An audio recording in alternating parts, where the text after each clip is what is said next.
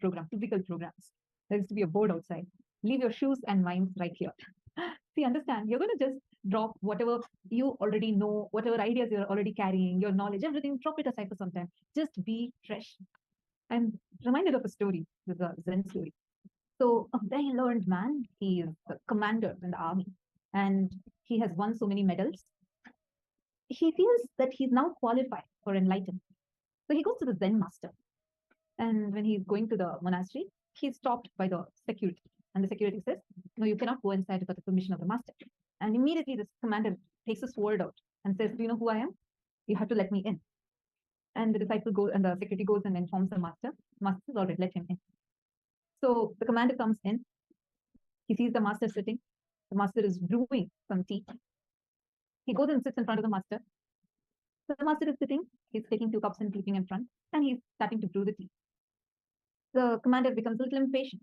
He looks here, there, and then he starts talking about himself. He starts telling about his achievements, what he has done, and why he feels, he's ready for receiving enlightenment. The master simply picks up the tea and starts pouring it on 1 cup. He pours. The cup is getting filled. Now the cup is literally brimming with tea, and now it starts overflowing. It's flowing over the table. It's flowing everywhere. But the master does not stop. This man now gets so angry. He removes his sword and keeps it at the neck of the master and says, stop pouring the tea. What do you mean? By pouring the tea, don't you see? It's so hot, it's spreading everywhere, it's coming and falling on me. Why are you pouring the tea on an already filled cup? How can anyone pour tea in an already filled cup? The master simply smiles and asks him, then how can I give you enlightenment? The commander just understands, realizes, if you're already so full, how will you receive anything? He just falls at the feet of the master and just drops his mind, drops whatever ideas he already carried, drops whatever he already knows, and just is open, fresh. Immediately, the enlightenment gets transmitted to him. Understand? You're going to be entering into a 21 days spiritual journey, a retreat, where you are saying, you know what, I have many commitments, I know I have my life, I know I have a lot of things to take care of, but I'm going to prioritize the very purpose of my life. And I'm going to just sit here, putting all of that aside, going to dedicate 21 days for me, my growth, my transformation. And I'm going to put aside whatever I already know, and I'm going to open myself up. So the only thing that is required of you the next 21 days is listening. That's all. Nothing else. As long as you're listening, you are ready to receive the truths in life. You don't need any qualification. You don't need to know something about Hinduism. You don't need any of that. Just listening is enough. Listening is the key for you to receive all the truths of the cosmos, which Swamiji is going to give it to you as experience. Actually, Swamiji very beautifully says that the program does not start when I start talking. The program starts when you start listening. How many of you are ready to start the program? Can I have a yes in the chat? How many of you are ready? Because it needs an S from you. So how many of you are ready? Wonderful. Thank you so much. And now let's enter into our very first session where Swamiji is going to be explaining to us what is listening and why is listening so important. The definition of Shravana is listening to others and yourself. Listening to what is happening outside and inside is Shravana. The spiritual rebirthing, spiritual revolution, conscious awakening, inner awakening starts with listening, because listening makes you enjoy subtle pleasures. You do not need crude pleasures which makes you powerless. The crude pleasures takes away your grace. When you develop these subtle pleasures, you are a sannyasi. I have seen thousands of my disciples and sannyasis. Just my one word. Hey, what are you doing? Not even, I am with you, my blessings, I'll always be with you. Not even those words. Be blissful. I don't even need to go to that second, third statements. The first statement is usually, how are you? That is enough. They say, now I'm okay, Swamiji. Understand? Listening raises you to the space and increases your ability to enjoy the subtlest pleasures. With listening, you become a real sadhu. With listening, I know there are many people, the only excitement in their life is morning satsang. They wait for that moment.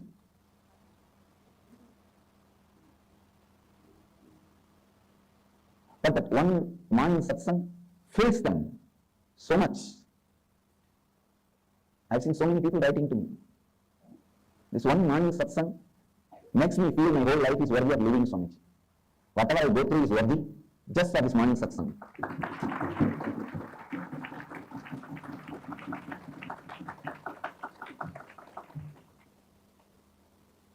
So all of you understand, the essence of today's satsang is listening. Listening develops so many beautiful qualities in you. It awakens many abilities in you. Listening alone is enough for you to achieve brahmacharya and sannyasa.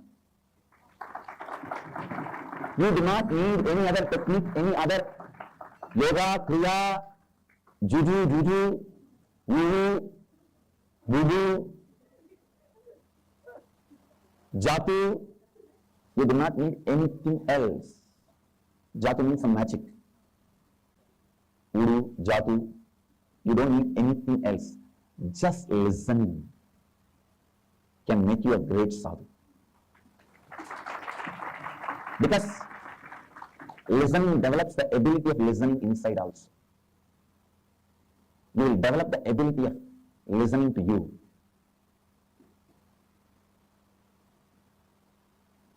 Whether it is in your school or college or university, or you are watching a movie or fighting with your spouse, lying to your boss, or listening to all the lies of your servant or subordinates, be always in the space of listening to outer and inner.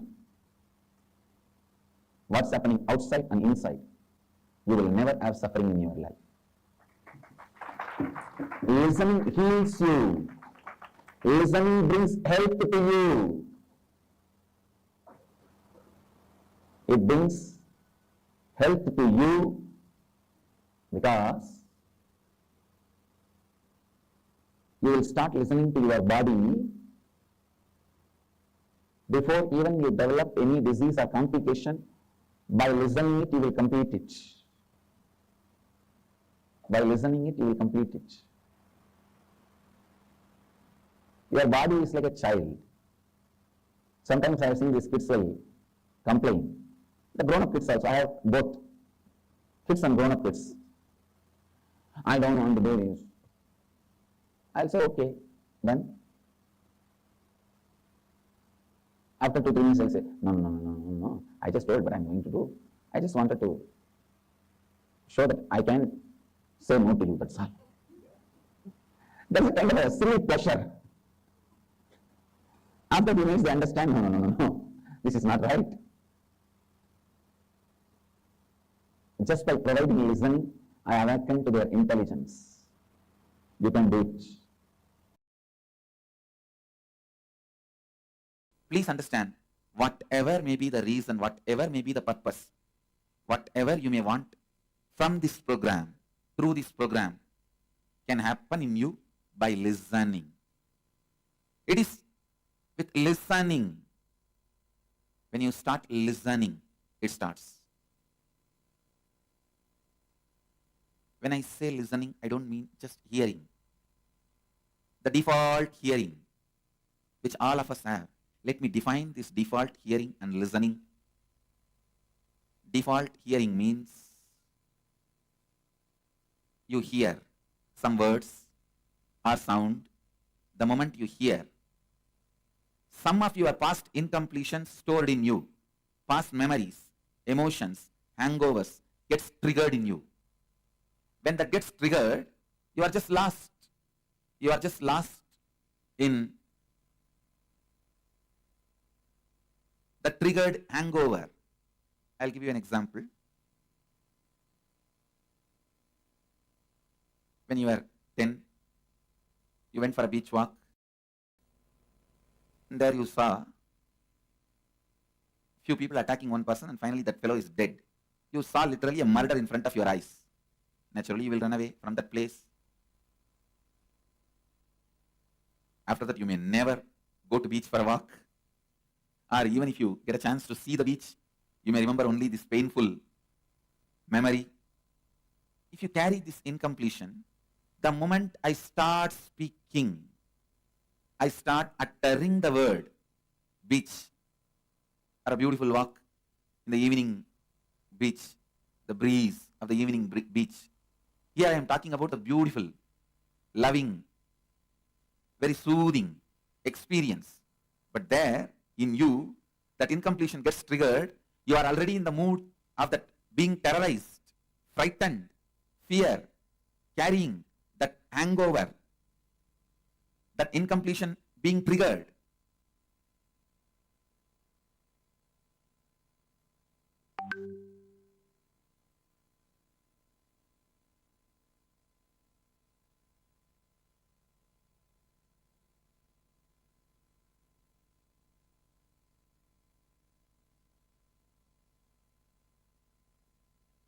Understand?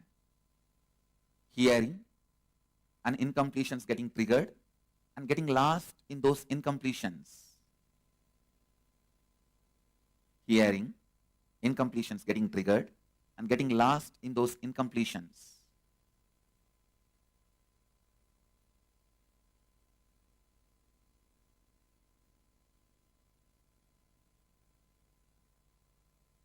That is what is your default hearing. Now, when I ask you to listen, I mean listen and internalize everything I am uttering without allowing the interference of that past hangover, incompletions. Listen. You listen and internalize, means understand, cognize. Then again, listen, cognize, listen, cognize. This is like a binary action. 0, 1, 0, 1, 0, 1, 0, 1, 0, 1. Like the computer. How you hear the binary code in the computer. 0, 1, 0, 1. But if the incompletions get triggered and interfere, it is not 0, 1, 0, 1, 0, 1. It is like a 0, 1. Then again, 0. The incompletions getting triggered stops the hearing and internalizing, hearing and cognizing, hearing and cognizing. This process gets disturbed. This process gets disturbed. Understand? When the hearing and cognizing is disturbed, you become tired. You get disturbed. And the listening gets broken.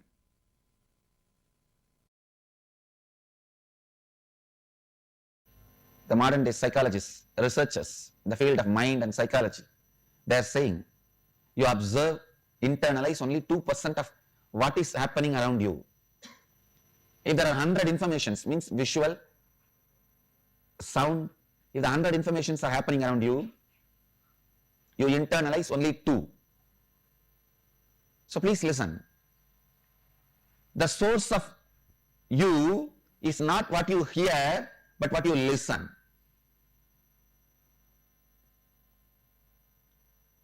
Please listen. Step by step, I am leading you to the next principles. The first principle, I want you to listen and internalize. Whatever you are, good or bad, health or disease, richness or poverty, whatever you are, the word you utter, internally and outside, the words you utter, internally about you, externally towards others, the words you utter. The good news in this is, any mess you created about you can be corrected. That's the good news. Because you just need to correct the word.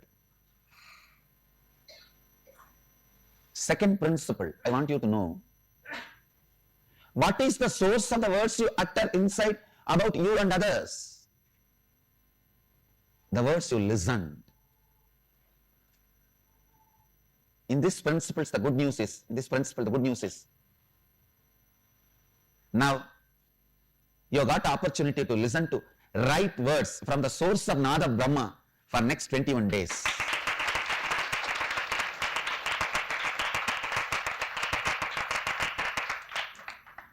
Understand? 21 days, amazing opportunity to listen to the words. I am not interested in being arrogant, proud, or humble. Please be very clear. I am not interested in being egoistic. That is a delusion. And I am not interested in being humble. That's an illusion. This being humble is the amazing methodology through which you are cheated. All these humble people are the most cunning. Really. Because this humbleness is the best way they can impress you. Then shave your head. See in your life, all these so-called humble people are the most manipulative people.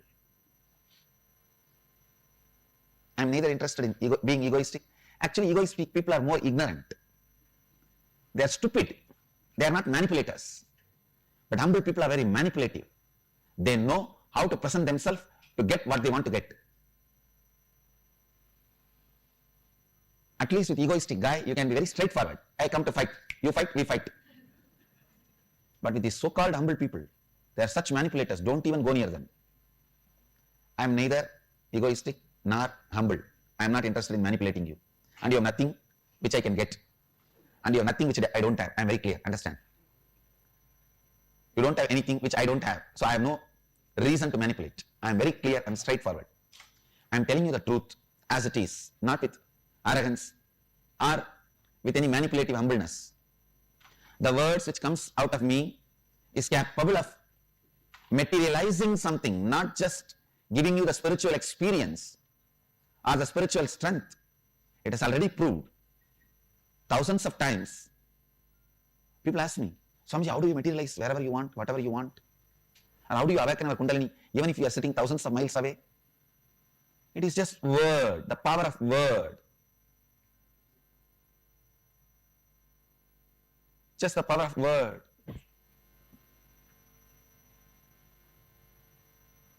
When you are completely listening to your source,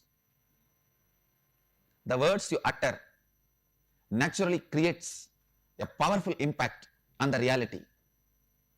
So next 21 days, you have the amazing opportunity to listen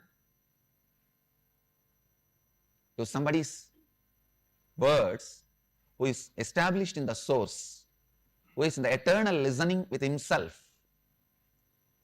Nitya Shravana is Nitya Ananda. Eternal listening is eternal bliss.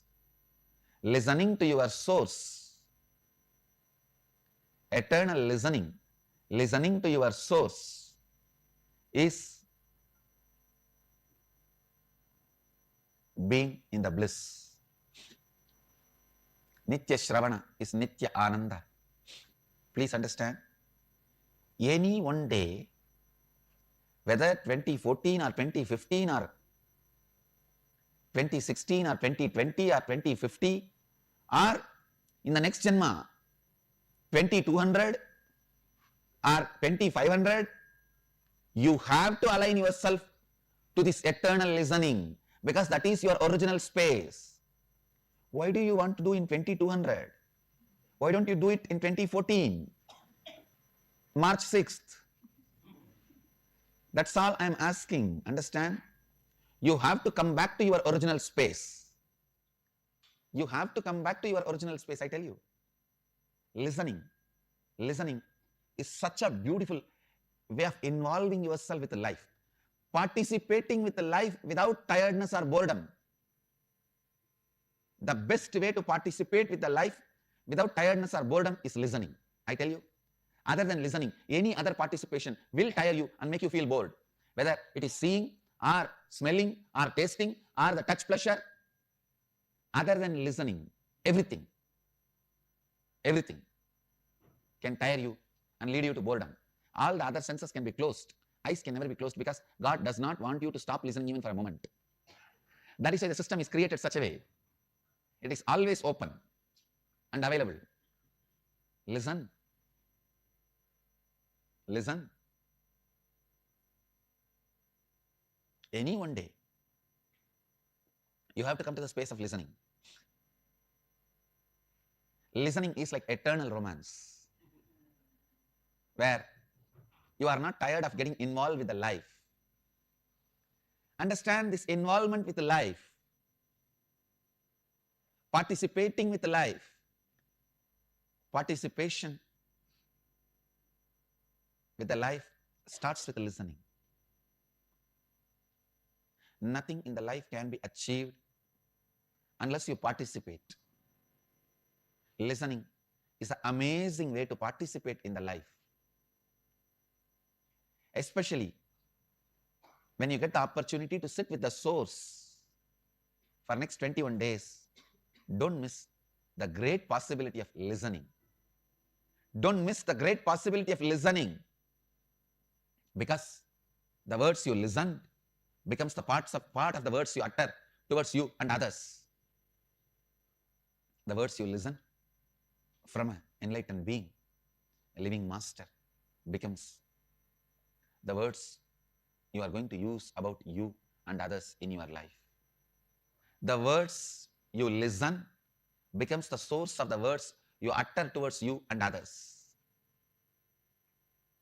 And especially the words you listen from the source of the source becomes the source of the words you utter towards you and others.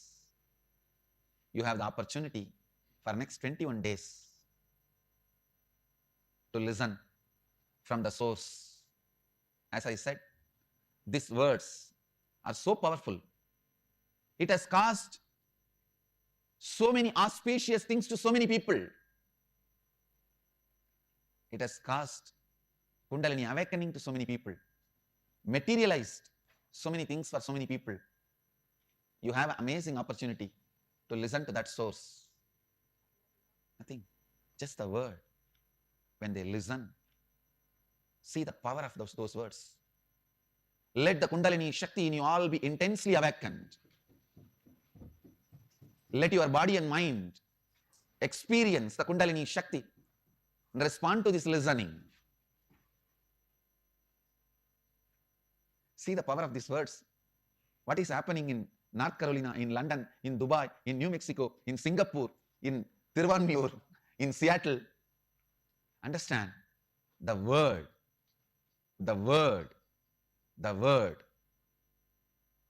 is not just the word as you think. It is the power which can change your reality. And when you listen, can become the source material of your reality.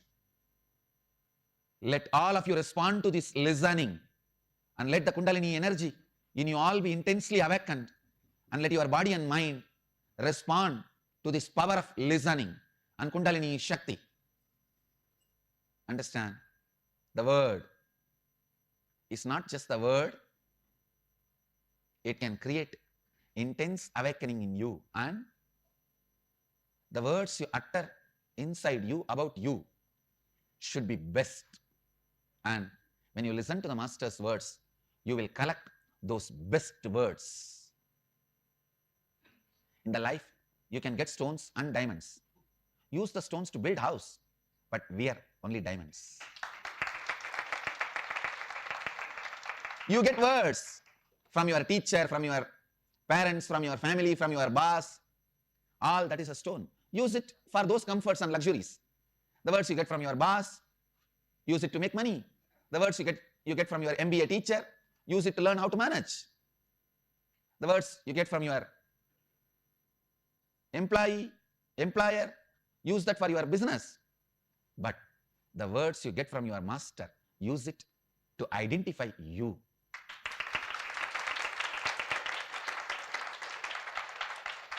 Use them to realize you. So please understand, the words you receive from the master, use them to discover you. As I said, stones, I'm not saying throw away the stones, use them to build your house. Diamonds, wear them on you. The words you receive from the master are diamonds. Take it and wear them beautifully on you. Use the words you listen from the master to identify you.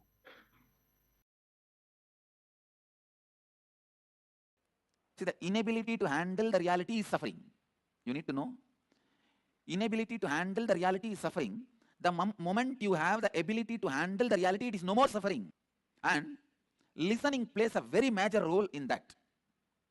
When you don't have listening, you always come to the conclusion before the information is cognized in you. Please listen. The moment you start talking to somebody, when you don't have listening, you start coming to your own conclusions either by rejecting that person or by taking that person as a big threat. Both will lead you to suffering. If you take some joker as a villain, you will be suffering unnecessarily. If you take the villain as a joker, you are neglecting the great problems and big sufferings going to come. To gauge a villain as a villain, a comedian as a comedian, you need listening. Please understand. It is listening which is important to see the guy who is in front of your life, he is going to be a comedian or a villain or your friend. Just because it's a close person's opinion, I don't take that as 100% truth. Just because it is opponent's opinion, I don't take that very lightly. In every moment, I put my listening and separate the comedians, villains, and heroes. Heroes, let them be encouraged to support. Comedians, laugh at them. Villains, attend to them and give them the right reply. Please understand, listening is survival need. Listening is survival need. If you just have listening towards your mind, it cannot cause any more suffering to you. Your mind is also one of the close attendants you have. Because of your confidence over that guy tries to give you all false information and exploits you. I have seen this happening. I have seen this happening. It is not that he is a criminal, but he does not have listening. People ask me, how can we get to the space of pure listening? How is it practically possible to be in listening? Each time in our so busy daily lives, I can give you simple few techniques. Listen to your heart whenever you have a suffering thoughts, panic attack. Whenever you are confronting something, listen to your heart. Listen to your blood flow. Listen to your liver. It will really help you. You will learn listening. Once in a while, sit with a tree. Sit with a river. Sit with a water body. When I say water body, I mean 100 times more quantity water than your blood level is a water body. It can be anything. It can be a tank, pond, river. I think your body carries almost 5 to 7 liters of blood based on your size. So around 700 liter water, if it is there, it can be considered as a water body. Even a water tank, 700 liter water. If you sit with water body and listen, it may look very funny in the initial level, but I tell you, it will develop listening.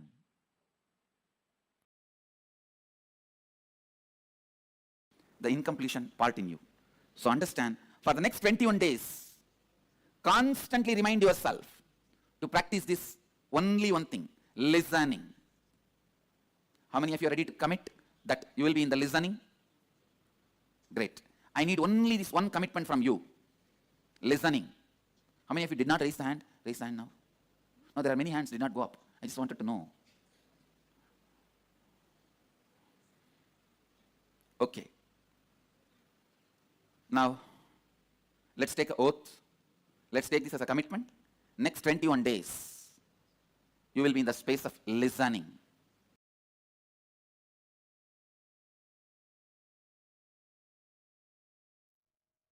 So, are you all ready to start the program? How many of you are taking the oath of listening? Please raise your hand. How many of you are taking that oath of listening? How many of you understood what is listening? You all need to put it in the chat so that we are able to make sure that every one of you who wants to start the program, you're committing for your listening. Take a moment and commit saying that you would be in listening for the next 21 days. Come on, take an oath. How many of you are ready to start your journey? As Swamiji mentioned, your journey does not start when the program starts. Now, the program does not start for you when Swamiji starts talking, but it starts for you the moment you start listening. Okay, so we have many of you, Ma Chengyu, Ma Briti Sharma, Ma Shira Shankari, Ma Yanin Wong, Ma Sonia. Come on, everyone, how many of you are making an oath of listening? Means you are committing that the next 21 days that you're going to be here, you are going to be in listening to the program. Okay, I see more and more yes coming. Hey, thank you, Ma Anandeshwari, Muifan, and Ma Sarlananda, Ma Dhanananda. Okay, many of you. Okay. Many of you. Okay, thank you so much. So now that all of us have declared, let us quickly recap what Swamiji had revealed. So the first thing Swamiji was explaining is the difference between our hearing versus our listening. Like, have you ever sat in a long, boring lecture of your college professors or something? Then what happens inside of you? You'll be hearing the person talk, but inside of you, you'll be thinking, what should I eat for my dinner today? Should I probably go out on maybe something like a party with my friends, or should I make my favorite spaghetti, or should I just eat curd rice and pickle? What do I want to pick? You will have your parallel track running inside of you. You will listen to the words, but your brain will not process them. It will just be passing inside you. And how many of you understood about what Swamiji gave as an example of when Swamiji started talking about a beach and suddenly there's a hangover, a past hangover, let's say some really bad incident you faced in the beach, like probably you witnessed a murder and it's so deep inside of you. You saw it when you were 7 years old, but now you probably are 40 years old. Still, the moment Swamiji says a beautiful evening walk in the beach, all you're able to remember is you go back to that incident, and that is the reaction getting triggered in you. How many of you understood that? See, that's the difference between hearing versus listening. In hearing, sound enters into the system, creates incompletion, creates various emotions, and what is told versus what's cognized becomes completely different. That is hearing. Whereas listening is sound enters inside your system and gets absorbed into your system. That is called as listening, where what is told and what is cognized is exactly the same. And most importantly, for all of us, what happens is when we all sit and when we all listen, when we're all probably hearing most of the time, we have these binary running inside of us 0 1 0 1 0 1 0 0 0 1 1 1 1 1. So there's continuously thoughts hitting one after the other, one after the other, one after the other. Whereas when you're listening, there's a clear gap between one thought and the other. Your listening happens with there is a lot of gap between two thoughts. The inner chatter is less. That is a Swamiji said, that actually if you're listening, it'll be listening cognitive 0 1 0 1 0 1. When you're not in listening, it'll become 0 0 0 1, then again 1 1 1 because you keep thinking of something else. So that is what will start happening. All right. So now I just want to ask all of you, okay, come on. I see that there is in the JP Manifestos room, I don't see any declaration of your listening. Many of you have been attending continuously. Where is the declaration for listening? Come on. See, as long as you are just in hearing, right, you will be so busy with something running inside of you. So you will have a parallel track running in your inner spirit, but you will not be able to capture or cognize what Swamiji is revealing to you. That's the problem. That is our default listening, which is just hearing. But when you are actually listening, you will be in tune with what is being told on the outside, and you will be in complete tune, in sync with what is happening around you. All right, how many of us have complaints that, oh God, my child doesn't listen, that person doesn't listen to me, this person doesn't listen to me? Understand. Very beautifully, Swamiji. Because we don't listen to ourselves. We don't listen to others. Because we don't listen to ourselves, others don't listen to us. And because we don't listen to others, we don't listen to us also. Take a few seconds to cognize this. It's very important. Take a few moments to read this slide. We're just recapping what Swamiji had just revealed to us.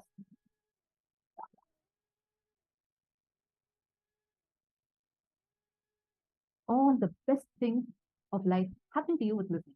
Listening, where it is hearing and cognizing, happening without any interference of incompletion.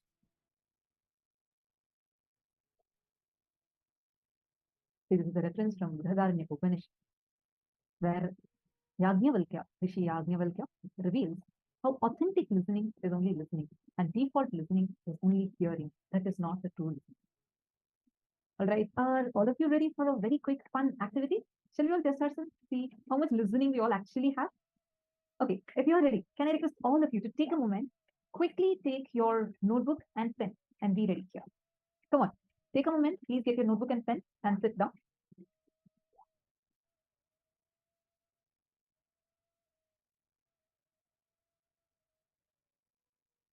Quick, you all can show me if you're ready with your pen and paper like this. Get a notebook and pen and settle down. All right, ready? Once Satya is posting, let me listen. As I know, my binary system is 0, 1, 2, 3, 4, 5, 6. Don't worry. See, actually, so let's understand, we're going to see how good our listening is, okay? And then we're going to see how you can actually start listening. So we're going to slowly enter into it and understand that we get the pleasure of these 21 people. Okay, ready, great. So what you're going to do is, first, you're going to intensely listen to the video that you're going to be playing. You're going to intensely listen, just be full listening to the video. We're going to be playing a small clip for all of you, and I request all of you to be in full listening to it. If you are ready to be in full listening, please show me a thumbs up. Ready? So all you're going to do is don't try to see they're not having. If you keep thinking, I should listen, Oh, actually, there is not question. So maybe they'll ask me this question, that question, and I should listen.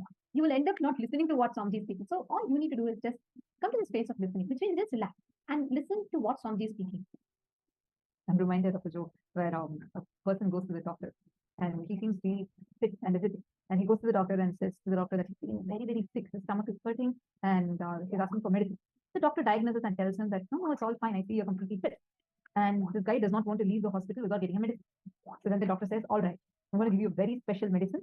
Take this medicine and make sure that you don't remember a monkey when you before you eat this medicine.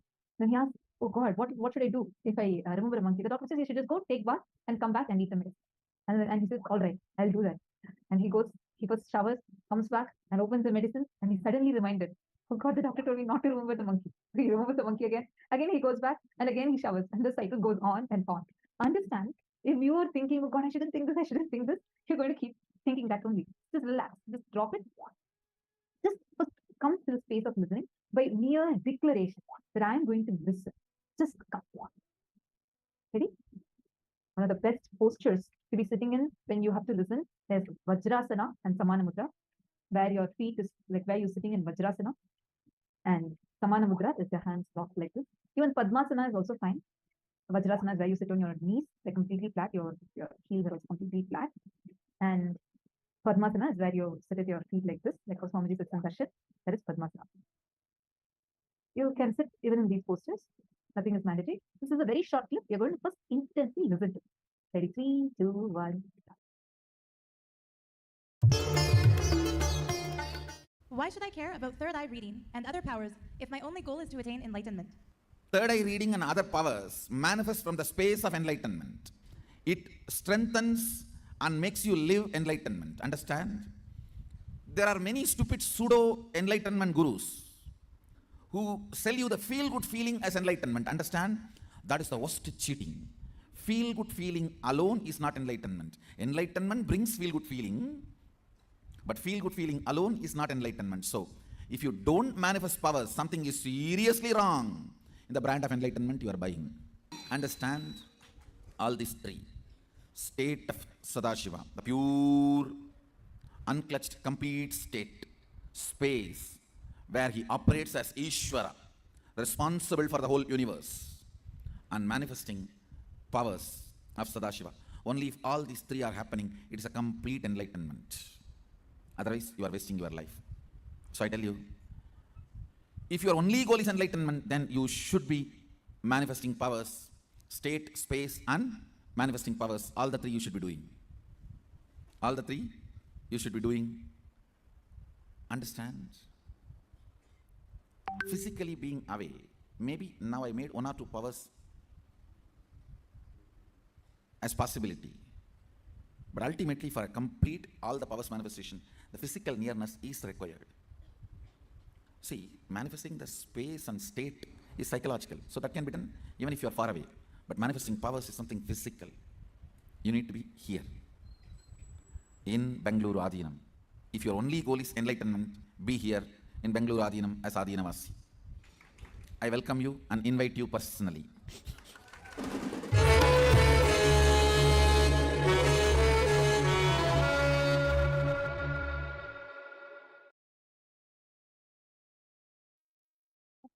Now, how many of you listen to what Swamiji did? Now, just all you're going to be doing, you are just going to be writing down everything that you listen to from this small please start. We're not going to talk much. We're going to now start writing whatever you listen to from this.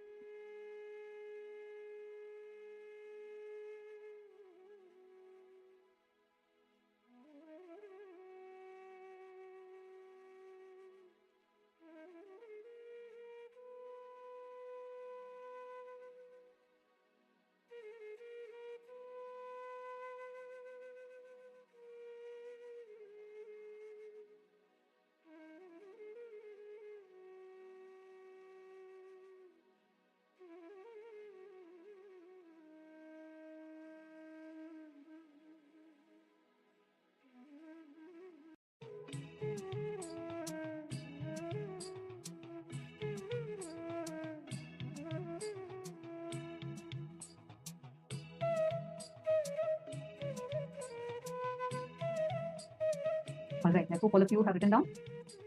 Finish writing? All of you finish writing? Will we all listen to the clip again? So now what you're going to do is, we're going to be playing the clip once more for all of you. So with what you have written, verify the clip, okay? And see what all are the points from the actual line. How much of it have you gotten it right? And do not copy your answer from someone else's message. You should only write your own answer. Otherwise, it's like you're trying to copy someone thinking that they're going to be getting the right answers, and both of you end up in wrong answers. So do not do that. Just be listening. Okay, now you're going to verify your answers. Ready? 3, 2, 1. Why should I care about third eye reading and other powers if my only goal is to attain enlightenment? Third eye reading and other powers manifest from the space of enlightenment. It strengthens and makes you live enlightenment. Understand? There are many stupid pseudo enlightenment gurus who sell you the feel good feeling as enlightenment. Understand? That is the worst cheating. Feel good feeling alone is not enlightenment. Enlightenment brings feel good feeling, but feel good feeling alone is not enlightenment. So, if you don't manifest powers, something is seriously wrong in the brand of enlightenment you are buying. Understand all these three. State of Sadashiva, the pure, unclutched, complete state, space, where he operates as Ishvara, responsible for the whole universe, and manifesting powers of Sadashiva. Only if all these three are happening, it is a complete enlightenment. Otherwise, you are wasting your life. So I tell you, if your only goal is enlightenment, then you should be manifesting powers, state, space, and manifesting powers. All the three you should be doing. All the three you should be doing. Understand? Physically being away. Maybe now I made 1 or 2 powers as possibility. But ultimately, for a complete all the powers manifestation, the physical nearness is required. See, manifesting the space and state is psychological. So that can be done even if you are far away. But manifesting powers is something physical. You need to be here. In Bangalore Adinam. If your only goal is enlightenment, be here in Bangalore Adinam as Adinavasi. I welcome you and invite you personally.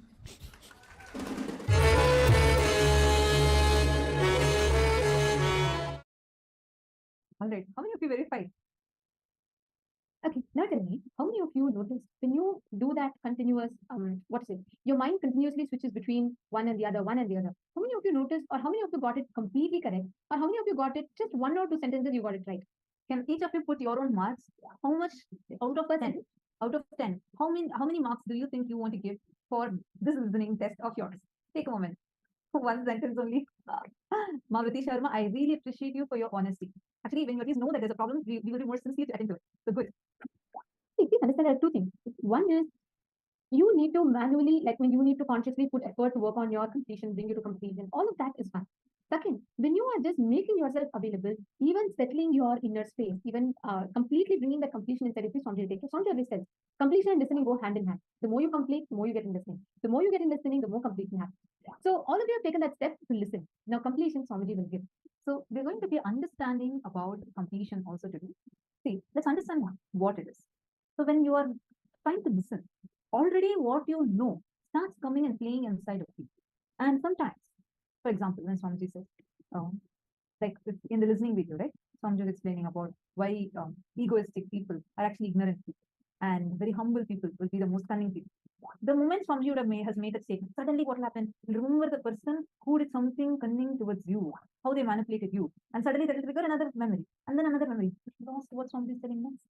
You go off into your parallel track. What is heard and what is cognized, completely different. Understand? So many times, even the problems we face in our life is because we do not give our listening. One really powerful experience for me was once I was in a call, and a person was telling me something. This happened quite some time ago, and the person was telling me something, and I understood it as she's telling me that, oh, I did not do anything. I was like trying to tell her, no, how can you make such a statement? I did this, I did that. And she was like, no, I'm not saying that. And she was trying to tell something else. So the conversation happened. And at one point, she just told me, just pause for a moment, untouch and see. Did I ever utter that statement that you were saying? Then I just unflushed and I saw, God, she had never told that statement at all throughout the con. But I inferred something from something else. What is told versus what was cognized was completely different. It is because of the incompletions that are sitting inside of us. Now, what are these incompletions? The hangovers of past that are sitting in your present and impacting and affecting your future. These are called as incompletions. And today we are going to learn the science of completion, where you will understand how to come out of this. And this is the first step towards manifesting your reality. There are two things. Paramashivoham is focused on giving you the experience of your reality, means your reality, your existence as Paramashiva. And the listening is the first step towards that. Now, let us understand what exactly is Paramashivoham. What is the experience that you get in Paramashivoham? What does Paramashivoham stand for? So Swamiji himself is going to be explaining to us as to what can you expect from the Paramashivoham program. So let's now listen how the superconscious mutation just needs 21 days of your life. Listen. Simple, straight introduction. I am Paramashiva. Paramashiva himself is manifesting as Paramavatara in this body. He will do it. He will do the Paramadvaita, ultimate superconscious mutation for all of you, irrespective of what state, space you are now. Forget about what state, space you are now. All that does not matter. You may be overflowing with gratitude, love, devotion, or you may be just sitting, fighting with yourself, ready to fight with me, ready to blame yourself, ready to blame me, whatever state you are in. Don't worry, nothing bothers. All that is too shallow. I'll swallow everything. Not only where you are stuck, including you, I'll swallow it. Just come and switch on this camera and sit, that's all. Only one thing, don't miss sessions. Be here for all sessions, that's all. This 21 days, put everything away. Be here for all sessions. Don't miss one word, one session. Be here for everything. I'll take care of everything. See, I know the human mind more than you know you. More than you know you, I know you. And I have a solution. I only have to do, I'll do it. I will do it. Listen. Actually, I just want this 21 days time from you. That's all I need. And I am interested in manifesting in you. Listen carefully. I am interested in manifesting in you. More than you. When I manifest in you, you will be extension of me. And that's all I want. That's all I want. I'm here for that. I'll do everything needed. I'll do everything needed. Don't worry. I'm connected with all of you. Continuously, every session, I'll go on giving you deeper and deeper, powerful, miraculous manifestation. Now, this first session, I'm going to bring completion with everything, your whole past. Listen. Your whole past is sitting in your stomach. Your whole past is sitting in your stomach. In completion, everything is sitting in your stomach. That is why whenever there is something which you can't get rid, go past, you say, I can't stomach it, I can't digest it. Because everything is in your stomach. Listen now. Listen very carefully.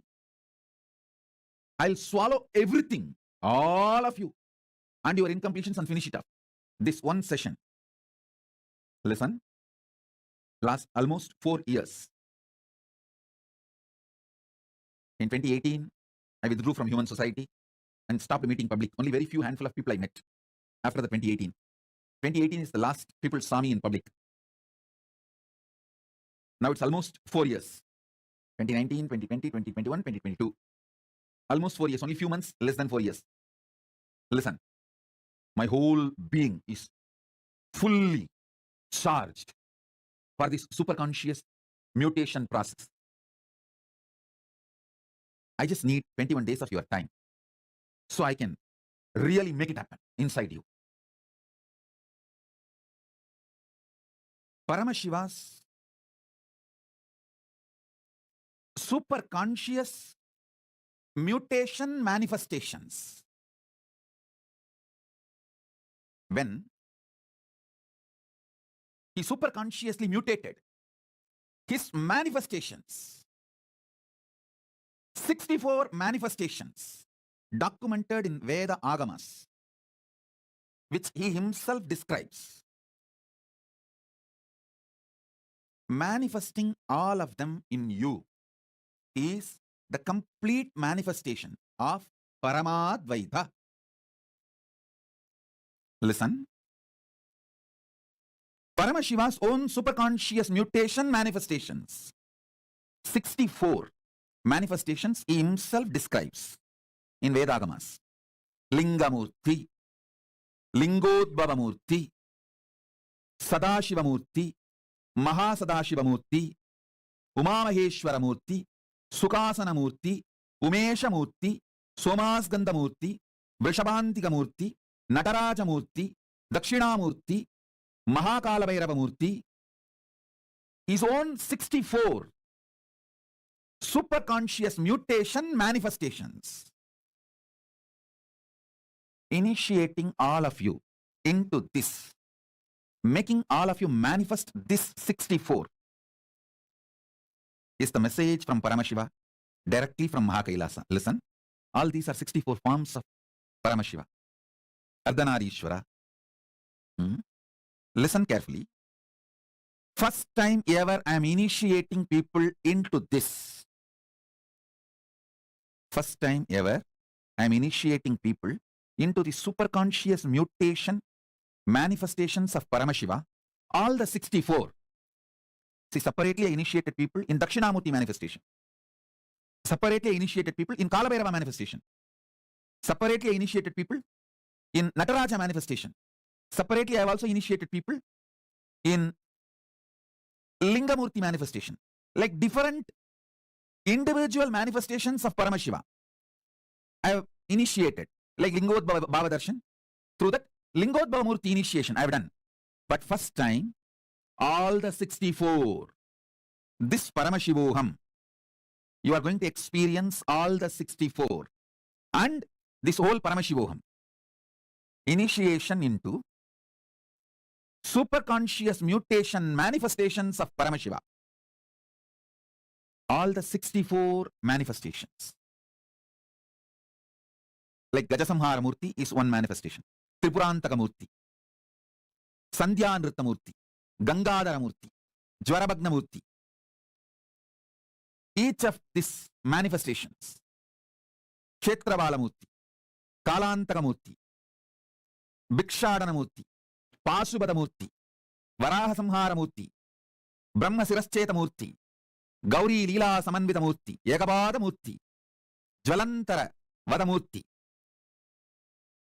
Agorastra Murti, Bhataka Murti, Lagulishwara Murti, Guru Murti, Tripada Trimurti, Gajantika Murti, Kirada Murti, Veerabhadra Murti, Abatuttarana Murti, Kamadahana Murti, Matsya Samhara Murti, Rakta Bhiksha Pradana Murti. All these are various superconscious mutation manifestations of Paramashiva.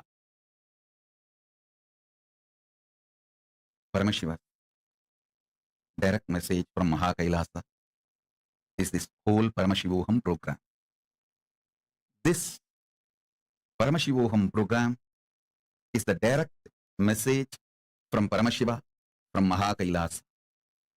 Listen. Listen to the simple truths I am sharing with you as the introduction. First and foremost, you all have consciousness. Everyone who is able to hear what I am saying, who is able to see me in the screen, carefully, listen intensely. If you are able to hear me and see me now, be very clear, you have consciousness. Consciousness is required fundamentally for you to feel your existence. Now,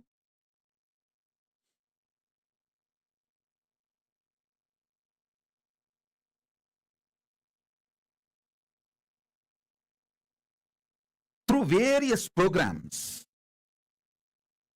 in the past, I helped all of you to manifest various possibilities and powers of your consciousness. Listen. Now listen carefully. Let me repeat. You all have consciousness, and the consciousness has various possibilities and powers. Through multiple programs, last 28, 29 years, from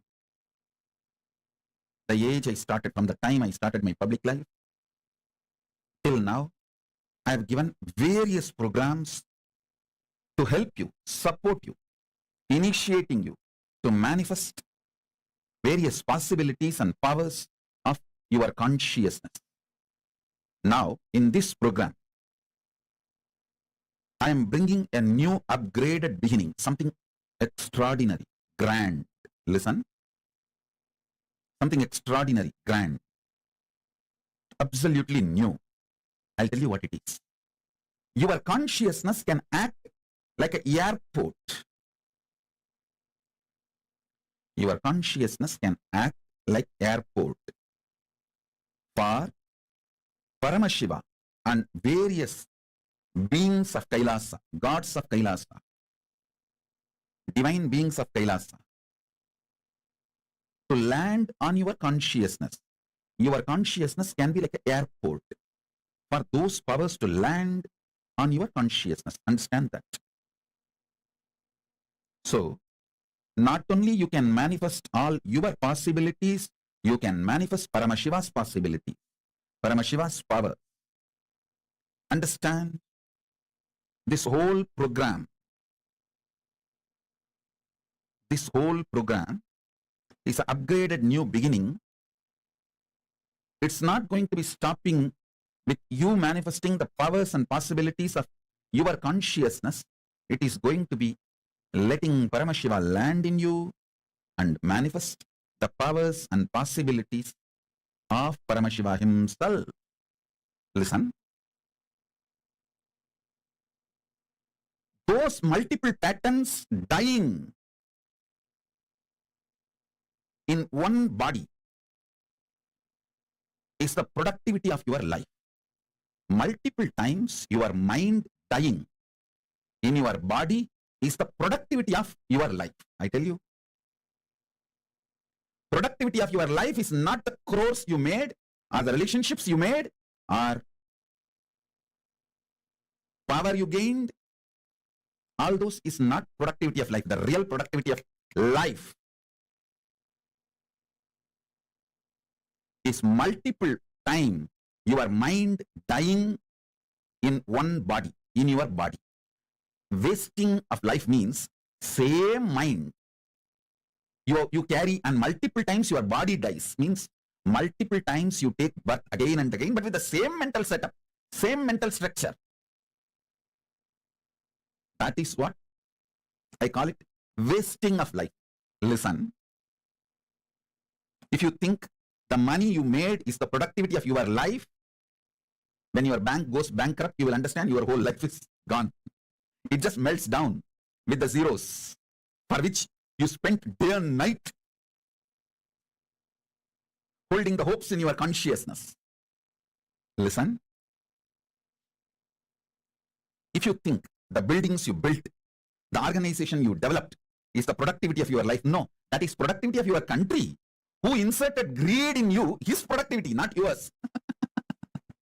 Listen carefully. If you think the buildings you built or the organization you created is your productivity, be informed, it is the guy who inserted the greed in you. It's productivity of him. When you die, the country is going to have the building. Listen to this very carefully and very seriously, very sincerely. Even the strict organization I am building, I don't feel that as productivity of my consciousness. I am building this organization to tell you all that organization building is not the productivity of life. To give you the truth I'm building this. Truth is this. Productivity of life is the number of times your mind died in the same body. If you can kill multiple times your mind in the same body, your life is productive. Your life is productive.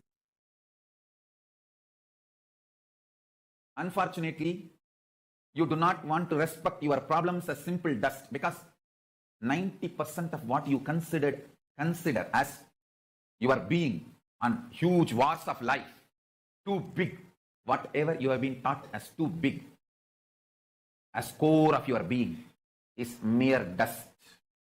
If you accept your problems, powerlessness is mere dust.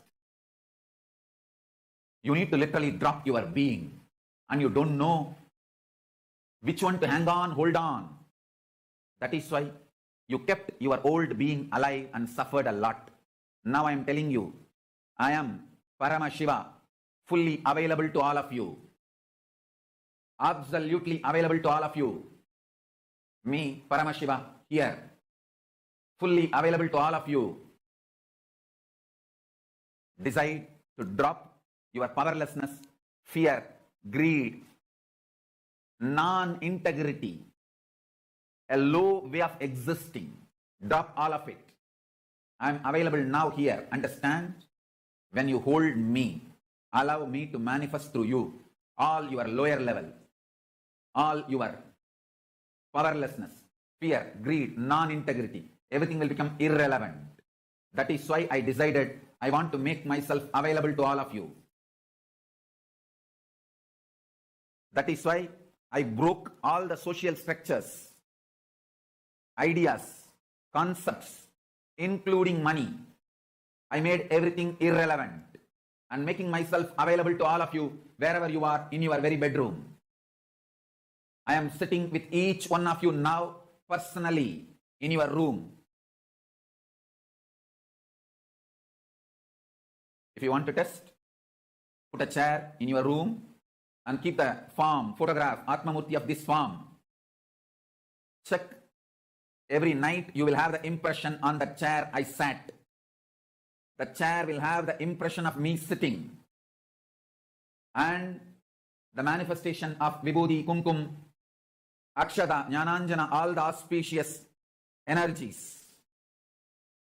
I am sitting with each one of you personally, individually, and making myself available. This being is now available to all of you, to each one of you.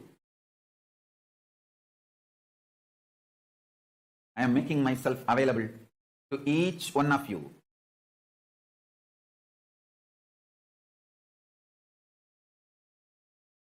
To each one of your being. Now the relationship is absolutely between you and me. It is absolutely you and me. Allow me to fill you. Allow my being inside you.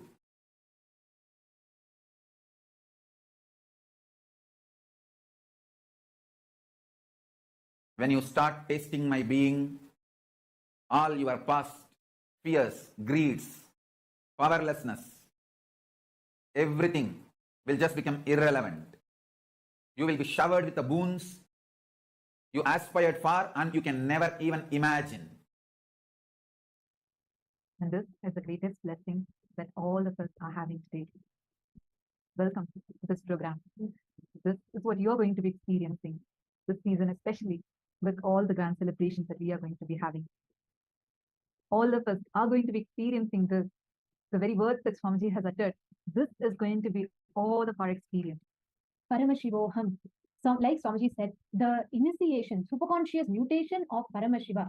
21 days, Swamiji is going to be working. Swamiji said, only Swamiji can work on it. Only thing we need to do is be conscious, which means if you are just awake and listening to Swamiji, that is enough. Swamiji will do the work on you. And every one of you here are going to experience miracles manifesting the next 21 days. Like Swamiji said, be it experiencing Swamiji manifesting in your place, or be it experiencing the whole space around you, just changing. Every single thing happens here completely with Swamiji's place. Paramashiva. This entire program is the direct message from Paramashiva to us. Understand? like how beautifully Swamiji mentioned, you have consciousness, and your consciousness can act like an airport for Paramashiva and various divine beings of Kailasa to land on. You can manifest not only your possibilities and powers, you can also manifest Paramashiva's possibilities and powers, irrespective of what state you are in right now. Like Swamiji said, our mind is like a bunch of glue sticks, like a bunch of sticks to tie together. Your productivity in life is not for you to achieve wealth outside or any big buildings outside. If you build big buildings, then it is only the country's productivity, not your productivity. If you earn well, again, it's your company's productivity. They are making more money, not your productivity. Only if you, the number of times your ability to, for the mind to die and being reborn is your productivity. How many of your old cognitions are dying? How many times are you rediscovering yourself?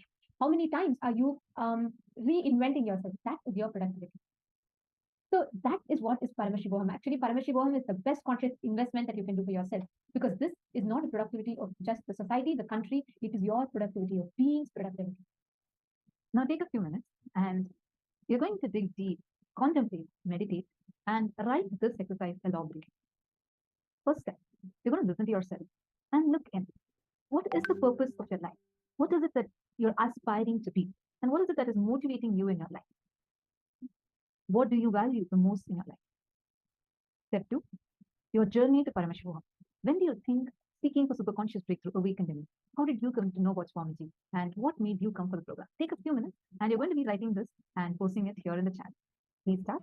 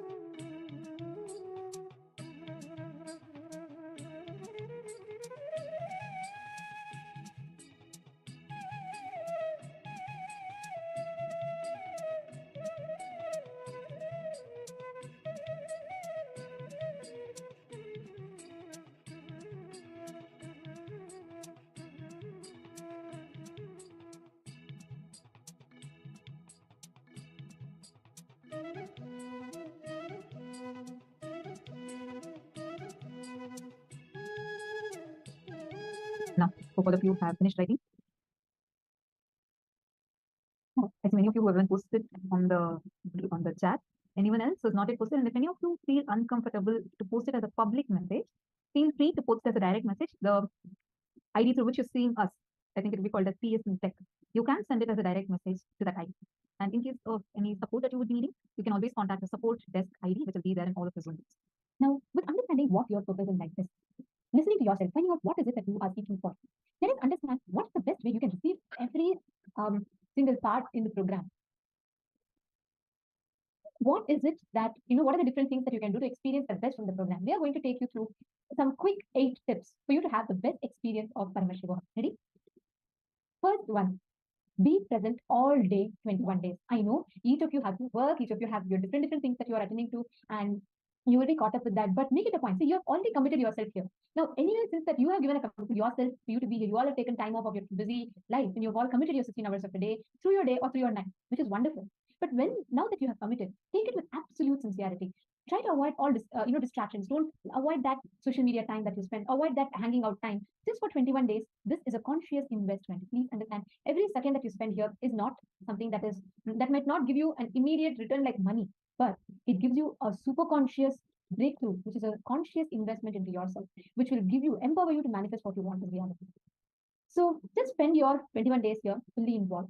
Be here. Avoid all the other distractions. Of course, you all can go to have your breakfast, lunch, dinner. You can have your restroom breaks, medication breaks, all that things you need to attend to. Of course, there's no problem with that. And we would also give you some detox recipes that you could follow. So all of that is completely fine. But as much as possible, please make sure that you are here sitting and attending the program intensely. So this is tip number 1. Be here for all 21 days and be involved. Now, the next part, or the next important tip for all of you is being doing all the exercises. So all the exercises that we've shared with you all, every single internalization program. See, the structure of this program is such a way you will be learning a powerful cognition, the sacred truths that Swamiji reveals. After that, you'll be internalizing those sacred truths, which means you will be seeing how in your life you're stuck and how you can apply these truths to have a breakthrough in those dimensions of life. And right after that, you'll be manifesting a power, experiencing the superconscious mutation happening in you. So that is the most important aspect. The next one is invoking the divine in your room. Swamiji was beautifully explaining this to us about how having Atmamurti in your room. Actually, Nithyananda Sabha is the name of the hall where Swamiji is physically conducting the program. So wherever you're sitting and attending the program, that space is the Nithyananda Sabha. So this room, wherever you're sitting, even if you're sitting in your bedroom, this becomes the Nithyananda Sabha. So make sure you dedicate a room for the next 21 days. Understand? It's called as Chitakasha, the space where you sit. That's why in your home, you have a clear division where which is kitchen, which is your bedroom, which is your living room. You would see the moment you go into your bedroom, if after some few minutes, you'll already see your body would start preparing to go to sleep.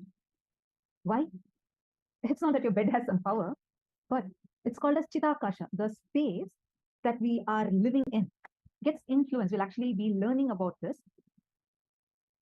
The space where we are living in gets affected, impacted by the thoughts that we carry, by the cognitions that we carry inside of us.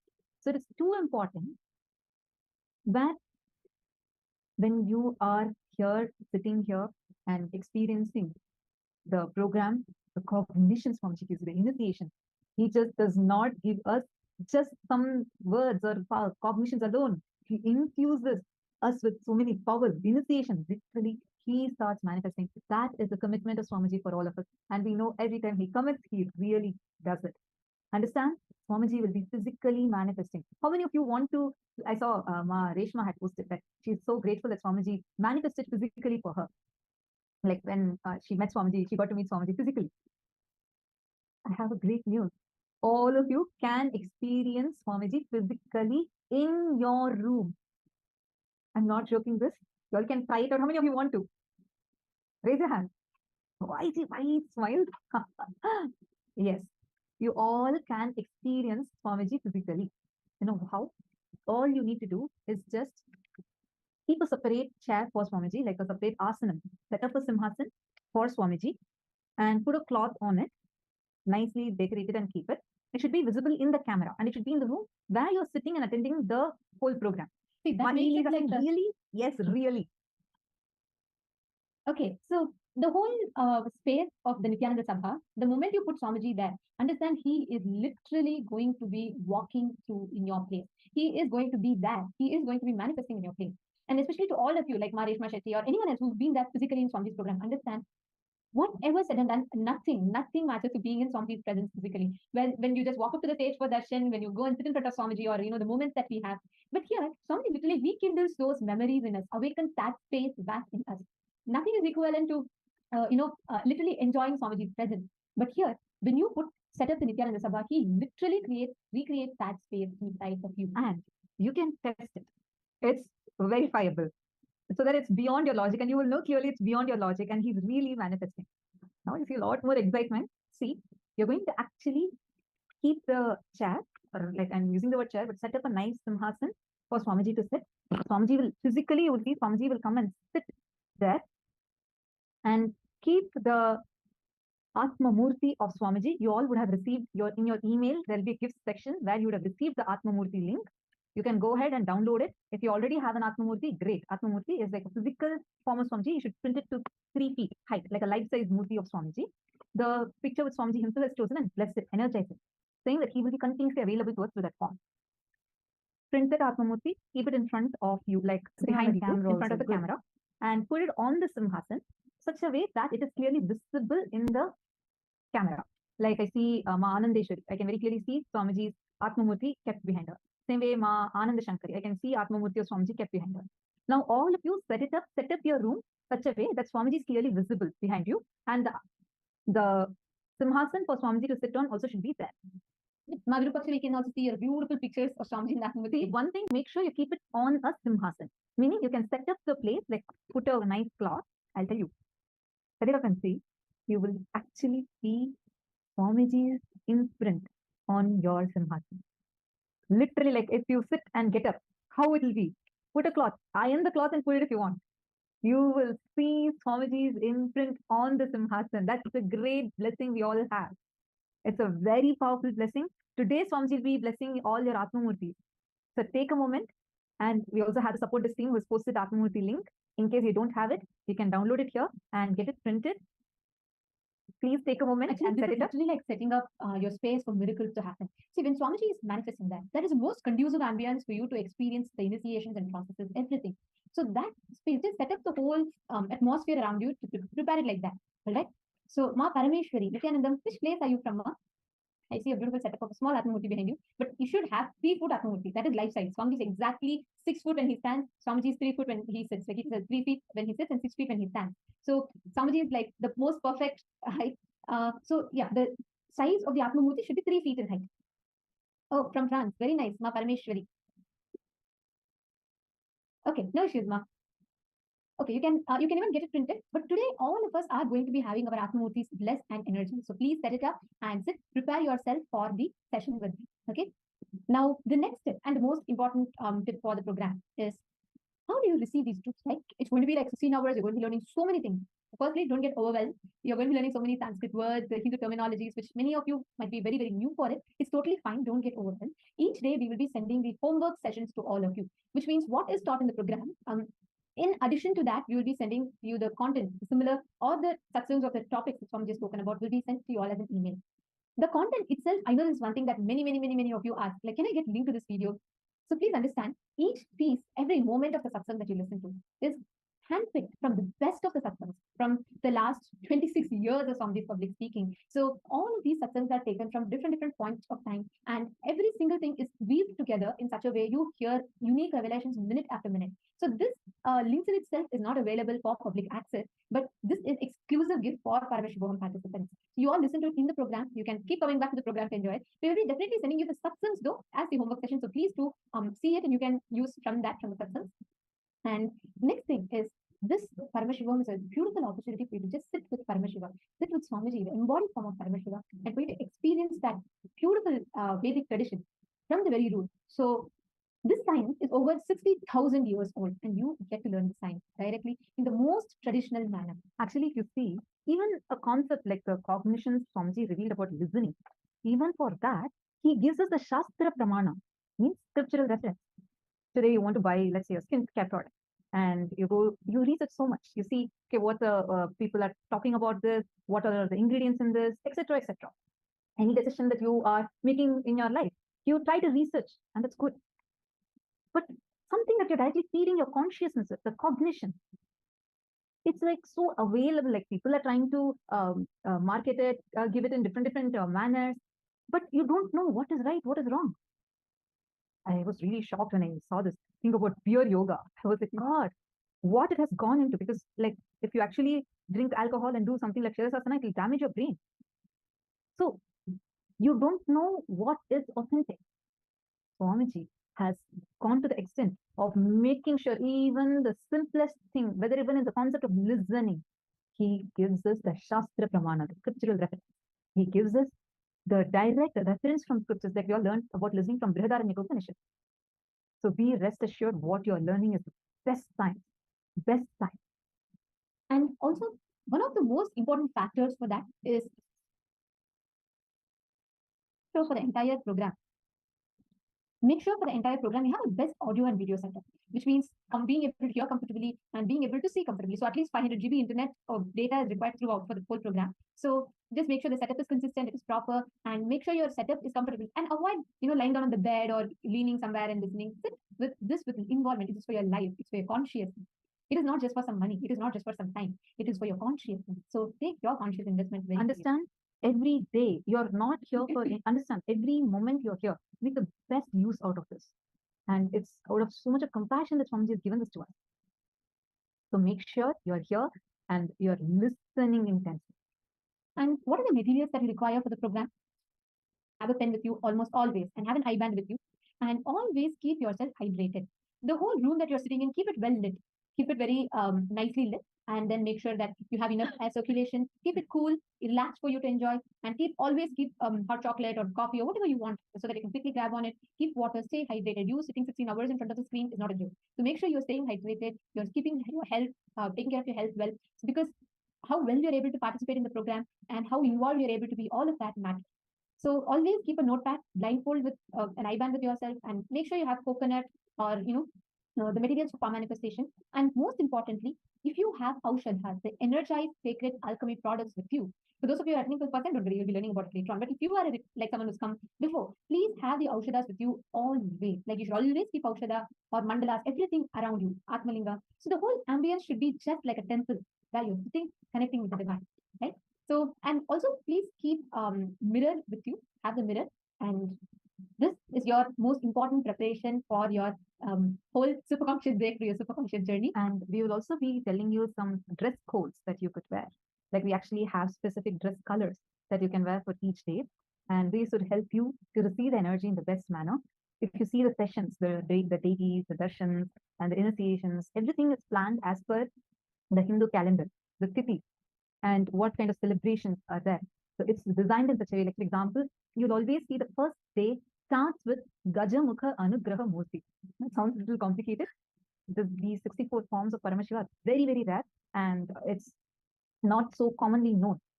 This is the form through which Paramashiva blesses Mahaganapati with an elephant head. That's why it's called as Gajamukha Anugraha Murti. This is the darshan we're going to be having today.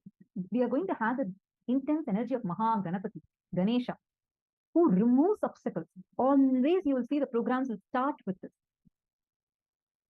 We are going to start today's day with the darshan of Swamiji in the form of Gajamukha Anugraha Murti and radiating the energy of Mahaganapati, removing all the obstacles so that no obstacles can come in between you and your journey to Paramashivoham.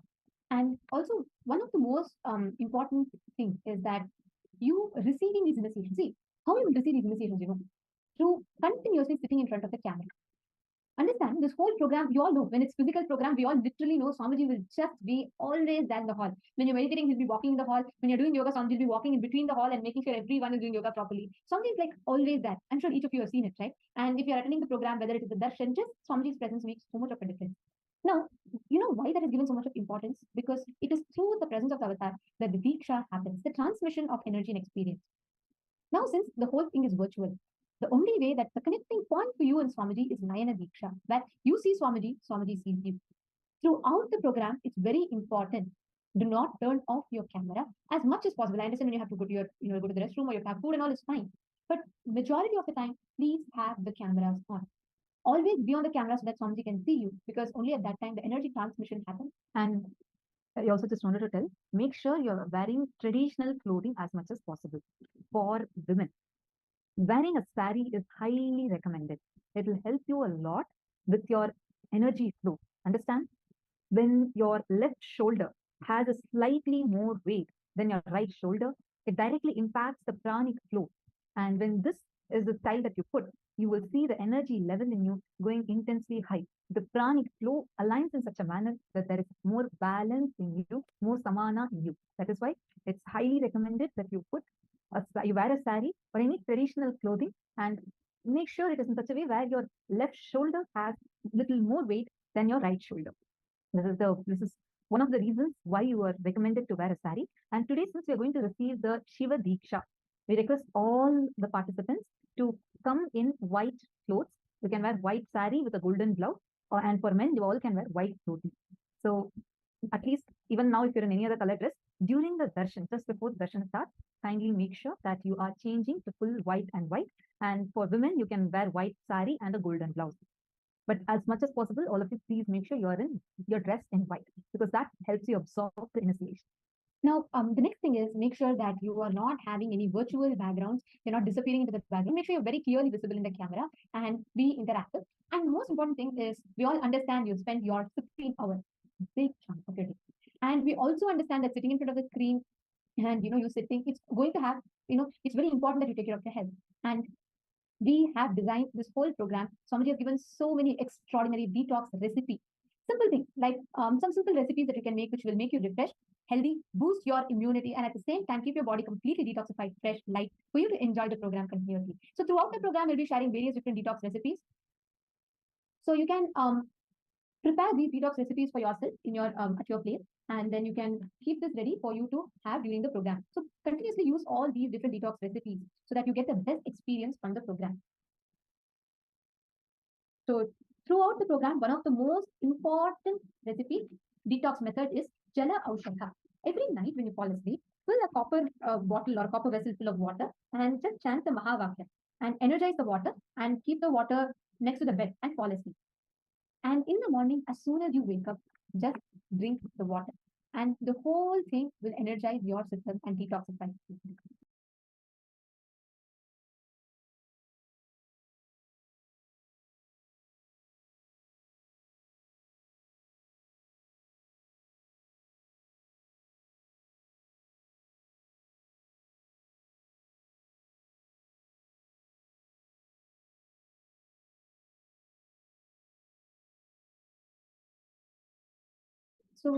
So this is a very powerful method. You're going to be filling 1.5 liters of water in copper bottle and keep it overnight. Morning when you get up, chant the Mahavakya, energize the water and drink it. This is a very, very powerful detoxification method. And throughout the program, you're going to be having the Dvitiya Vinyasa Krama. Every day is going to be starting with yoga. So do not miss, be there for yoga, starting from yoga. Each thing builds through the program and everything adds to the other. So please be there, do the yoga, and make sure you're having the detox, all the detox recipes you're doing, so that you are ready and prepared for the program. And one more final tip: every night consume haritaki or kadakar pudi. Both of these are the same thing, just in different languages. Have a teaspoon of haritaki each night. You can take it with warm water or make it a paste and have along with water. Anything is okay. Ayurveda very clearly describes haritaki will do more good to you than your mother. There is no herb praised so much like haritaki. Haritaki will always keep you very clean. Swamiji, I'm just reading out from Swamiji's system. I'm opening the Kundalini channel in you in such a way that even if you have some toxic thought films developed, it will be immediately converted into physical matter and leave your system. Your brain will be so alive and active, it will get converted into physical matter, so it leaves your system through your motion. For that, Haritaki will help a lot. This way, your brain will be permanently holding the Kundalini up and not allowing the toxic mental setup. Swamiji has spoken many elaborate satsangs on Haritaki, so it's very, very important that you consume it every night. This is after your food, after you finish for the day, consume haritaki, and then only you can go to sleep. I mean, it's not just necessary that you should do it right before you sleep, but after you finish that day's meals. So before sunset, when you finish your meal, then consume the haritaki so that it'll help you completely to detox your system and even remove parasites from your system. So are you all ready for this journey? Are you all up for this? Shall we all enter into this 21 days? And it's like a beautiful thing. There are so many different things you're going to learn. Just keep yourself ready and prepared.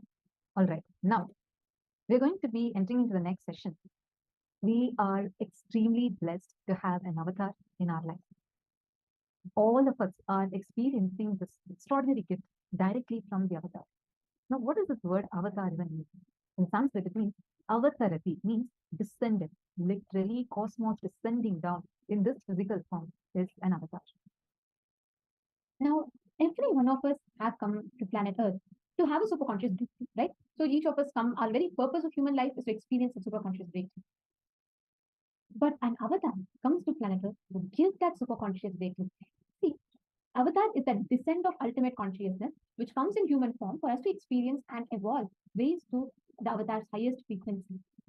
There's a beautiful Shastra Pramana from Sarvajnana Taragama, where in Sarvajnana Taragama, Parameshwara reads, Avijñata Pashustohi Srishti Dharma Samashritaha Vijñata Shashvata Shuddha Sashivo Natra Samshayaham. He who realizes this truth gets immortalized and attains absolute purity. He becomes one with Paramashiva himself, and there is no doubt about this. And the Bhagavata Purana clearly gives step-by-step analysis of how avatar descends and how to identify who an avatar is. Understand, Sanatana Hindu Dharma is not a mere religion. It is a greater science. There is no mythology. I just hate this word when they say mythology. Hinduism has no mythology. Hinduism does not believe in superstitions. We don't go by belief. or okay, you just go and blindly believe something, I have faith in something, that is not the basis from which Sanatana Hindu Dharma functions. Hinduism is a science. That is what Swamiji says, right? Greater science of life. It's the greater science of life. So every single thing is very, very scientific, including how to identify who an avatar is. Very clear system is given for this, and we are going to be sharing that now with all of you. Actually, in Bhagavata Purana, there is a very clear description about the different ways through which an avatar can be recognized and identified, to see the attributes of the avatar. So in this session, there are a few things that all of us are going to be learning, and we are going to be taking you through that. We're going to be going step by step and learning this. First, we're going to learn what is superconscious breakthrough and why, what's the necessity for an embodied avatar. There's a very beautiful verse in Bhagavata Purana, Srimad Bhagavatam, in the 5th canto. Bhagavan Shri Krishna declares, Idam shariram mama durvibhavyam sattvam hi me hridayam yat dharmaha rishte krato me yadadharma arad ato hi mam rishabham prahuraryaha. It's a very beautiful verse. He says, my transcendental body, the Satchidananda Vigraha, looks exactly like a human form, but it is not material human body. It is inconceivable. Krishna goes on to declare, I am not forced by nature to accept a particular type of body. I take on body by my own sweet will. My heart is also spiritual, and I always think of the welfare of my devotee. Therefore, within my heart can be found the process of devotional service, bhakti, dharma, which is meant for the devotee. Far from my heart have I abandoned the adharma, the unrighteousness, and non-devotional activities. They do not appeal to me. Due to all these transcendental qualities, people generally pray to me as Rishabhadeva, the supreme Godhead, supreme personality of Godhead, the best of all living entities. Understand. Let's understand first why an avatar is needed, because we all are experiencing this Divya Sharira of Swamiji. Now, the consciousness which embodies the body and mind needs to start operating in next level of frequency. New body, new mind, new internal organs, new intra-organs need to be built for a new being to manifest. This is super conscious breakthrough. When, understand, we all have transcended from amoeba to fish, it's a physical breakthrough. Fish to monkey, it's a physical and physiological breakthrough. From monkey to human, it's physical, physiological, and psychological breakthrough. Actually, Swamiji says, why Swamiji is saying it's a physiological breakthrough is because it is not just the internal organs are developed. The monkey also develops intra-organs, like the 7 chakras. It starts developing even those qualities. So from amoeba to fish, it's a physical breakthrough. From fish to monkey, it's a physiological and psychological breakthrough also. From monkey to humans, it is physical, physiological, psychological, and conscious breakthrough. That's why we all are conscious. We know how to choose things. We know what's right, what's wrong. From humans, they're not stuck in this consciousness last few million years. It is time now that we have a super conscious breakthrough, which is why an avatar lands. Whenever there is a serious danger for the Srishti, the cosmic creation, or whenever there is a serious danger for the life itself, whenever life needs to be pushed to the next level, whether the DNA needs to have a quantum jump in its natural selection process, or a conscious breakthrough needs to happen, the avatar descends down. See, Swamiji gives a very beautiful example, a very beautiful analogy. Swamiji says, there's a software. There's a software of universe that all the secrets of reaching your spiritual goals, all the methodology, technology, knowledge, process, everything is available. Within this software, there is an automatic system which gets triggered and sends an automatic customer call whenever there's a problem in the form of virus, or when almost all the systems are losing the software or it gets deleted. That customer care call and updated software is an avatar. Wow, isn't it so beautiful? It's like, we all have these Windows installed in our system, and let's say whenever there's an error, automatically there's a call, there's a message that pops up. That message for our conscious software is an avatar. Every time when there is a need for the breakthrough, there are different forms of divinity ascent. Now, the ultimate manifestation of that divinity is Swamiji. Paramashiva himself has come down in his 1008th incarnation as our beloved Swamiji, the supreme pontiff of Hinduism. There were several Mahapurushas, enlightened masters, and incarnations, including Bhagavan Ramana Maharshi, Pundi Mahar, Sheshadev Swamigal, all of them who foretold Swamiji's upcoming descent of Paramashiva in the form of our beloved Swamiji.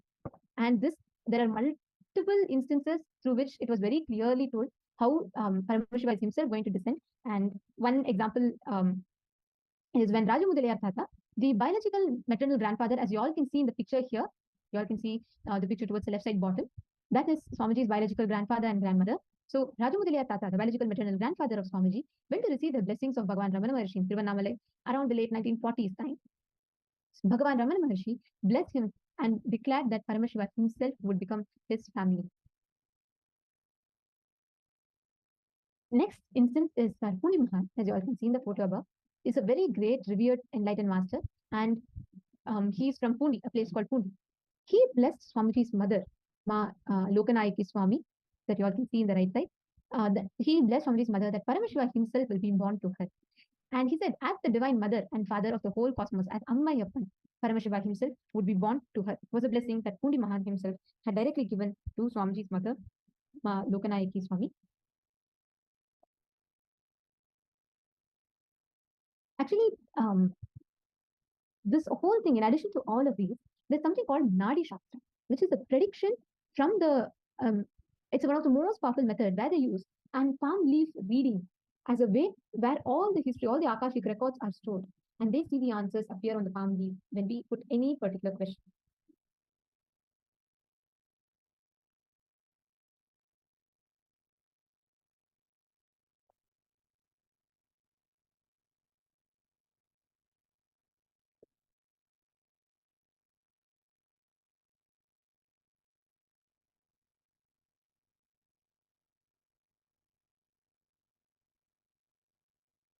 So Swamiji, as soon as Swamiji was born, there were these Nadi readings, which were the precise readings of the avatar.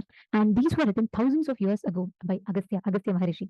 And actually, you all should know, at three different occasions, at three different instances, the devotees or different people went to receive a Nadi reading for Swamiji. And each of the times, such powerful, profound revelations were revealed. Like, for example, one such Nadi reading, as you all can see, actually, Nadi reading is traditionally done in Tamil language. So what I'm going to read out to you all is a translation of that. So the original Tamil lines are as is, you all can see. But I'm going to read out the translation for all of you. The very first Nadi reading said, Nithyananda Sangha, please carefully listen completely to the words of Shiva. He has come in the form of Nithyananda to protect this world as a result of the penance of many crores of Siddhas. Paramashiva has incarnated as Paramahamsa. Just Swamiji descended just in the right time. 2,000 years of ongoing Hindu genocide, and we will be learning about all of this. But this entire Hindu Holocaust triggered the happening of an avatar. Actually, in Hinduism, there's a very beautiful line from Bhagavad Gita. Many of you would have heard it, many of you would have been aware of it. There's a very beautiful line where Krishna says, Yadha yada hi dharmasya glanir bhavati bharata abhyutanam adharmasya tadatmanam srijamyam paritrayanaaya sadhunam vinashaya chadushkritam dharma samsthapanarthaya sambhavami yuge yuge. He says, whenever there is a decline of righteousness, whenever adharma rises, I myself happen to restore dharma and annihilate adharma again and again and again.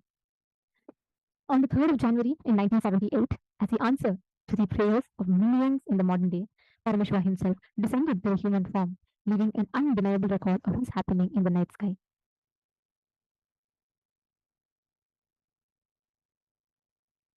On the 3rd of Jan 1978, when Swamiji descended, there was a very beautiful cosmic happening. A giant supernova called the SM 1978 by the astrophysicists appeared in the universe around 10 million light years away from Earth. This thermonuclear explosion of a white dwarf star caused one of the brightest supernovas ever observed. With a peak absolute magnitude of minus 19.5, this supernova was visible to the naked eye on planet Earth. That was a power. And the very moment that Swamiji was descending on planet Earth, he left behind an undeniable mark of his appearance, an undeniable trace, I should say, of Paramashiva's descent to planet Earth. Swamiji shares frame by frame how exactly his whole descent happens. You will be learning about each of this as we go further in the sessions. But for Swamiji, right, for Swamiji to appear, it is not one, not two, not three. 12,000 years of incarnations of Paramashiva have appeared on this very holy land of Tiruvannamalai. The picture you all can see above is the pictures of some of these Avatar Purushas, Siddha Purushas. From Paramashiva appearing as a shaft of light, then him becoming a hill, then him becoming a linga, then him becoming an avatar. These are threefold promise that Paramashiva gave to humanity. And Paramashiva promised that he would be available in this form forever. And so Paramashiva exists as hill and as linga, but even as an avatar, time and again, Paramashiva keeps descending. He comes down again and again and again, walks the planet Earth as the avatar. In 1994, the Gurus of Swamiji coronated Swamiji as the successor of Arunachala Sarvajñapītam through the traditional Yoga Pattabhishekam ceremony, and thus they officially recognized Swamiji as Avatar in the sacred unbroken lineage. So it was in the year 1994, Swamiji was officially coronated as part of the Avatar, the incarnation lineage of Thiruvannamalai. And the science of reincarnation is a tradition that's very, very prominent in Hinduism. Hinduism, I will not say believes, Hinduism knows reincarnation exists. Hinduism knows that people who leave the body come back again and again.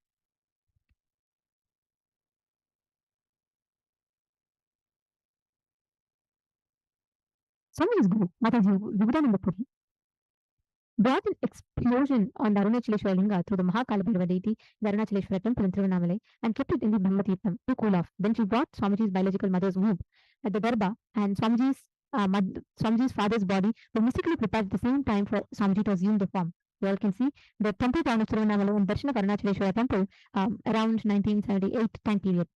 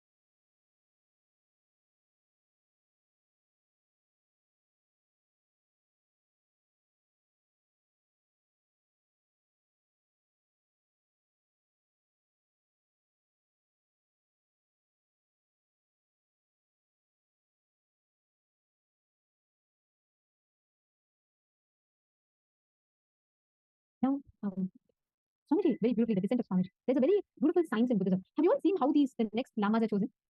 They have a beautiful science in Tibetan Buddhism where when one Dalai Lama is birthed to the new Dalai Lama as a baby, they will show all the old items used by the earlier Dalai Lama mixed with other items. And this new Dalai Lama baby should pick up all the right items used by the earlier Lama and his previous incarnation. Only then they will recognize him as an incarnation. The gurus of Swamiji carried out this process on the divine avatar. They put in front of Swamiji a box full of dazzling jewelry, and without hesitation, however, Swamiji immediately selected the Rudraksha Mala, the sacred string beads that are the symbol of Paramashiva himself.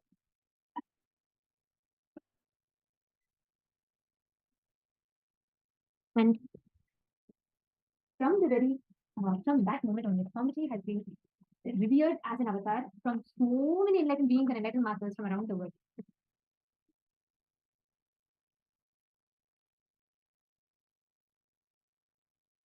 Actually, here you can see Shri Shantivira Mahaswamiji, the head of the Kolada Mata, the oldest recorded Mata in Karnataka, dating back to more than 6,500 years. He declares it as authority during the Kumbh Mela festival. This happened on 16th October 2016. He says, whenever humanity falls into suffering and pain, Ishvara, means the divine, himself does austerity, tapas, for their upliftment. Ishwar is the embodiment of the divine light. Nithyananda Ji Maharaj is seated as the embodiment of that divine light, spreading world peace and serving the whole of humanity from India. Nithyananda Ji is the treasure house of Jnana. This is exactly from his speech. Understand, the first and foremost thing which we want to share with all of you is the avatar has descended down for all of us. He has happened here for all of us. And the way he has manifested himself, it's just too sweet. He has just exclusively happened for all of us. Now, as I was mentioning earlier, how there are 12 different attributes. The Bhagavata Purana clearly describes 12 different attributes of an avatar. So you can see here, Kalpataru, meaning the one he will be continuously manifesting your reality. Whatever you want, you can manifest. That's called as Kalpataru. Second is perpetual completion, always established in completion and the space of enlightenment. Third, healing, the power to realign the bio memory. Fourth, Diksha Akarshana, where he has the ability to transfer his very bio memory and bio energy to us. Next is Akashic reading, where he has the power to access the past and the future, the records called as the Akashic records, the cosmic archives. Sixth, Vijnana Akarshana, meaning true knowledge, where he has the real true knowledge of the truth, realization. Next is Paramashiva Akarshana, where he carries the space of Paramashiva in him. And Shakti Akarshana, where he is having the Kundalini energy awaken and is able to transmit it to others. Next is Ardhanarishara, where he is beyond all duality. Next is Sushada, where his body is beyond pain. Next is Divya Sharira, where he carries a divine body. And next is Surabhi, the fragrant physiology. This is just for all of us to understand. Actually, every single one of these qualities Swamiji radiates. How many of you have experienced this? In every single way, like each attribute, you will see that, for example, Swamiji as the Kalpataru, he just showers us with whatever we want. Because of this, like the way he radiates, he goes on showering upon us whatever boons we ask. That's what is happening, is going to be happening even today during the darshan. Second, perpetual completion, the ultimate state of enlightenment, where is this no mind state, or to put it more accurately, the state in which the observer is disassociated from his emotions and thoughts, leading to a significant drop in the number of thoughts even created. Third, spiritual healing. I mean, all of us are a witness of this. How many of us have experienced this healing from Swamiji? Where he realigns the human physiology at the gross molecular and genetic levels, which correspond to the physiology, muscle memory, and biomemory. Non-alignment at any of these levels leads to ill health or disease, which can be reprogrammed by a transfer of bioenergy from the master to the person requiring healing, affecting changes not only at the physical, but also at the molecular and genetic levels. Fourth is Akashic reading. See, whatever has happened or happening or yet happen, all of these are already recorded in something called as the space. The Akashic records, the cosmic archives. And these Akashic records, all our past, present, and future are stored in here. The information, what you are in your past life, what you're doing right now, what you will be doing in the future, and only a being who has transcended, who is time himself, who realized he is that ultimate time, can access these Akashic records and transmit it to you in the most unadulterated manner. And that is why Swamiji, an avatar of Paramashiva, manifests the Akashic reading, where he can demystify and reveal our past, present, and future to us. And next is the Vijnana Akarshana. Actually, Swamiji is the only person who has commented on, who has given commentary, revelation, and decoded all the major scriptures of Hinduism, whether it is Bhagavad Gita, 108 Upanishads, or the Vijnana Bhairava Tantra, Shiva Sutras, everything, Jain Sutras, Brahma Sutras, or Patanjali Yoga Sutras, all the major scriptures of Hinduism. Swamiji has decoded all of them, and not just that, he has made it all completely available for free. Actually, across all the social media platforms, we have overall more than 1.5 billion views. And all of these knowledge is completely made like available for free for anyone. And not just that, he's also published 1,500 books, more than 1,300 books Swamiji has published. And Swamiji also holds the Asia Book of Records to be the single author who has published the largest number of books, who has written the largest number of books. So Swamiji is and has already gifted this to the whole of humanity completely free of cost. There's not a single book out of these 1,300 books which is having any price tag to it. It's all given completely for free. And next is Paramashiva Akarshana, where literally you will experience Paramashiva through Swamiji. And not just that, Swamiji is Paramashiva who has come down to give us all the experience of Paramashiva. How many times just even remembering Swamiji, you start manifesting the face of Paramashiva through you. And the next is Shakti Akarshana. Shakti Akarshana is where you manifest the dimension of Paramashiva as powers inside of you. When you manifest the Paramashiva through you, through power manifestation, where Swamiji can awaken us to the highest experience of ourselves through powers, that is Shakti Akarshana. Next is Ardhanarishwara. How many of you feel like, oh God, many times experience Swamiji like so masculine and sometimes so feminine. You will see you can't put Swamiji into any of the gender categories because he's beyond both these genders, beyond the genders in transcendental state. That is why he's the completion of both. You can see him radiating that extreme loving mother energy and radiate at the same time radiating that father energy. Like you can experience both and beyond through Swamiji. The next dimension is Sushada. Actually, I need not even explain this. We've all seen tons of times. Sushada means a body which does not have any attribute of pain or any human suffering whatsoever. Swamiji has never ever had, like even in the most complicated fracture Swamiji had, or leave alone that, any number of attacks or persecution has never caused any suffering on Swamiji. Because an avatar is only being who comes to enlighten the humanity, and he himself is for enlightenment. So he does not have any kind of human level pain, any kind of suffering. And that is the Sushada dimension. Actually, there's a striking example for this is in 14th of June 2011, when Swamiji was riding a horse, and the moment we saw Swamiji coming on a horse, all the disciples got excited and started playing loud music and hitting the instruments to welcome Swamiji. And due to all of that sound, actually they played Kalapataru, the Kalapataru music during the time when they got so excited seeing Swamiji on a horse, and they played Kalapataru music. The moment Kalapataru music was played, the energy of Kalapataru landed in Swamiji, and the horse got frightened that all of a sudden it felt like 3 people are sitting. The weight of Swamiji increased triple times, and the music and this whole Kalapataru landing, the horse couldn't handle, and it just jumped. And Swamiji fell from the horse, and he had type 1 open fracture, compound fracture on both of his bones on his right forearm, the radius and ulna. Throughout the time, actually after Swamiji fell, everyone was shocked. Everyone around Swamiji are like really worried. Swamiji forget about screaming in pain, crying. He was just smiling. First thing Swamiji said, they tell everyone not to worry. I'm all right.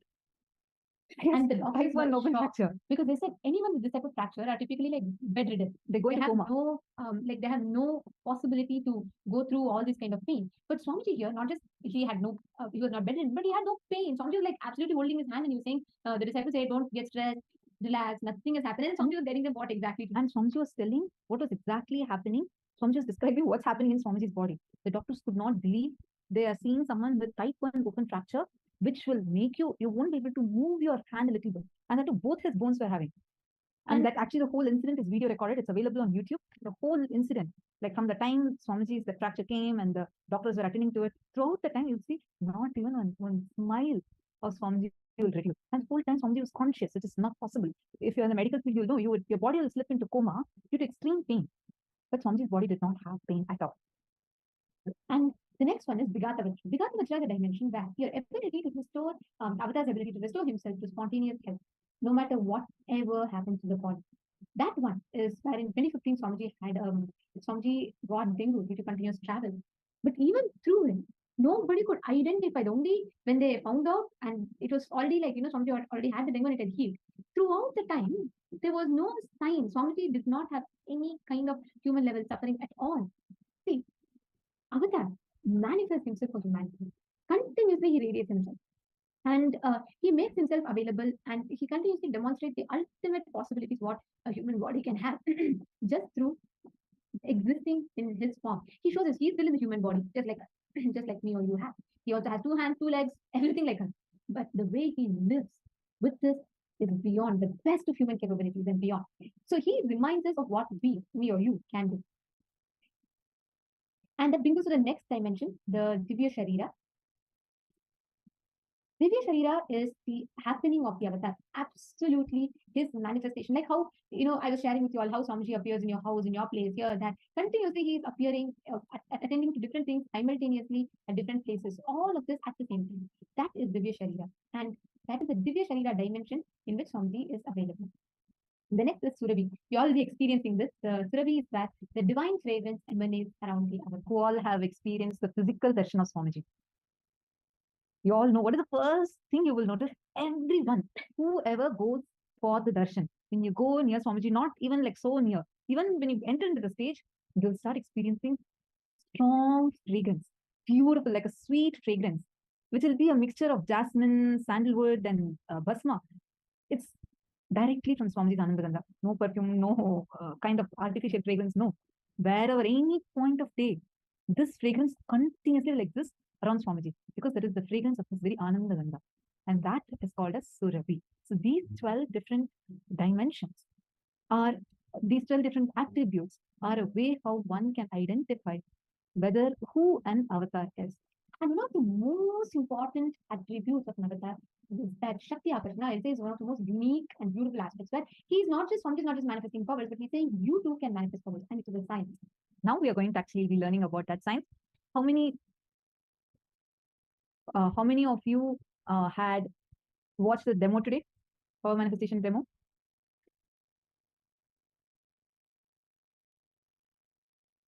How many of you had watched the power manifestation demo today? Yes, I see hands going up. Okay. Today, that powers you are going to get to manifest.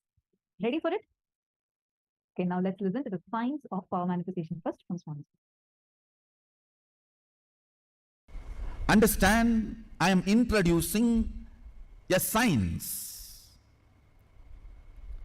subjective science, inner science, a spiritual science.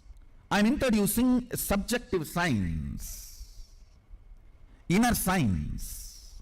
I am introducing a science which can be experienced, manifested.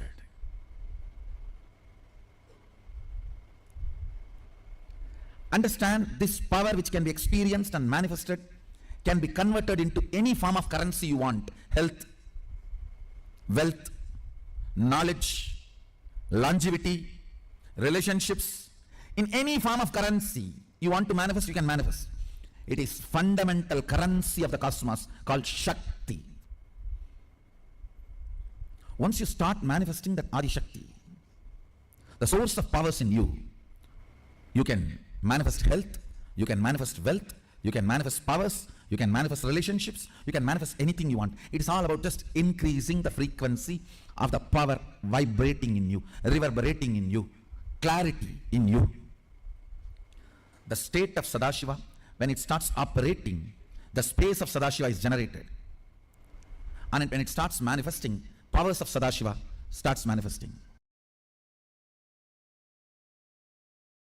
Understand this fundamental truth.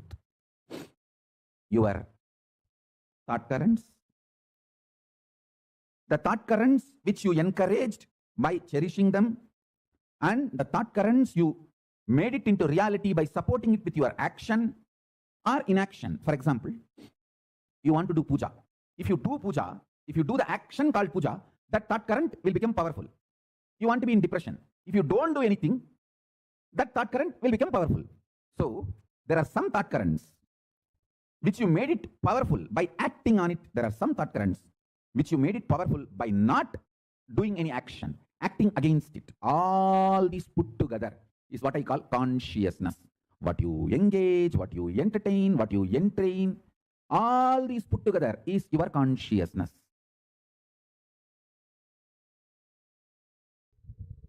Manifesting the powers means what you think as extraordinary because of your wrong bringing up. Understand? Absolutely. What you think as extraordinary because of your wrong bringing up. What you think you have been told as a common standard, breaking that and manifesting the absolute as it is through your body and mind is manifesting powers. Understand? The first myth you need to break, what has been wrongly taught to you. After all, people who taught you till now are human beings. Forgive them.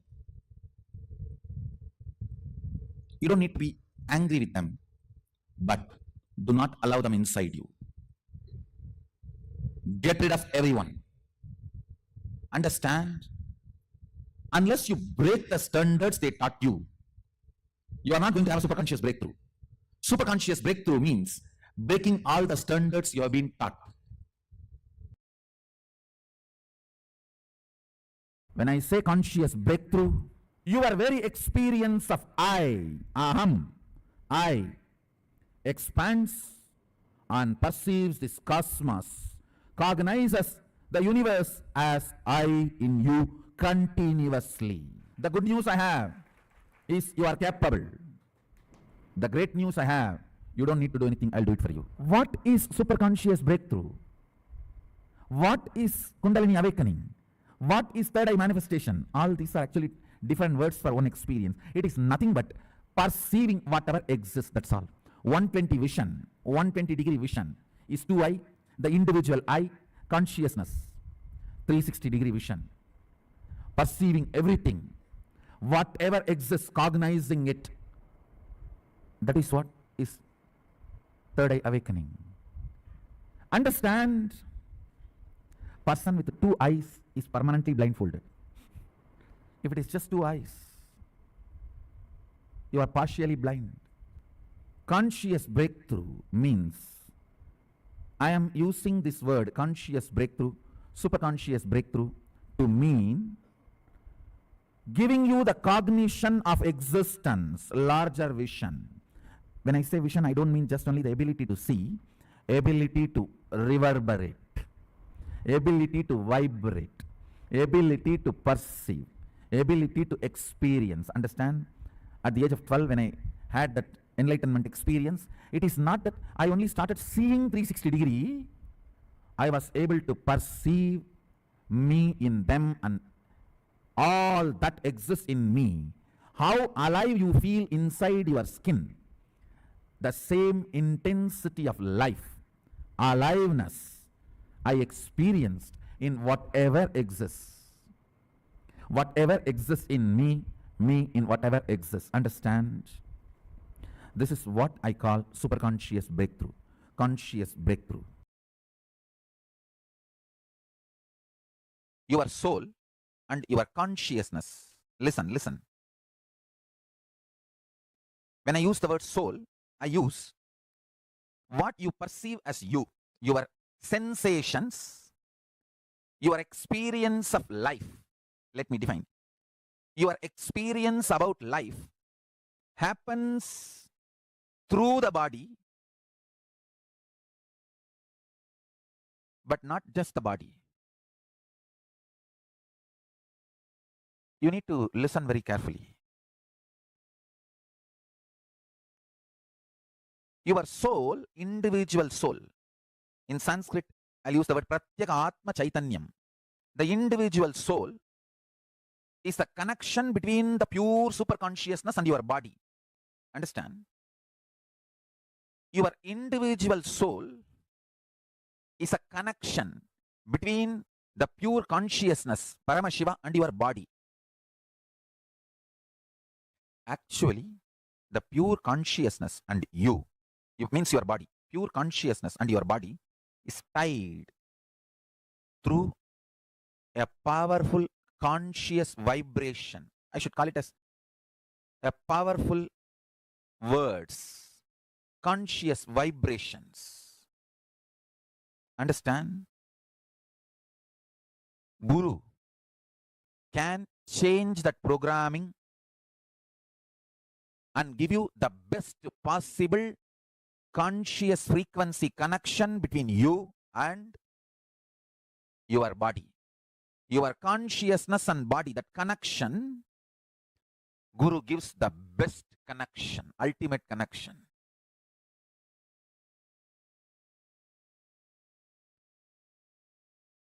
Understand? That connection awakens powerfulness in you. Listen carefully. If the powerfulness is awakened in you, whether you have wealth or not, you will live powerfully. That is what I call enlightened life. Listen carefully. If powerlessness becomes your thought current, the core frequency, whether you have wealth or don't have wealth, you will die in utter suffocation. You will live and die in utter suffocation. Understand? Wealth, luxuries, sex, life itself, whether you have or not, your powerfulness decides your experience of life. If you are powerful inside, even your poverty will be such freedom. And when you have wealth, you will be empowered. But if there's a deep powerlessness as a pattern in your life, when you don't have wealth, you will be so suffocated, jealousy, burning, boiling. When you have wealth, you will be loaded, suffering, unable to take the responsibility, again suffocation. So the first thing power manifestation needs is Shaktipada. Shaktipada is connecting with enlightened space, Chitambara, a conscious space. In the conscious space, nothing happens as a compulsive thought pattern or unconscious flow current. Listen carefully. Thought or mood or ideas or incompletions, nothing moves unconsciously. In the conscious inner space, Chidambara. If something is going on unconsciously in you without your knowledge, then it is not Chidambara. If it is pure Chidambara, it moves consciously. Nothing moves unconsciously. So understand, connecting with the Chidambara, who already achieved that space of Sadashivatva, who is already manifesting Sadashiva, connecting with that being space is what I call Shaktipada. The first step for manifesting Shaktis is Shaktipada. Let me give an introduction about what is Shaktipada process. Please understand.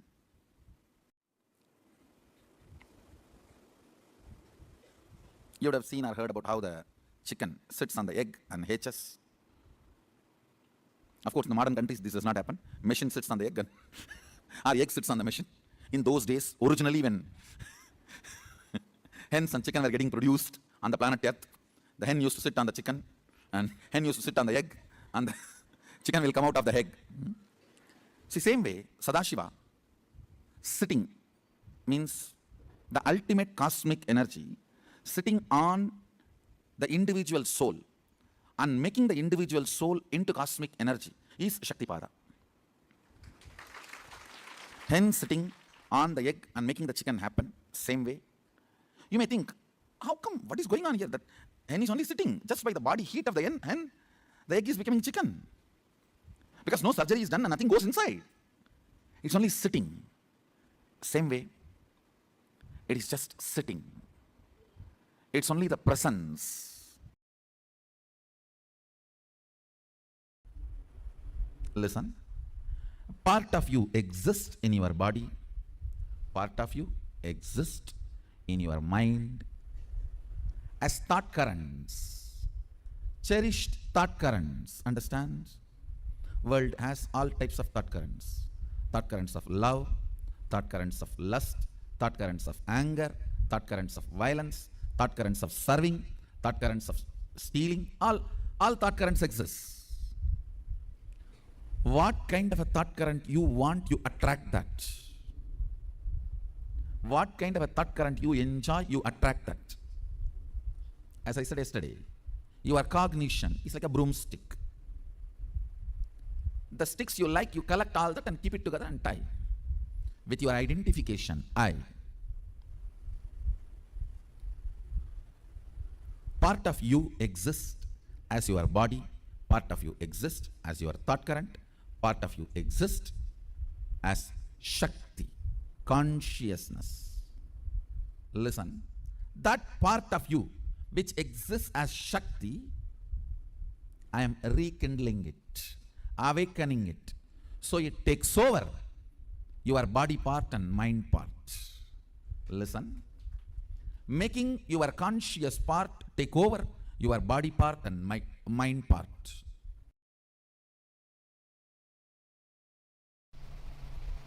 English is a poor language to explain the nuances of cosmos.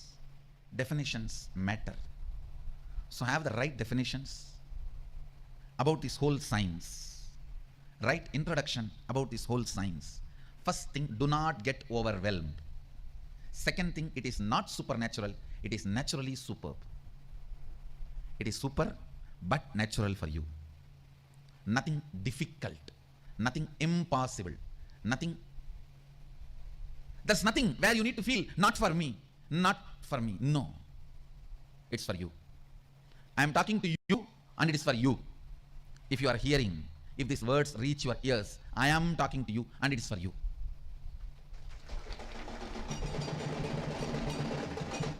It's a simple, very simple science. All you need to do is detoxify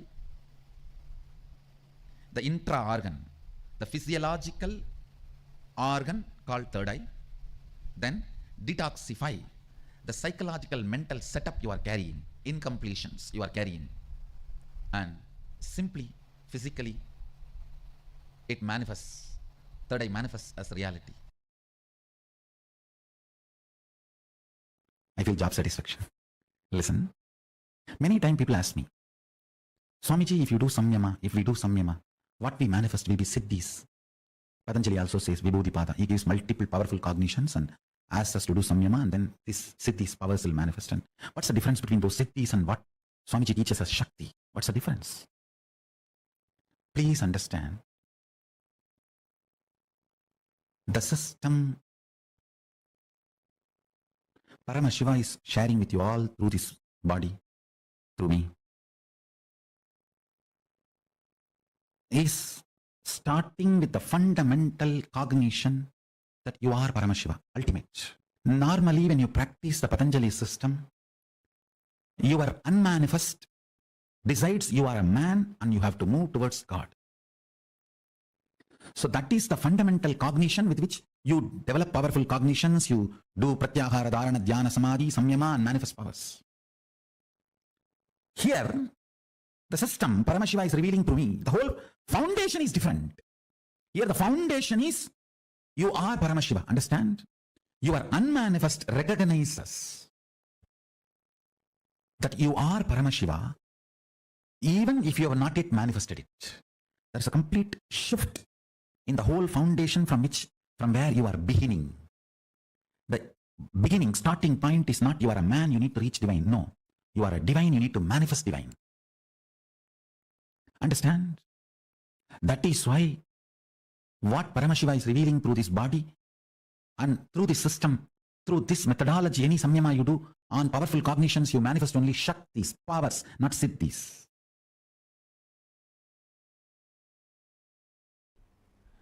I'll give you some of the understanding about the units of physics and chemistry and biology.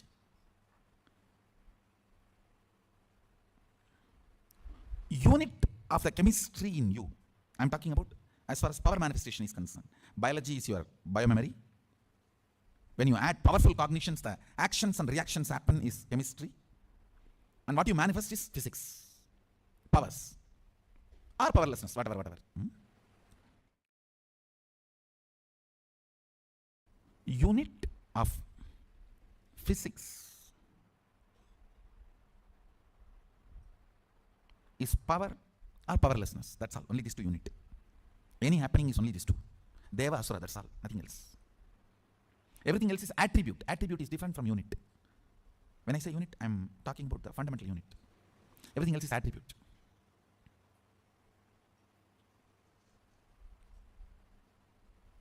Same way in chemistry. Pain and pleasure, only these two are unit. Everything else is attribute. All experience, action and reaction is only pain or pleasure, that's all. That is why the day I was telling that don't invite pain, but don't hate pain, because pain grows the roots in you which you can never grow by just joy. It brings certain kind of a depth in you which you cannot get it just by joy. Kind of a stability, maturity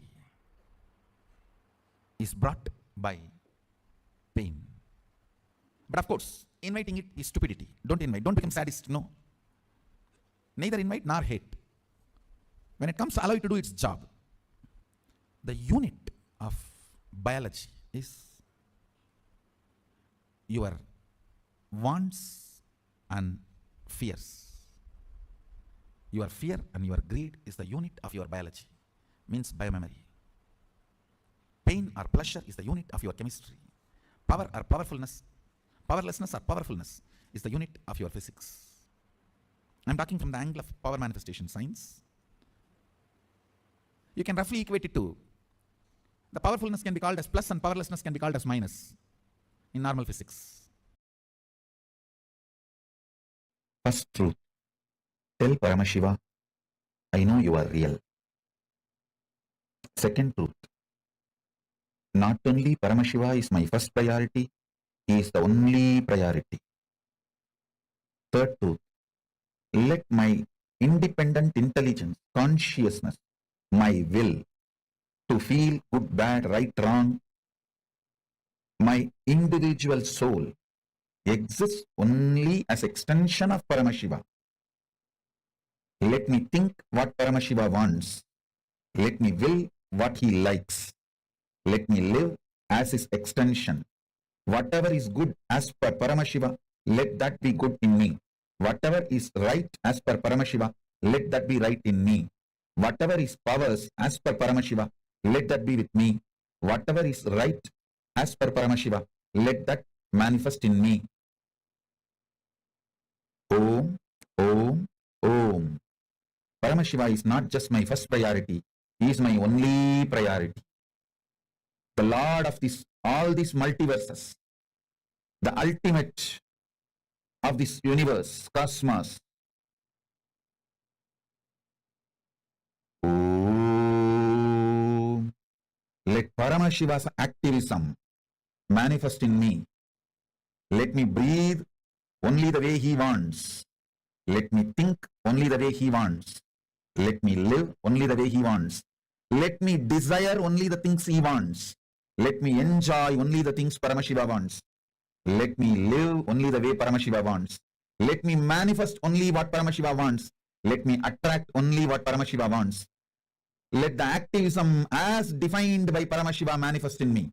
Let intelligence as Paramashiva wants happen in me. Let wealth as Paramashiva defined happen in me. Let life as Paramashiva defined happen in me. Let health as per Paramashiva happen in me. Let breathing happen as per Paramashiva in me.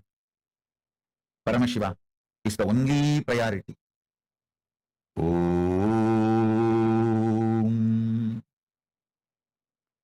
Sit or stand with 25 heads, 50 hands and 75 eyes as the source of the cosmos, Adi of the cosmos. Be in the state of Shuddhadvaita, physically, mentally, emotionally, metaphysically, consciously, superconsciously. Let Paramashiva be the only priority. Oh, let the inhaling happen as Paramashiva inhales. Let exhaling happens as Paramashiva exhales. Let my heart beat as Paramashiva's heart beats. Let my stomach digest as Paramashiva digests. Let my brain flow, visualize as Paramashiva visualizes. Let my will cognize as Paramashiva cognizes. Let my existence manifest as Paramashiva manifests. Let Paramashiva's existence be my existence. Let Paramashiva's intelligence be my intelligence. Let Paramashiva's energy be my energy. Let Paramashiva's inner space be my inner space.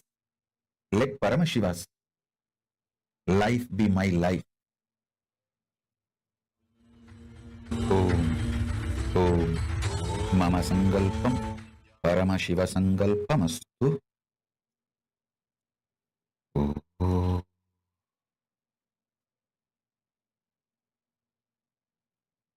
Let the mood swings, mind, life, knowledge, everything happen as per Paramashiva into the being. Manifest only Paramashiva. Oh. Let the same blessing sit down. This is your initiation into power manifestation. Make the declaration, let Paramashiva be my first, not just my first priority, but my only priority in life. Have all of us understood about the science of power manifestation? How many of you understood the science of power manifestation?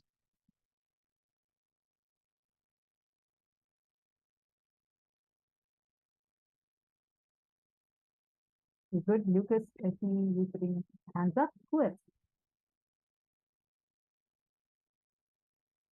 Sumit Dan. I'm sorry, I'm just seeing your message that you're asking for the Atmamurti link. Yes, definitely we'll send the link there. See, I just want to first understand how many of you have understood and cognized what is the science of power manifestation? You all understand the difference between Shaktis and Siddhis? Dave Reeves, I hope you're able to hear us. I see your message saying that the audio was not there. Are you able to hear us? Okay, good.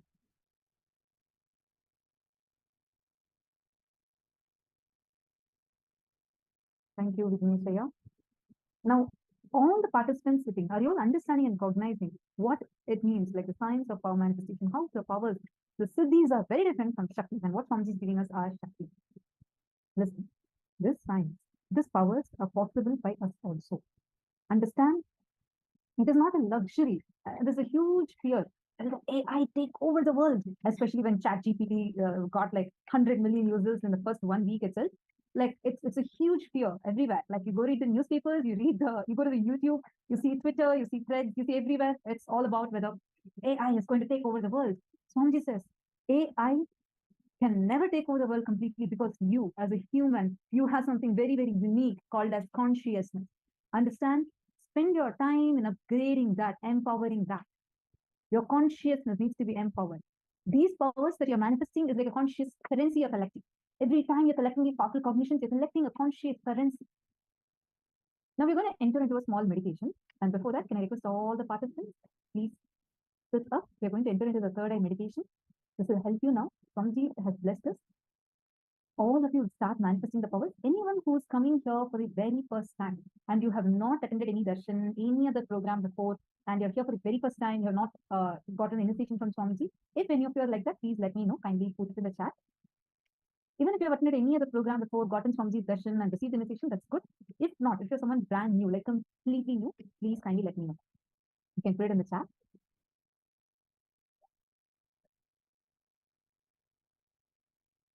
Now, listen carefully.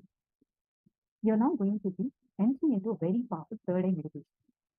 You're going to now sit with your head, neck, and spine in a straight line. We're actually going to play a guided meditation. Miko Zhao, Ais Lau, Giselle Huang, Ihan Liao, all of you, very good. Nice to see all of you for the first time. Estelle Cloud. Okay, good. Can all of you please come on camera? Ihan Liao. Okay, wonderful. Now, all those who are coming here for the first time, listen. Now we are going to do the third eye meditation. You have understood inside me what exactly is power manifestation? Sonia MG. You're also here first time. Good. Where are you from, Ma? Where are you? Which country are you from? Linning. Okay. Good. Anyone else? The male side, anyone for the first time coming here?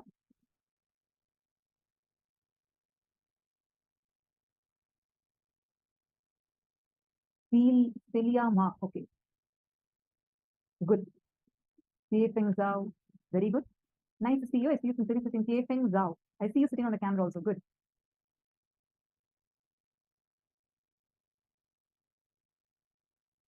Now, all the people who come here for the first time, listen carefully. Now, this third eye meditation will directly help awaken your Kundalini Shakti, take it to the third eye and awaken your third eye. You need to do this meditation regularly to help you a lot with the third eye awakening. The powers that will start manifesting would be through initiation. Now, using the blessing that we got just now during the satsang that we watched, and now the the third eye meditation you're going to do would directly help you in starting to manifest powers. So do this meditation sincere and be sure you're attending today's initiation. Today in the evening, we're going to have Swamiji's darshan. Swamiji is going to be initiating us into awakening our third eye. So Swamiji will be opening all our third eyes, through which you will start manifesting powers. All right. So now shall we enter into the meditation? Please sit straight. Just all of you to sit straight. Put your phones away. Do not get distracted. Okay. So now we're going to enter into the third eye meditation.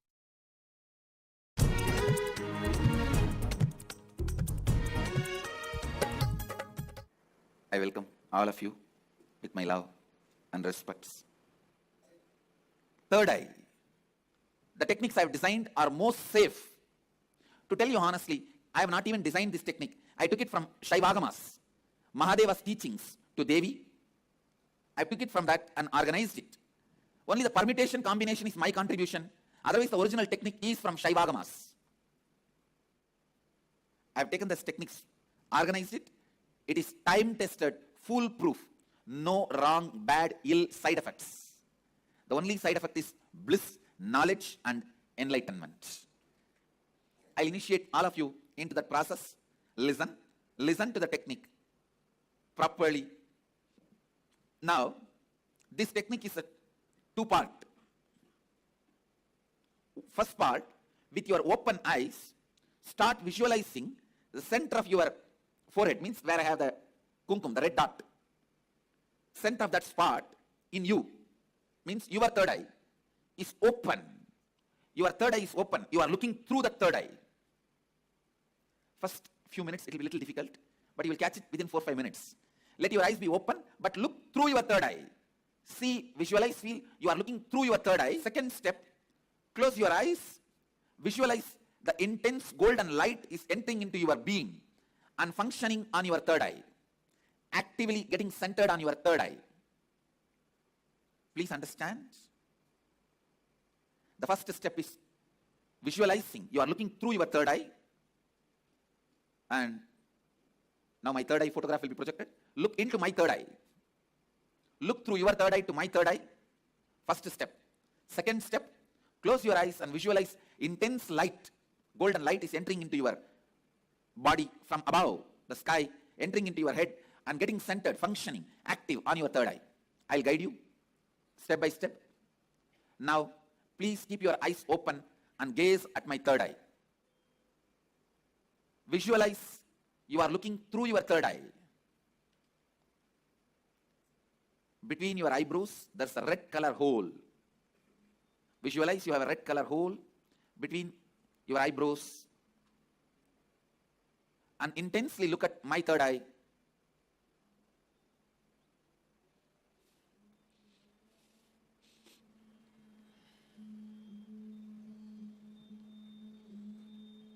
Shiva, Shiva, Shiva.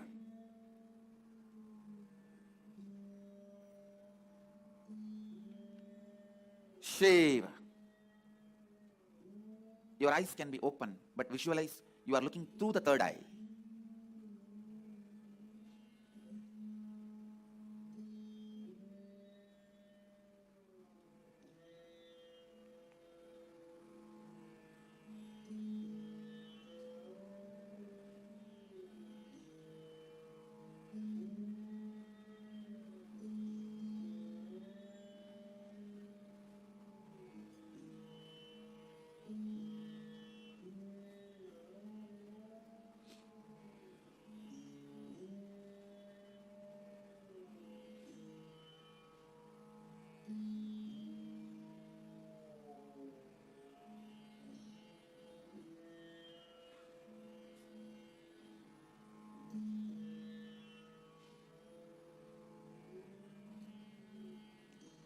Shiva, Shambhavi,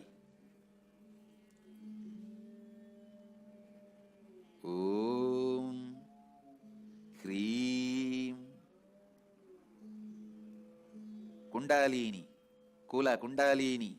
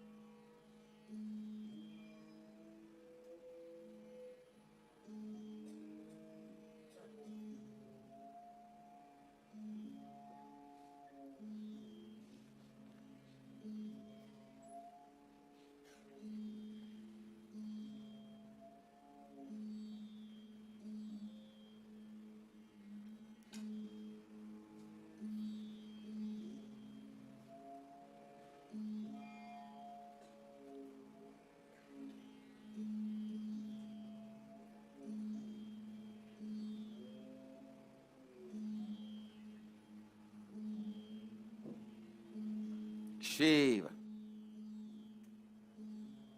Now, close your eyes. Visualize the heavy white light, golden light is landing on your head from the cosmos and getting activated and centered on your third eye. Close your eyes and visualize the energy entering through your head and getting activated and centered on your third eye. Shiva, Kundalini, Kula Kundalini, Shambhavi, Shankari, Shiva, Shiva, Shiva, Banashankari, Banashankari.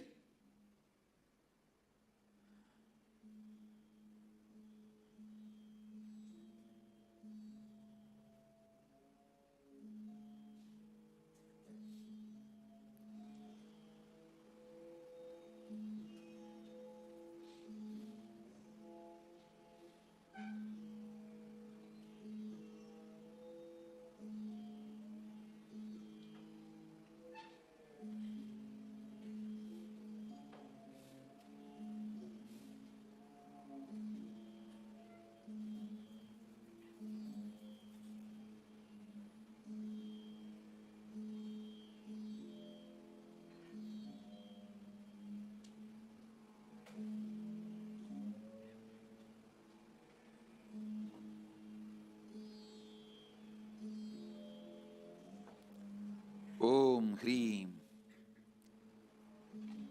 Sa Ka Ha La Hreem Ha Sa Ka La Hreem Ka Ye Yi Shiva Shiva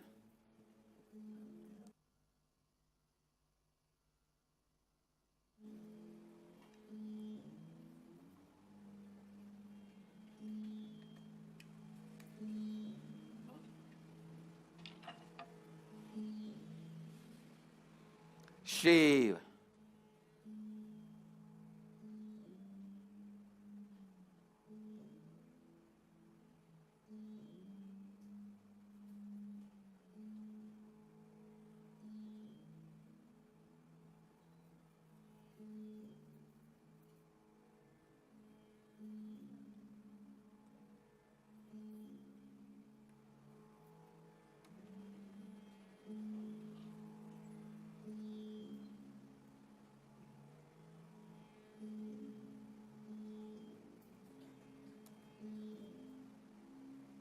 Shiva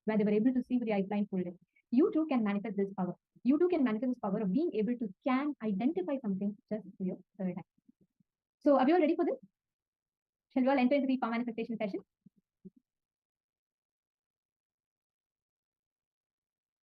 All right. So now we're all going to be entering into this session, the power manifestation session, where we're going to be experiencing the power of being able to see with our eyes closed. That's the first level. So like how you're seeing right now, you all have your eyes open. You can see us. You can see us talking on your screen. So you can see that we're wearing orange clothes. All of this, correct? Now, the exact same thing you're going to be able to manifest with seeing your eyes closed. Catching it? And all the viewers watching us on YouTube as well. All of you can keep posting. I know many of you posting, and you've all been interacting. Like Luca Brundo Aya, from morning you've been interacting. Balasubramanyam Aya, Ayanar Aya, and even Parimal Mavawala Aya, and Matiana Forest, Anil Budmani Aya, all of you. Samuel Higaman, Nithyananda. So every one of you manifest this power of third. So she tells, all the power manifestation starts with third eye awakening. Only with third eye. First power to manifest is seeing with your eyes closed. When you start with that, if that power will lead you to the next and next and next, the higher and higher powers of manifesting to the third eye. Understanding? Okay, perfect. So now let us all start the power manifestation. And in this program, joining with us all is also Manithya Shambhavananda, another Balasan, who is our Acharya, along with both of us. She will also be here to take us all to the power manifestation. So we have Manithya Shambhavananda joining with us.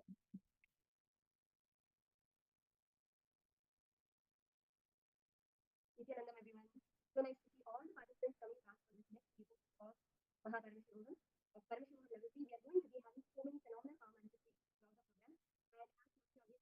And as Manithya always starts with the planet, Cosmic Grounding Center. So we'll all start with this power or in the dance. And Swami said, you have a thing, you have a third eye.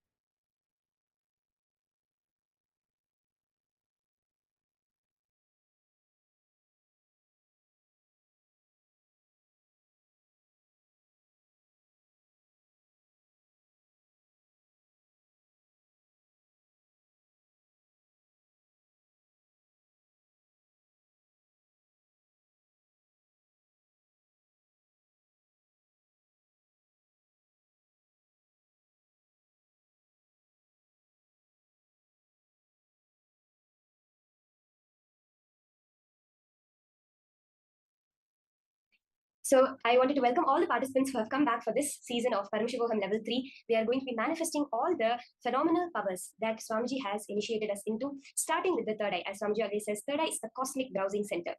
We have to understand a few things very clearly when we start. If you have a head, you have a third eye.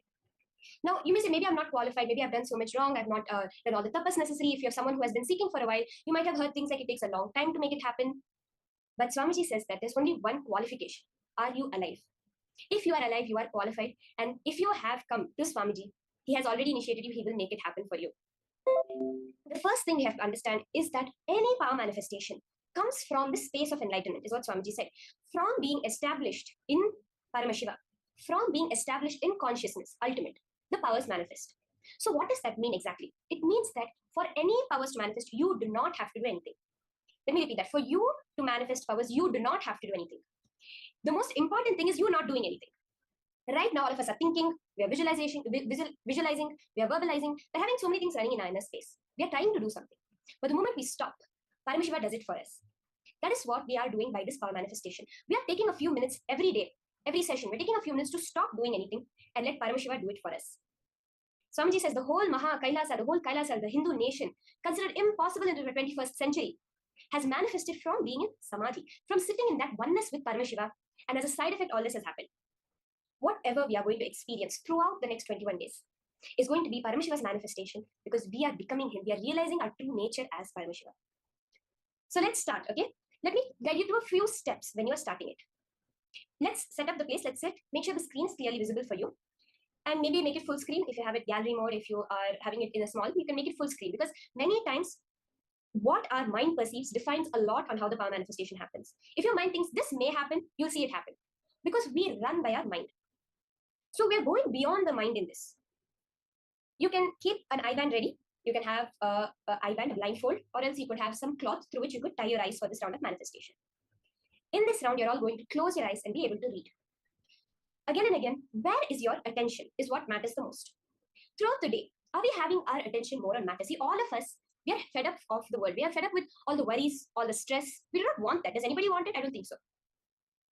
In power manifestation, throughout the program, we are learning, we are cognizing how we can stop being stressed, stop being engaged in matter. That's a fundamental thing. We have the matter, the length, breadth, and depth, our thoughts, our emotions, our cognitions. We want to drop those and we want to establish ourselves in a true nature as Paramashiva, as space, as consciousness, that which is manifesting everything. So when we are doing the power manifestation and even throughout your day, let's start with paying attention to where are we established. Our thoughts, our feelings, where are we constantly going towards? The outside? Oh, this is happening for me. This is not happening for me. My internet is getting really bad, or someone's calling me too many times. Or are we, Paramashiva, you are manifesting this universe for me. Paramashiva, you are the one that's the life within me. That is what we have to see. So now when we are starting the power manifestation, so I hope all of you have been able to set up and get your IBANs ready for this. We will be having an image projected on the screen. I'll be guiding you step by step throughout the whole round. But when you're doing it, let's keep our thoughts not towards matter. Oh, what is the image? Paramashiva, please, Swamiji, tell me what the image is. Tell me what the image is. We are going to be focused on connecting, experiencing that space of Paramashiva, of Nirvikalpa Samadhi, of untouching. Swamiji has given 3 very beautiful steps, which is the Ajapa Ajapa, where you chant the Mahavakya. First you unclutch, you drop your thoughts. You disconnect yourself from carrying over your thoughts constantly. And you fill it with the Mahavakya, the vibration, and you just connect to Swamiji, connect to the divine in that filling connection.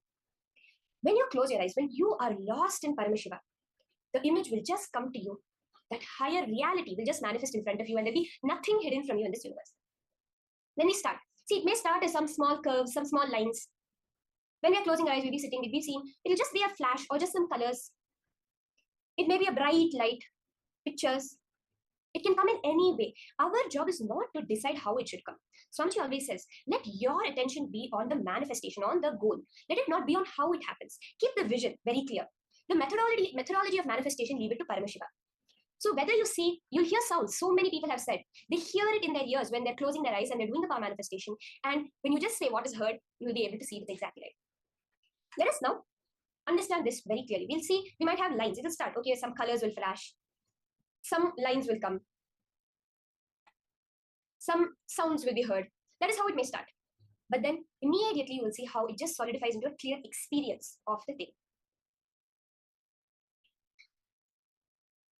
So I request all of those who have the Jnananjana, you can apply the Jnananjana or any Aushadha, which you're having, the energized Aushadas, on your third eye and under the 2 physical eyes as an eyeliner.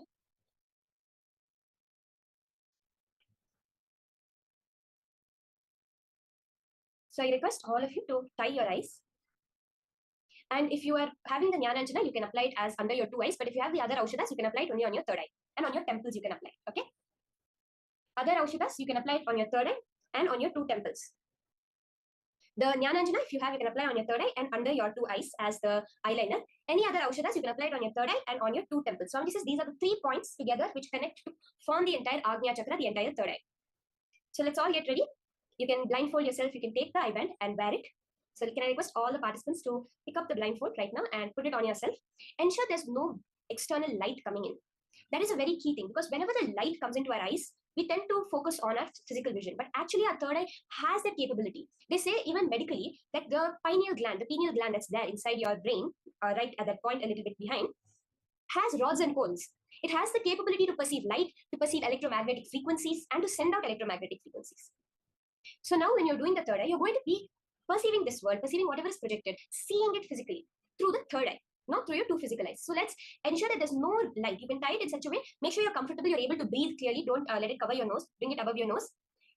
But make sure there's no physical white light, none of the visible light which is coming into your eyes. But do not tie too tightly, be very comfortable when you're tying up the blindfold, okay?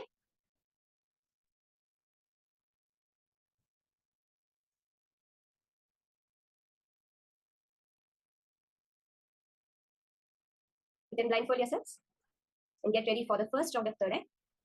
There will be now something projected on the screen for you. Okay? See, it may be a color, it may be a word, it may be an image, but you sit and connect to Swamiji. And whatever comes, as you're doing it, I will guide you. You can keep your eyes closed now. In a few minutes, the image will be projected on the screen. You are going to only focus on Swamiji, on Paramashiva, on whatever form of the divine you connect to the most. Not as a visualization, not as an image, but as you, as that being, that life within you sitting. So let's start. Sit straight with your head, neck, and spine in a straight line. You can close your eyes even within the eye band. That will help you a lot. start any thoughts that are coming up in your inner space. See, there'll be some thought which comes, it's dark, or how can I do it? Just let it flow, witness it without creating any thoughts, without sustaining any thoughts, and without destroying the thought. The image is being projected now. Just start with this. Then start vibrating with the Mahavakya. Om Nithyananda Paramashivoham. Let yourself vibrate completely with the Mahavakya, that higher frequency vibration. As we know, matter is a lower frequency of energy. Energy is a higher frequency of matter. When you chant this Mahavakya, it's the bridge. It's that vibration.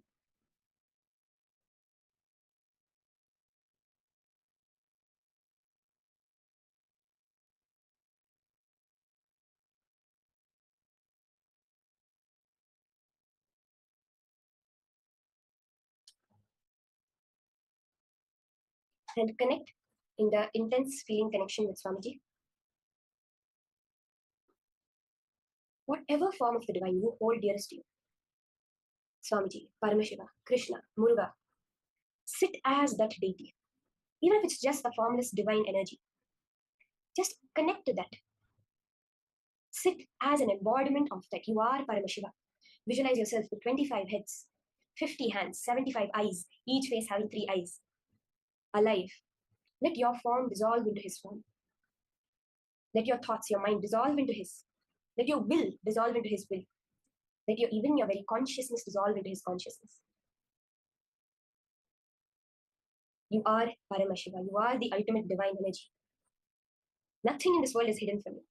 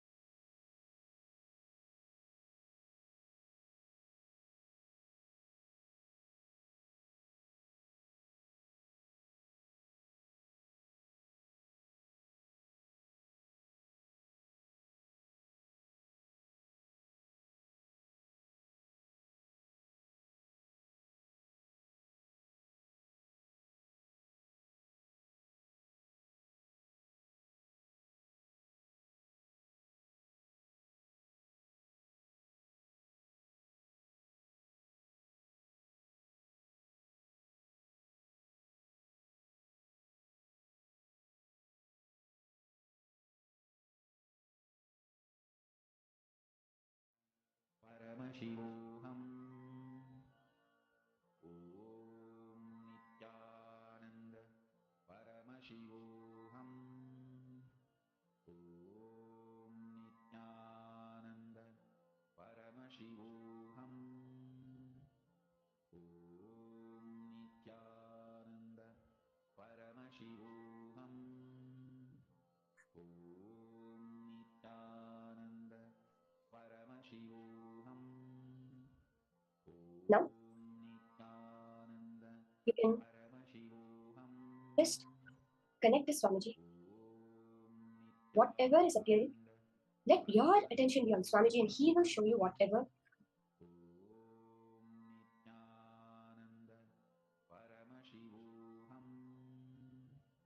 Now you can take off your blindfold.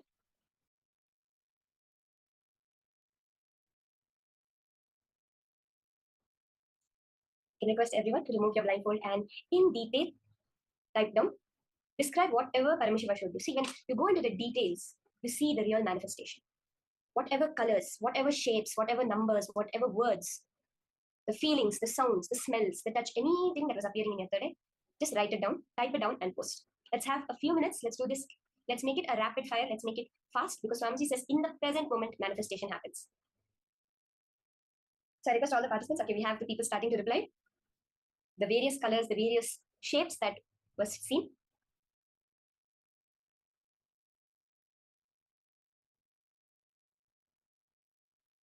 We'll have a few more minutes for everyone to finish posting before we see the answer and verify. We'll be doing a couple more rounds after this.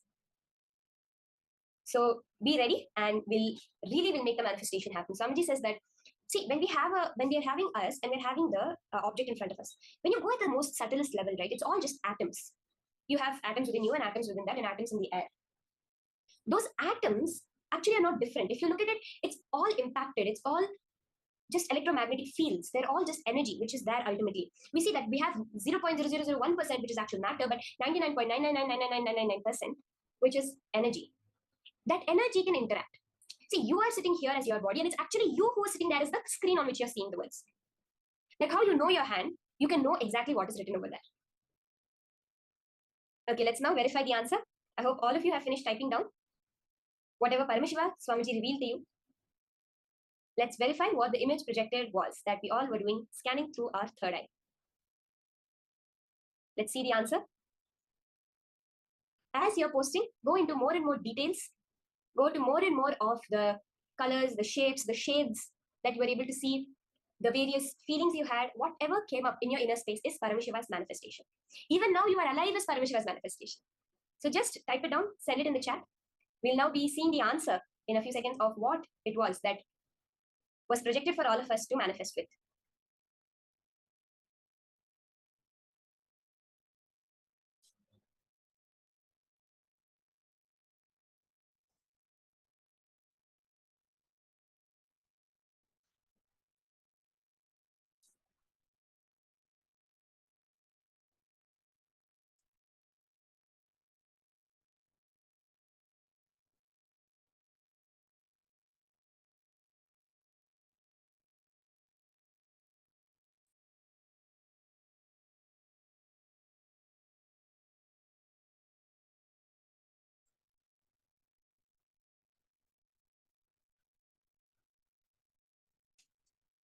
Okay, I see many answers coming up. Mana Mercedes, rose color, Madresna, a reddish bag, Mahongi and several goats eating grass, Ranjini Gurudatta, green hill, sun, clouds, sky, also Swamiji in a Kavi Vastra, Magama Priya saw Arunachala, golden color, Maratna Prabha, three lines in white color, airport with flight, sky, mountain blue sky, temple beige color, green meadow, dear, beautiful, natural, colorful landscape, vista. Ma Susan, you can go into more of the details also that you are able to see. What type of landscape? Was it water body? Was it mountain? Was it ocean? Was it a snowy mountain? Was it a hilly region? Was it a desert kind of thing? Whatever the details are coming up. What did you see when you saw a landscape? What kind of a landscape you saw? What are the colors that you saw?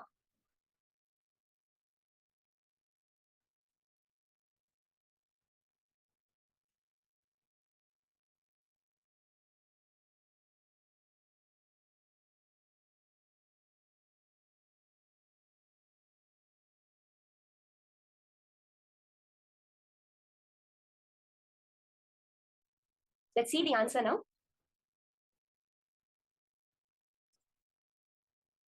Let's check the answer and see. Yes. So this was the beautiful picture that was projected. You can take a few minutes, go back to whatever. So many people saw river, mountain, blue color, Ma Kumili.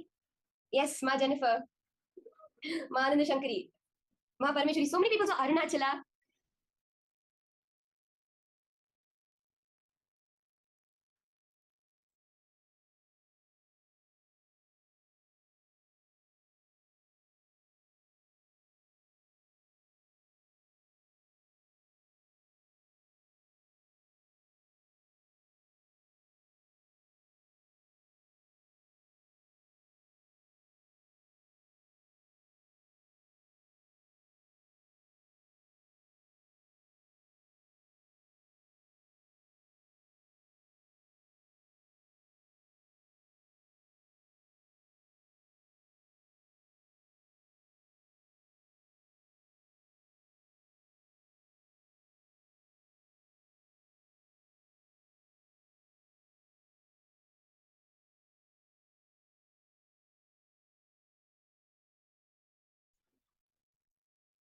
Yes, Ma Susan, Seema, if you're having that feeling that you don't know how to put it in words, you're not able to tell it in words, you can also just take a notebook and a pen and quickly draw it. Quickly sketch out whatever appeared in your third eye and post a picture of that. That's also perfectly fine. The Zoom chat has the option for posting pictures also. So, Ma Susan, you were saying that the landscape was like this, but it was hard to describe because you've never seen anything like it. So that's perfectly all right, Ma. Many times this is the feeling we get through the third eye. So you could just take a paper and just sketch it down and then post it in the chat. Okay, we'll enter into the next round now. This round, so many people manifested. Literally, the manifestation was so phenomenal. Yes.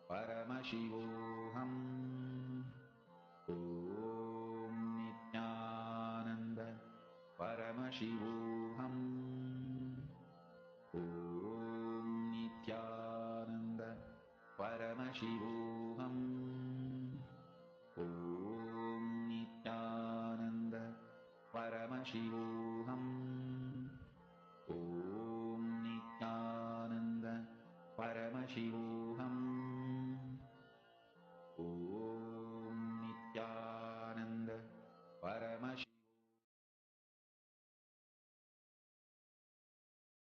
Now, you can open your eyes, you can remove your blindfold. Immediately start posting whatever Paramashiva reveals, the colors, the shapes, numbers, lines, curves. And if there's something you're not really able to put into it, you can take a piece of paper and draw it on your piece of paper.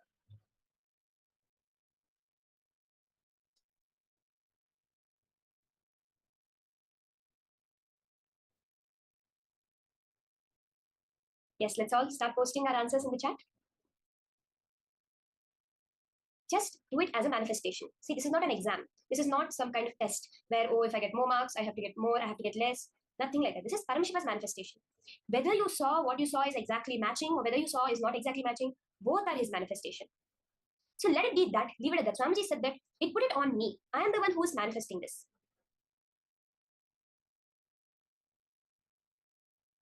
So just post whatever Paramashiva showed you. Okay, purple colors, green field, someone working a reddish bag with towers. Saw water, fish, children. So we'll do further rounds in the next sessions. In the further coming, so many power manifestation sessions which we are going to be experiencing today, we will be doing the more rounds of the third eye. But now let's all post in the chat and let's verify the answer of what the image that was shown was. Yes, this is the image. House with towers. You can see the green hilly kind of trees, the reddish brown towers. This is like a temple tower. You can see a beautiful temple in Cambodia. It's a painting of a beautiful temple. The greenery, the house with towers. Gresna, you actually exactly saw it. You saw the towers so clearly, the reddish thing and the towers. Manandeshwari, colorful paint. Yes, this is like a painting kind of type of scenery around mountains. Madhana, looks like you saw the temple towers as mountains and you saw the greenery around it completely. That's so beautiful. Sky, Ma Susan. This is such beautiful manifestations happening. Further today, we are going to be learning more and more about the science of manifestation and how you can manifest anything as your reality. See, now you are manifesting one thing of manifesting a reality of being able to see with your eyes blindfolded. So we'll continue the power of third eye even in further sessions. Let's all take a few more minutes, finish verifying. We are now going to be entering into the further beautiful jnana sessions, the beautiful powerful cognitions from Swamiji himself. Furthermore, learning about Kalpataru, that anything you wish for, anything you can imagine, manifesting that as your reality. Swamiji tells us this is a science. We hear about laws of attraction, we hear about the laws of vibration, all these different laws. Swamiji gives this as a clear-cut science of Kalpataru that can be manifested by each and every one of you sitting here. Let's now enter into this beautiful powerful cognitions from Swamiji.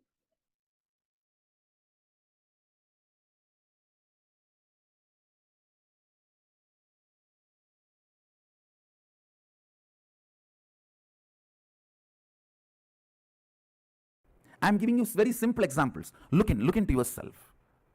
You have shut many of your possibilities with the idea you are a finished product. Sometimes you also think, if I am more loving, how nice it will be. But you come to the conclusion, end of the thought current, you come to the conclusion that is not for me, it's all over now. It's okay, leave it. Let me live and go. Or you start doing the actions where others will recognize you that you are a loving person. You don't work for really becoming loving. See, you just give some money, you just give some little time or attention. So others perceive you are a loving person. You work for that. You do not try to understand the physiology and psychology of the love and how to manifest that as a reality from your very core. You feel that is all done. Once I was teaching about the science of what you want and what you believe. What you want, you will never manifest. What you believe as you will manifest only that. One fellow came and told me, oh, I believe all only negative things. My life is done. No, listen. When I'm giving you the science, I want you to understand you have a possibility even to change your belief. I'm not here to tell you about doomsday. No. For Shivite, only it's boomsday. There's no doomsday, don't worry. There's no doomsday for Shivites. The first idea you need to have, Shaktipada, connection. The first principle you need to internalize is you are a possibility. You are not yet done. In every dimension, your health, you have a great possibility to live 300 years healthily, even if you are already in deathbed. Actually, what is deathbed, you know? When you come to the conclusion, you have no more possibility. You are in deathbed, even if you are 20, even if you are a teenager.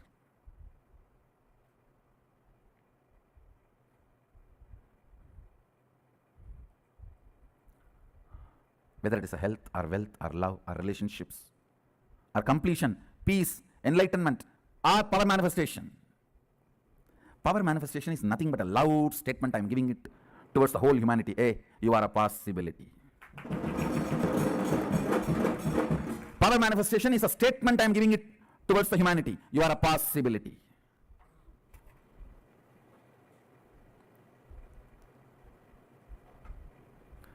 Second statement, listen. The first statement is you are a possibility. You are not yet done. Even if you are 97, chronological age, have 10 grandkids, you are only a possibility. You are not yet done. Even Sadashiva, after manifesting all the Bhuvanas, Brahmandas, even he lives with a depth cognition that he is a possibility. Understand? Even he does not come to the conclusion he is done. No. Even he lives with the cognition he is a possibility. That is the first principle you need to catch up. Only then manifesting your reality is possible. You are a possibility.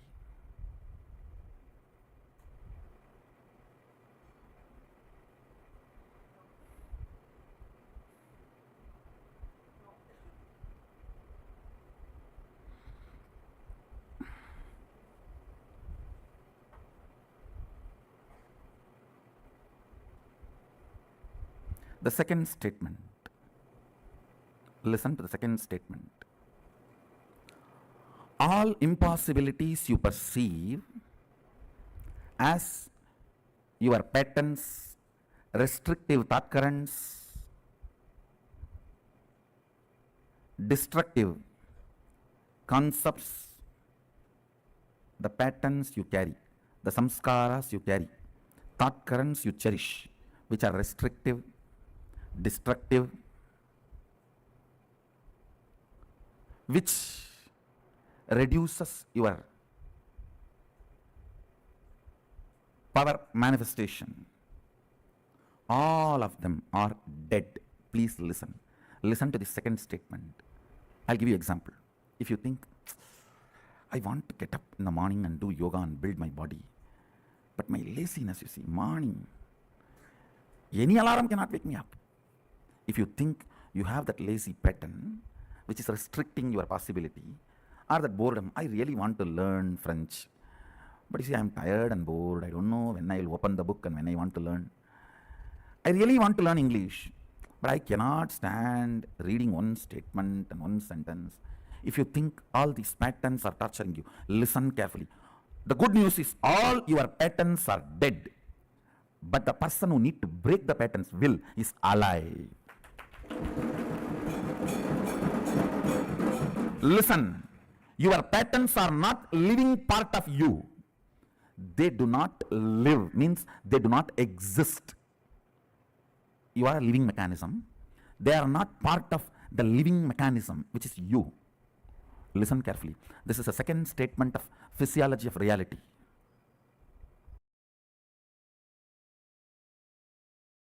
When I started the Sangha, everyone asked about money, from where money is going to come. How money? Money? You need money?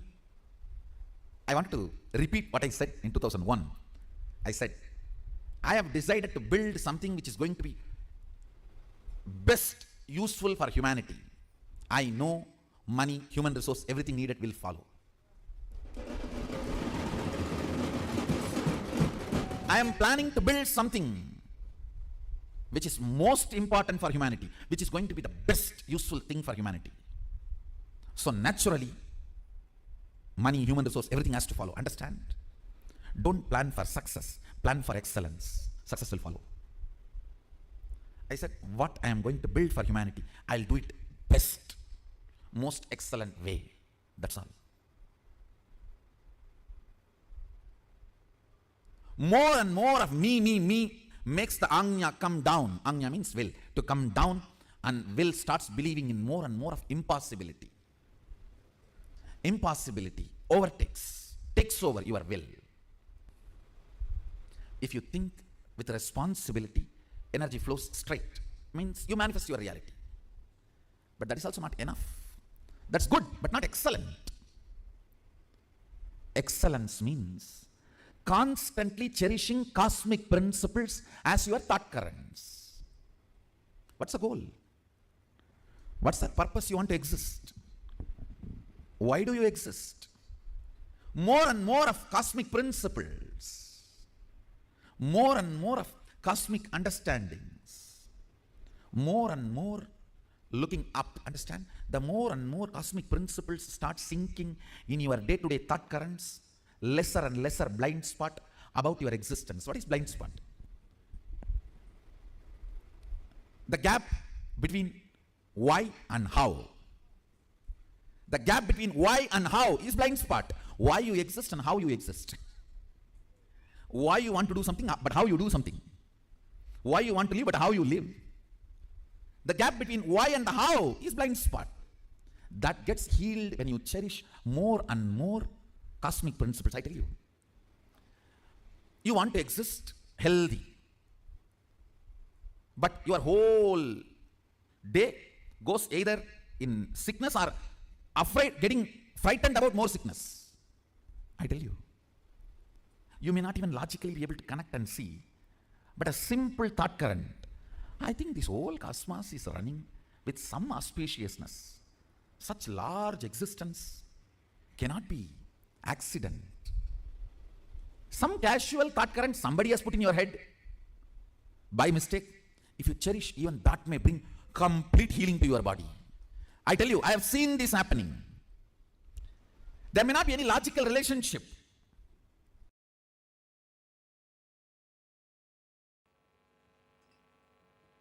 Yesterday in the class, I was giving one example. I think again I wanted to repeat that example for many of you to understand.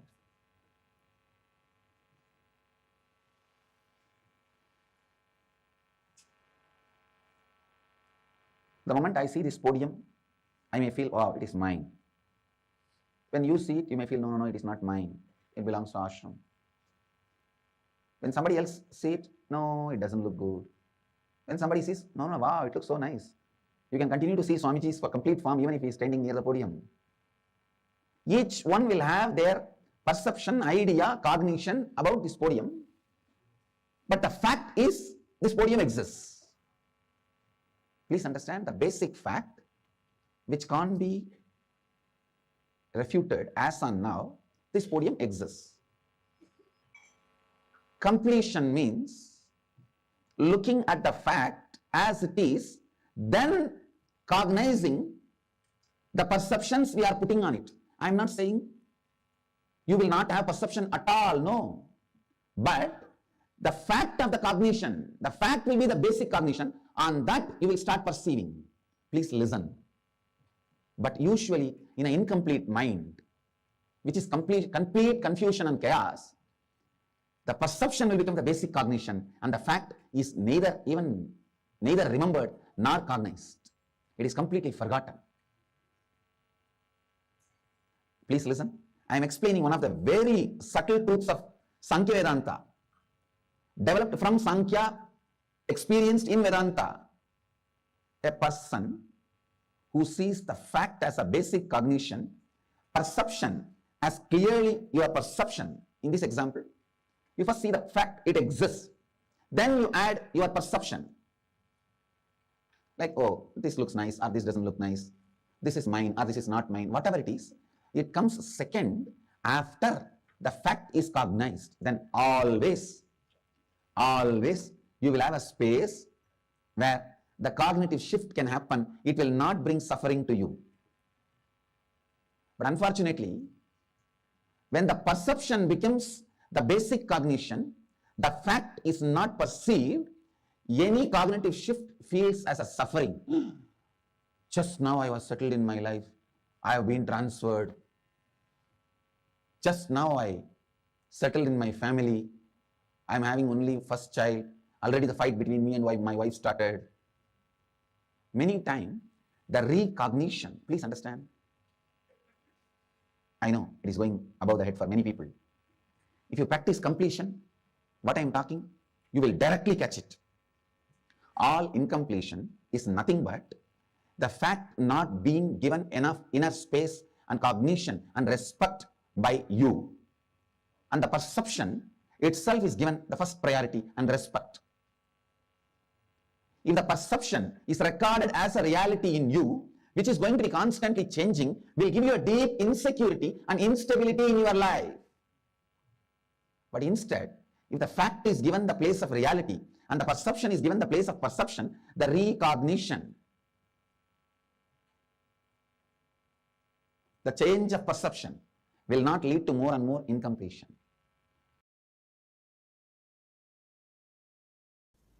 A man who stops with the idea of impossibility continues to be in the lower worlds, lower existence. Man who goes on making impossibilities into possibility achieves Ishwaratva, leadership, consciousness. Kalpataru is science of initiating you into possibility. Please understand. I am not just giving you some technique to make what you want as a reality, like this, the book, The Secret. One book became very popular, The Secret. It just gives you some technique, some key. I am not doing that to you. Same way, I am not just doing the job of making one of your desire into reality by blessing. The job of a mystic. I am not doing only that. Understand, I am doing both.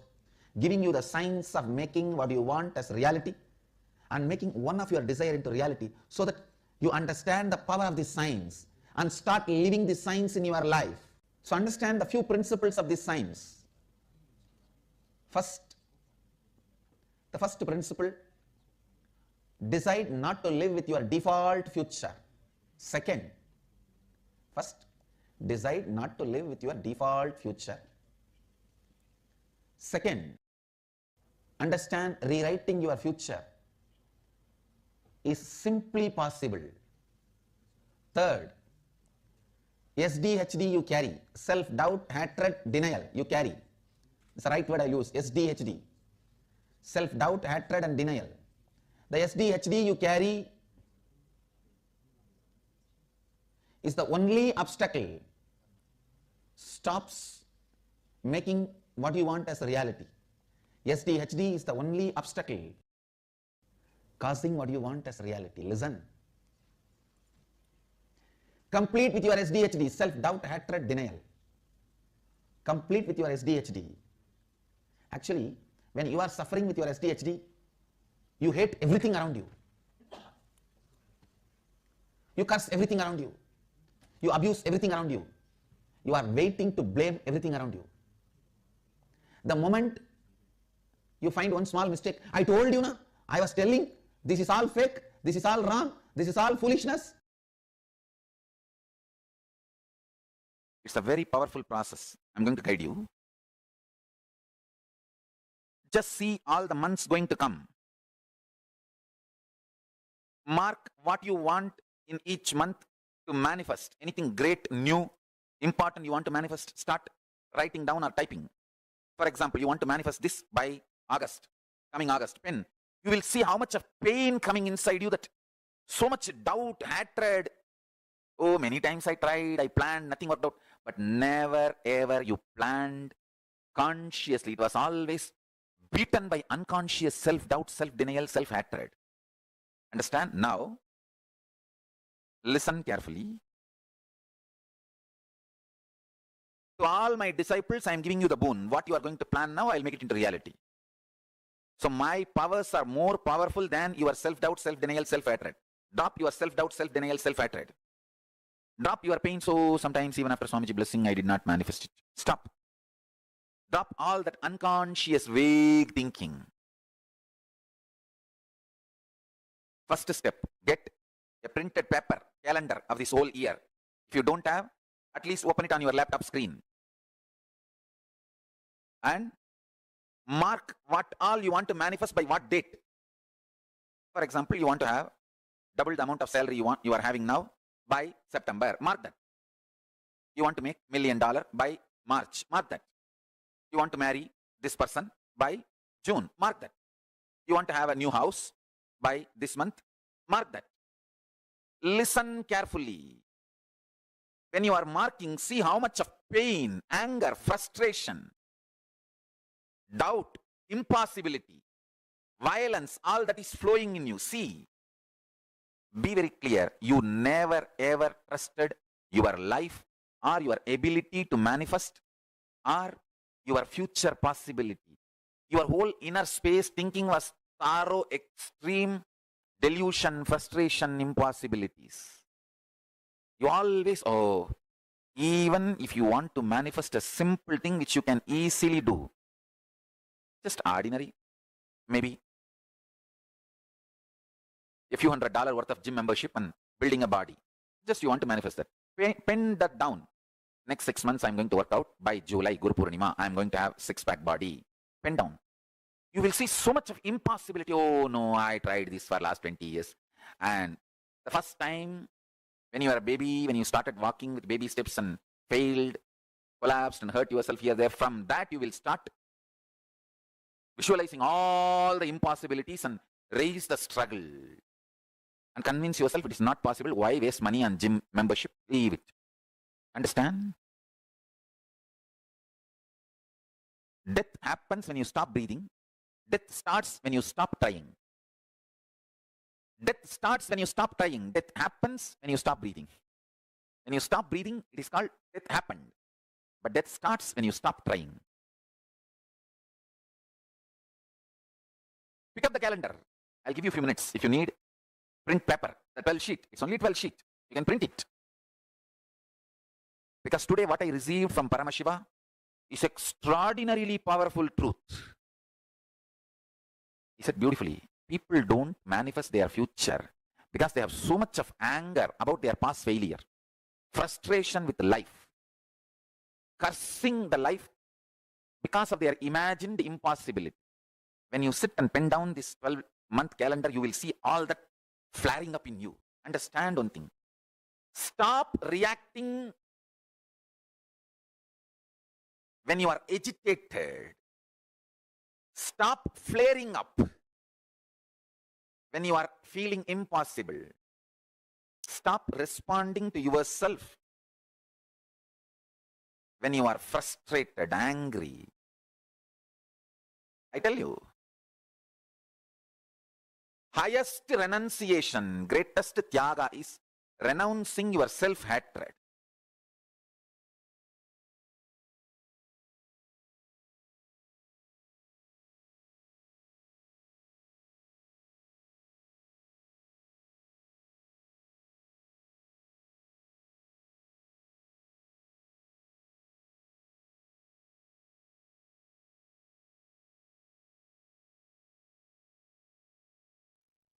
Kalpataru. This Everything- consciously planting future. Exactly the process Swamiji said is what all of us are going to be doing today. And every single thing that Swamiji reveals in this session, understand it is directly an initiation. Like Swamiji said, these patterns that sit on you like heavy dead snakes, they constantly make you create the same reality, or I should say the same incompletion that you keep manifesting, manifesting, and manifesting again and again. So Kalpataru is a science of, let's put it this way. Kalpataru is your ability to spontaneously generate the reality as you want, just through your conscious will. Your will has the ability, your consciousness has the ability to print what you visualize as reality in front of you. That space is Kalpataru. You all understanding? Okay, can I request, let's start with this. Can I request every one of you here to put what did you understand as Kalpataru? What is Kalpataru according to you? What does it mean? The space of Kalpataru mean for all of you? Come on. I request all the participants to take a few minutes and post in the chat. What is Kalpataru? all the Chinese participants, please feel comfortable. Feel free to post, interact, any questions. I know so many of you watching on the Zoom room. We request you all to post any questions that you have, any doubts. Don't think it's something small or big. Any doubts that you have, please go ahead and ask. Ma Suba, Ma Silos, Ma Jisil Wong, come on. Ma Shiva Shankari, put your questions, put your understanding. What did you understand as Kalpataru? Even the Chinese participants here, I request all of you to post. What did you Ma exactly Kukardani, understand? Ma Shu Ying, Ma Hong Zheng, Ma Ganga Garupini. Okay, Rowan Rishaya has posted, we manifest what we are. Okay. Kalpataru, the tree, is your understanding, Punidanaya. Okay. Tree who gives us all what we ask. It's not just a tree outside, it's also the space inside of you, right? Kalpataru is you. You are that wish fulfilling tree. See, the space inside of you, inside of me, inside of each and every one of you that are sitting here. The space, the power to manifest what we want as reality is Kalpataru. Understand? Just like how that man under the tree makes wish as he wants. Same way, we are constantly declaring, and everything that you declare, life is constantly saying Tathastu, Tathastu. The same story. Man goes to a forest, he sees the tree, he just stands under the tree and he says, oh God, I'm so tired. Just be good if I have some food. Immediately he sees rasgullas, gulab jamuns, and everything appearing in front of him. He eats it nicely. Then he thinks, oh my God, everything I asked the tree is giving, I think. Then he says, I ate nicely. Now it will be very nice if I have a bed to stretch my legs and lie down for some time. Immediately a bed appears. He's lying down, and two people come to press his feet also and fan him. Now he's surprised. He's saying, oh my God, everything I asked the tree is giving. Now if I visualize one tiger coming and killing and eating me, what will happen? What happens? Tiger comes, finishes. Understand the story of this man is your story, my story, all of our story. I mean, every Kalpataru participant would have definitely heard this story, right? Because this is a story of you, story of me, because all of us are continuously living under Kalpataru, a wish fulfilling tree. Cosmos is a big Tathastu. Every thought you're having, every cognition you have, if it's Tathastu, so be it, so be it. But we can think, no, I have so many wishes, I have so many desires. How come those are not getting fulfilled if Cosmos is continuously saying Tathastu? Understand? Life does not manifest what we desire. Life manifests what we believe. That is what Swamiji said. How the revelation about what you are holding inside of you. The moment even a simple thing like a gym membership, if you want, the moment you even have that as a desire, it would be a simple thing, a few $100 you need to spend and get a gym membership and build six-pack body. But even to write down that desire, you have so many incompletions coming in. Today, you're going to get rid of that incompletion that is coming in you, which is the main thing that's stopping you. Ready? Now, we are going to be entering into a very quick workshop. That's what we're going to be doing now. So understand, Kalpataru, it's a simple and straightforward science of how to manifest what you want in life, your reality. Understand? The science behind Kalpataru is your thoughts become words, words become actions, actions become life, life becomes reality. Cognize, take a moment to cognize. Kalpataru process is initiating you to harness the power of your reality by making you harness the power of your words, power of your thoughts, power of your actions, power of your life. Three main powerful cognitions. First, you are a possibility, a seed. Understand you are not yet done, finished product.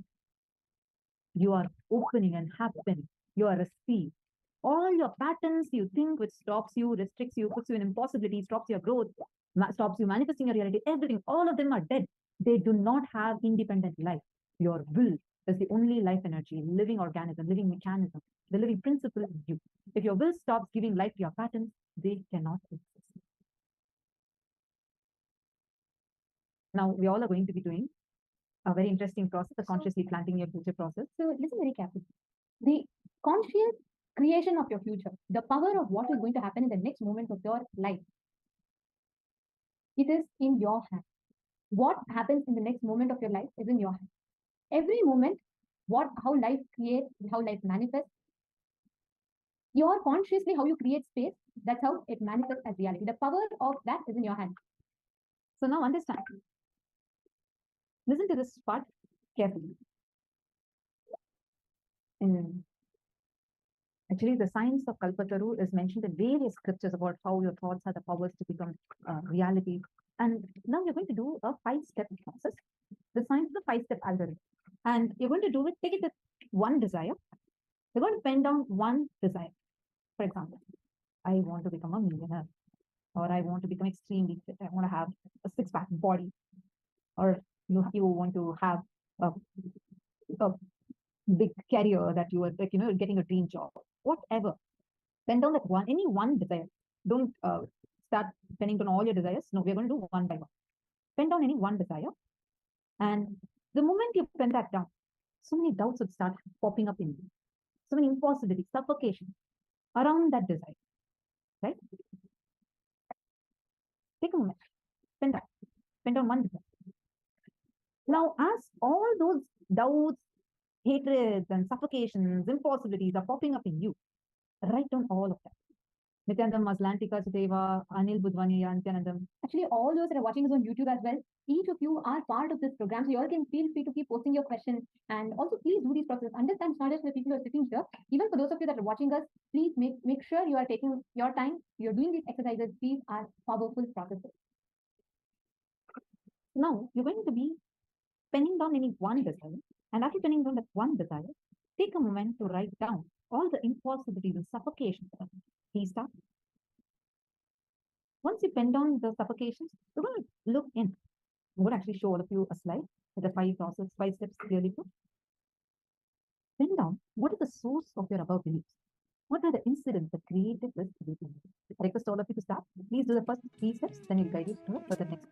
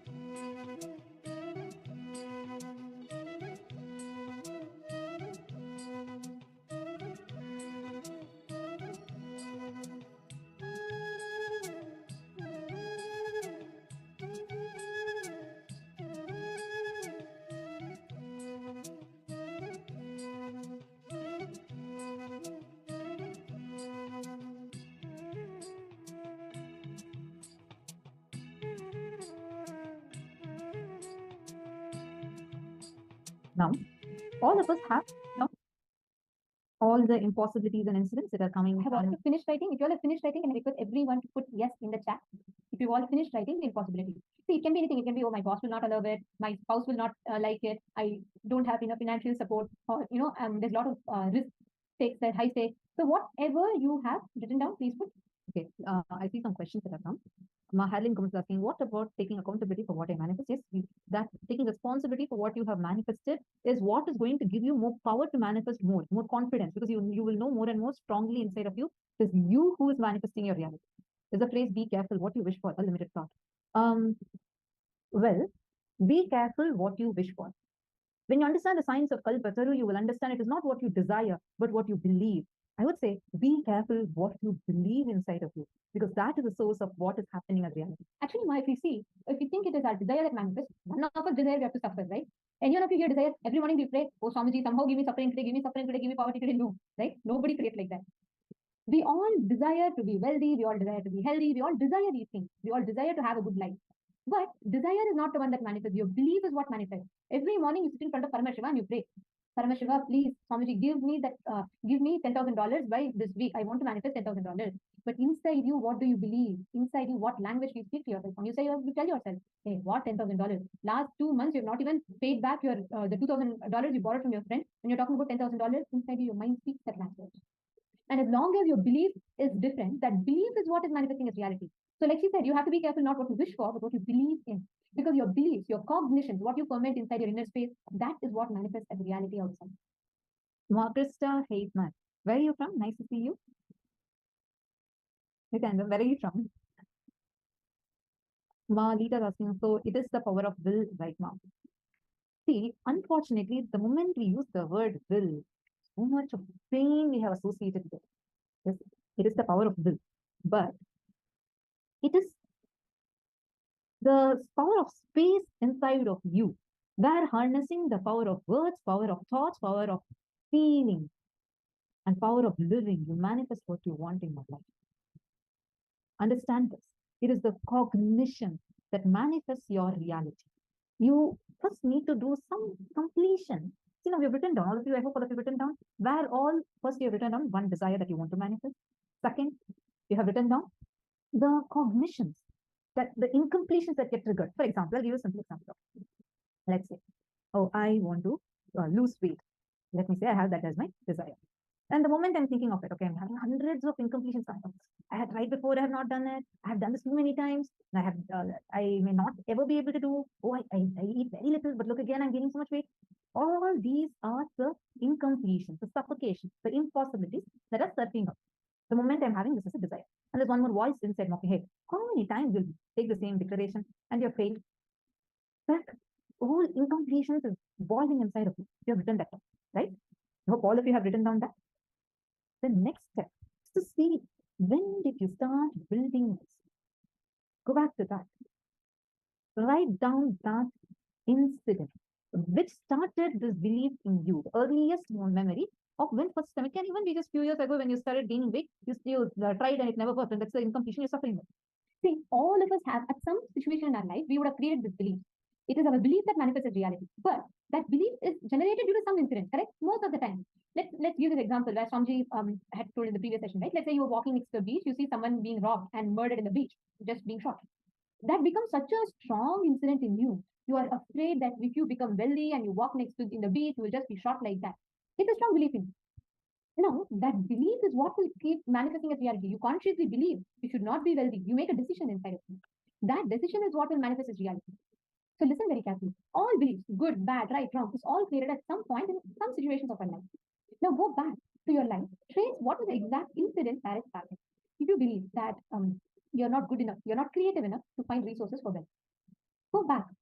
Maybe in your school days, some incident where there could be a project or like a test or something in the school, and everyone else is doing creative things, but you feel like you don't have anything to do, so people make fun of you. So that can be a moment that triggered of this incompletion in you, this belief in you that you are not creative, because of which you never express or tap into your creative dimension. How many of you are understanding this? Please raise your hands. If you are understanding this, please raise your hand. Raise your hand. Good.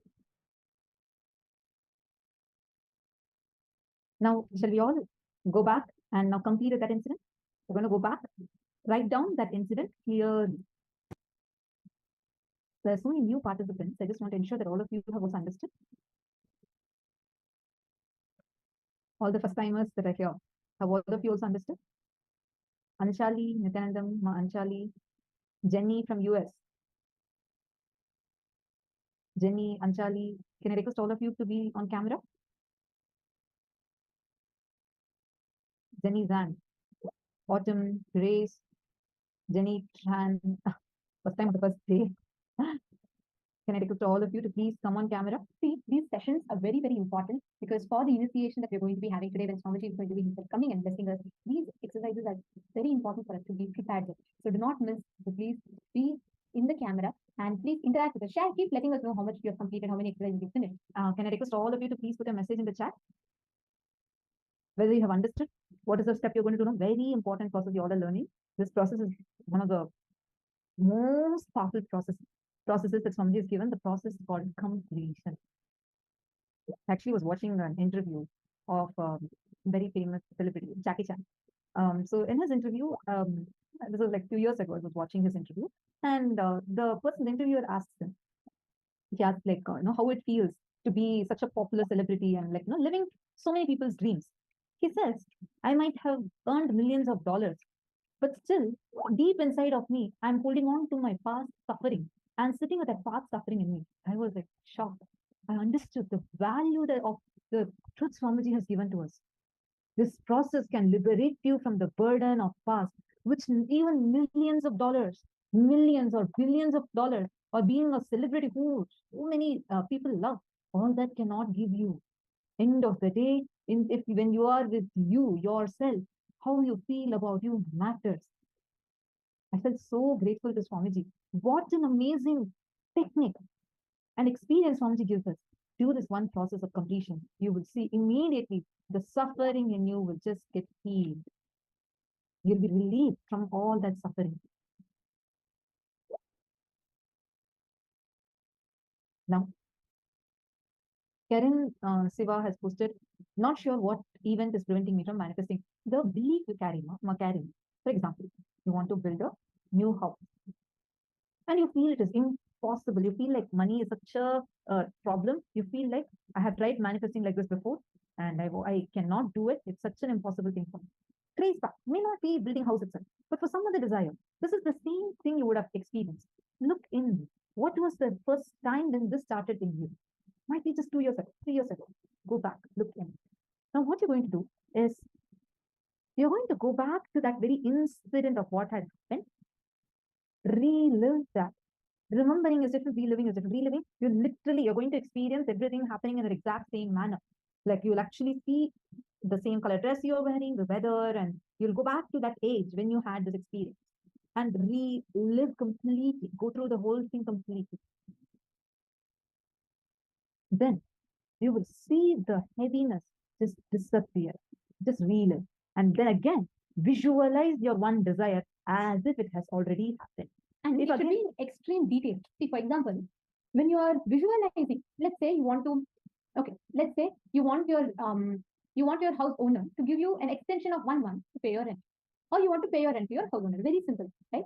So right now, what you strongly believe is, before you can manifest money to give the rent, you are already believing, creating space for him to come and give you the eviction notice. Instead, you need to do it the other way around. Complete with that belief where you felt that life will not happen as you want.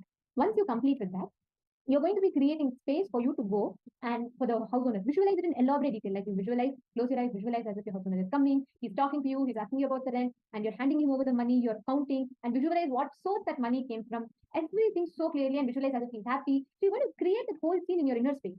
When that is happening, you'll have doubts coming inside of you. See, that's the most important part of visualization. The doubts will come up inside of you. Now, what you need to do is at those points, complete the doubts. Consciously visualize. Your mind may tell you it's impossible. Are you trying to tell in 24 hours it's going to happen? Drop it. When I say drop it, I mean live through it. Continuously, consciously visualize, create space. Visualize that fear coming. You're giving it. Visualize the whole process inside of it. Please sit. I request every one of you, right? You all have written down the belief. The earliest incident where the belief started inside of you. Write it down. earliest incident where this belief was happening inside of you. Live through that incident, heal it, complete with it.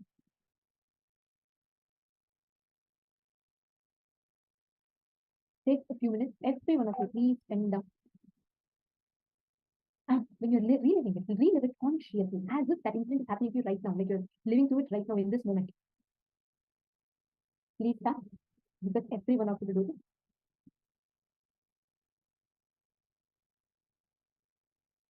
And after you relive, so deeply visualize what exactly you want to manifest as reality.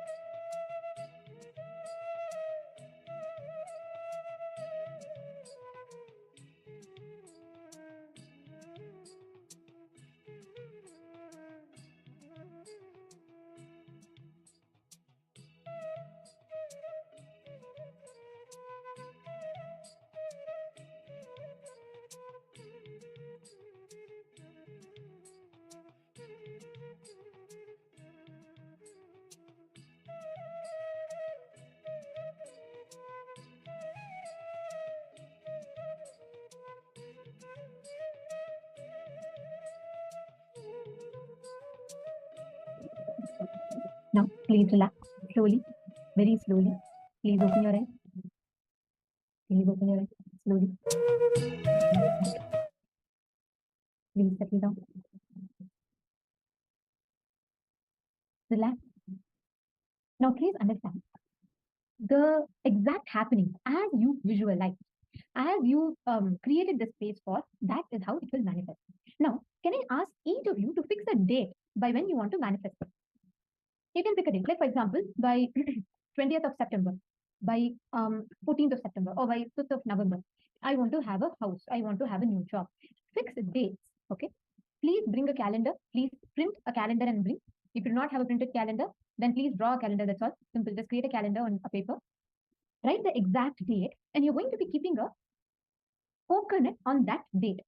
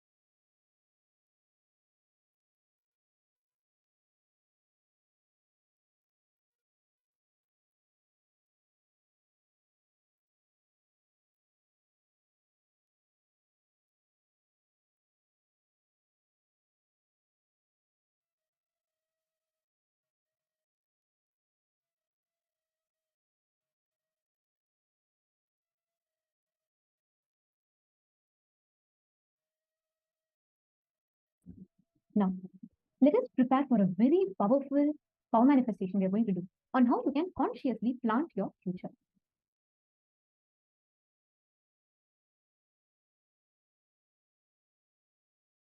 Keep the coconut on that exact spot where you wrote in the calendar and move the coconut without touching, just by your will. I tell you, the will power, oneness with which you move the coconut will make that sankalpa into Satya Sankalpa. Understand? Today, it's a unique power manifestation for planning and planting the future. Get printed calendar, monthly calendar, 12 sheet of this whole month. Take the calendar. Fill at least 10 things you want to manifest throughout this year. Now take few minutes. If needed, run and get the calendar and one coconut. If you don't have coconut, if you have Atmalinga, that's also enough. Atmalinga will move faster than the coconut. Atmalinga may look heavy, but that's alive, living being. Understand? If you don't have coconut, don't worry, get your Atmalinga and printed calendar. What you want to manifest. Planning and planting your future.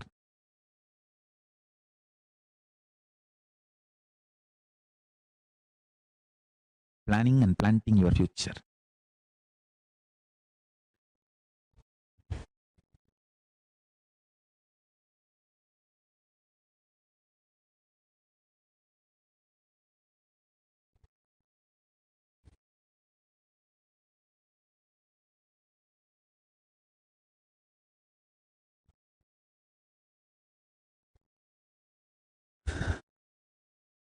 I'll give you a few minutes. Get the calendar, Atmalinga, coconut, everything. Let's start. If you want, you can even have diary. On that you can write and keep the Atmalinga and do the power manifestation. Understand? Today I'm going to help you to plant your future.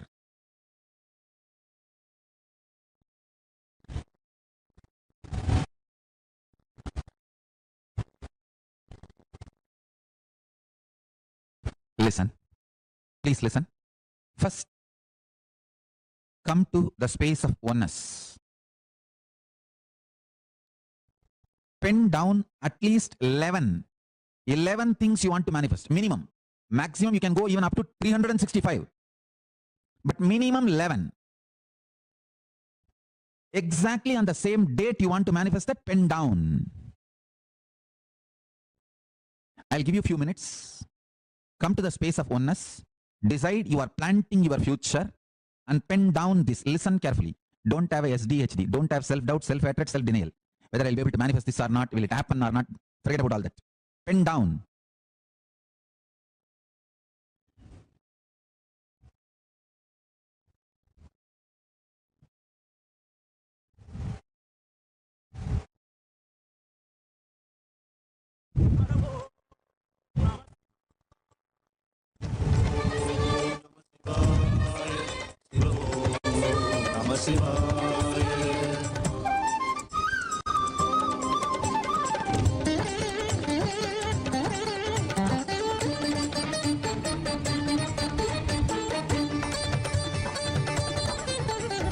சூரியன் விழிகள் சூற்றும் மாடிகள் பரிமள செவிகள் அணிவது மின்னியங்கள் படைப்பில் வேதமயம் பார்வை சிவயோகம் நடையில் கம்பீர ராஜ Narasimham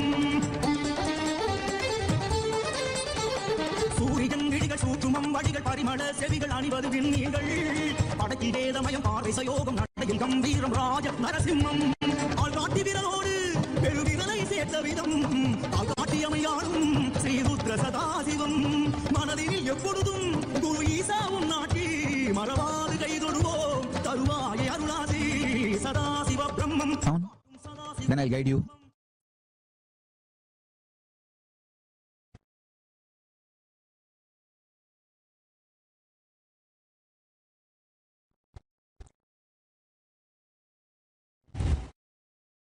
Listen, now I'll initiate the participants who are waiting for today. Samaya Diksha, Mantra Diksha, all over the world. Many people are receiving Mantra Diksha, Samaya Diksha today. After the initiation, I'll lead all of you into the power manifestation, oneness process. Then you will all manifest powers today. So all the participants, even if you are already initiated, please listen to the mantra intensely and chant along with me. Here I am giving the mantra. Please first pick up the Gayatri Mantra card. The card on which Gayatri Mantra is printed. Please pick up that and chant along with me. Om Bhur Bhuvaha Suvaha Tat Savitur Varenyam Bhargo Devasya Dhimahi Dhiyo Yona Prachodayat. Om Bhur Bhuvaha Suvaha Tat Savitur Varenyam Bargo Devasya Dhimahi Diyo Yona Prachotayat. Listen once more. Om Bhur Bhuvaswaha Tat Savitur Varenyam Bargo Devasya Dhimahi Diyo Yona Prachotayat. Next is Samediksha, Sivadiksha mantra. Listen to this intensely. This is the password to connect with Paramashiva, Sri Kailasa. So listen to this mantra. Om Ham Haum Shivaya Namaha.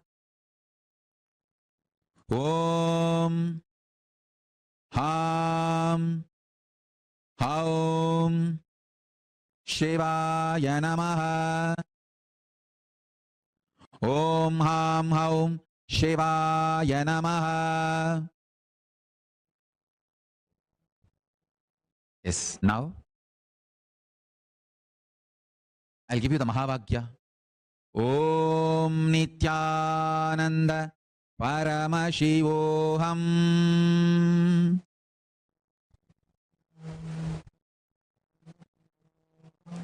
Om Nithyananda Paramashivoham.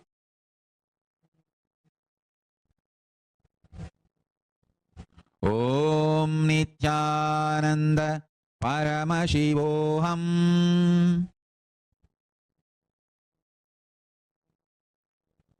Now, listen carefully. Gayatri mantra, which I gave you first. Chant that 11 times every morning. Second, the Sivadiksha mantra, Samediksha mantra.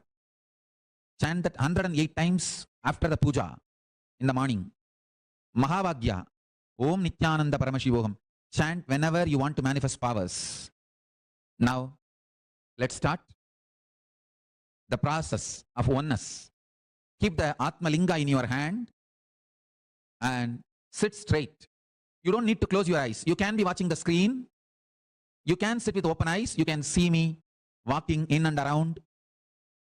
Everywhere you are all sitting and initiating each one of you. Initiating each one of you individually. You can see me physically.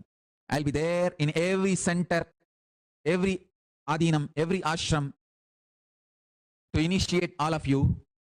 Don't keep your eyes closed. Keep your eyes open. Sit straight. Keep the Atmalinga in your hand and sit straight. Let's start the oneness process.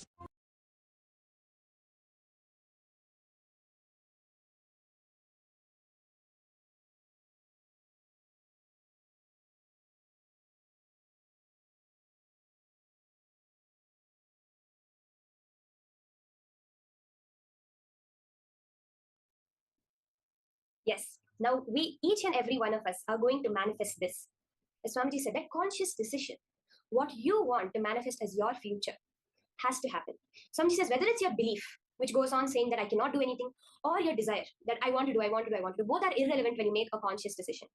When you sit with your will, I am Paramashiva, I am that Shuddha Swayam Prakash, I am that independent Ishvara, I'm not bound by anything else. And make a will, it has to manifest. When you realize that oneness space that you and the objective world, you and what you perceive as the world are not different because both of you have come from that same source as Paramashiva. Scientifically, if we look at it, we hear about quantum entanglement, right? Two particles, if one moves, the other will also move when they are quantumly entangled. How are entangled particles created? By splitting up a single object. Every particle that exists in this universe, if you go back to the beginning, the Big Bang, as they say, we were all one particle. That's what spread out. The nanosecond, right after the millionth of a second after a Big Bang, the whole universe was the size of a sugar cube. At that moment, every single particle was one. And then it separated into so many. So whether it is you, whether it is your future, whether it is the coconut, all three of you are in quantum entanglement. When you move, when you shift, it has to shift out there. Are we ready? So let's have the placement set up. The calendar open. Place the object, the coconut, your Atmalinga, on the place of the calendar that you want to manifest. Swamiji said you can write it down in a diary. You can also just draw a calendar in a notebook and place the object on your notebook now.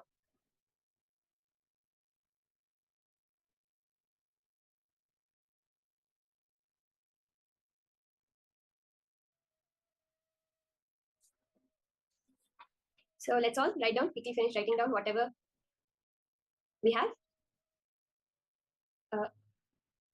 Krista, if you neither have a coconut or an Atmalinga, you could place any other object like a fruit or a vegetable, which is what we usually use for the consciousness over matter, like an apple or an orange, and do the consciousness over matter with that. Also, for all those, I would highly recommend you to just get a coconut and keep it just for power manifestation at your home, because the coconut, just this one power of shifting the matter, moving the coconut, manifests so many other things also.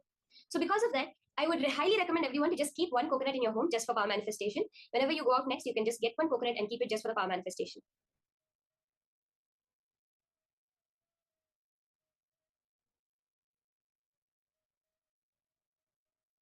So once we have kept everything ready, the object that you're going to be moving and the calendar, again and again establishing yourself that you are consciously planting it. What does that mean? Now you're no longer functioning out of the patterns. You're no longer functioning about the set way of the way you have been manifesting till now. You're doing it consciously. You're doing it as Paramashiva, not as the limited being of me or you, our human identity as a daughter, as a sister, as a father, as a brother. We are doing it from our only core cognition that you are Paramashiva, that I am Paramashiva. From that cognition is what you're going to be now consciously planting your future. You are crafting it. You are deciding how you want to manifest your future, which is no longer going to be a representation, a reflection of your past.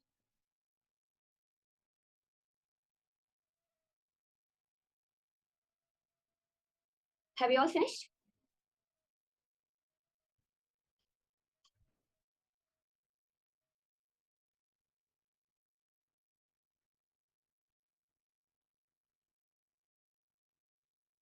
If you're all done, you can post a quick yes, yes, ma, Rahana. You are Paramashiva and you've always been Paramashiva. There was never a moment where we were not consciousness, even when our perceptions, our delusions, our incompletions are telling us that we are not Paramashiva. So let's start. Consciously just connect to Swamiji. Decide to shift your inner space. All those billions of impossibilities that come up, every time you think about making something happen in your future, shift away from them.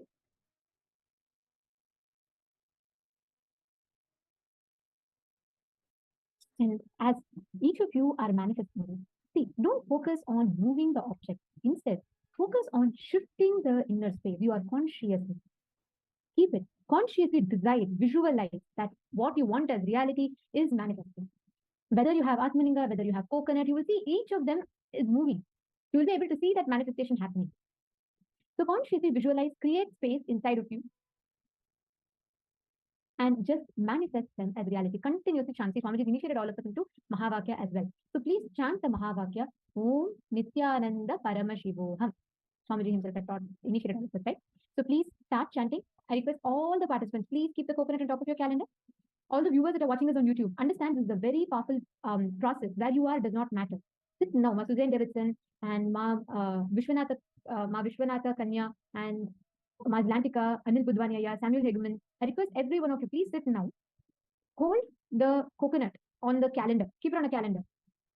Come on, can I see every one of you? Ma Carrie Chow, Ma Juan Young, Ma Yogeshwari. Place the coconut on the calendar. Ma Leaping Sun, Ma Ning, Ma Sun Leaping, you can even bring Ma Sunday Bo and have her also join. And both of you manifest. Any obstacle that you're facing, you'll start having a shift in that. Ma Jidan, Ma Fejidan, please can you sit straight? Always have your head, neck and spine in a straight line and consciously only focus on manifesting the reality that you want. And consciously command for the object to move.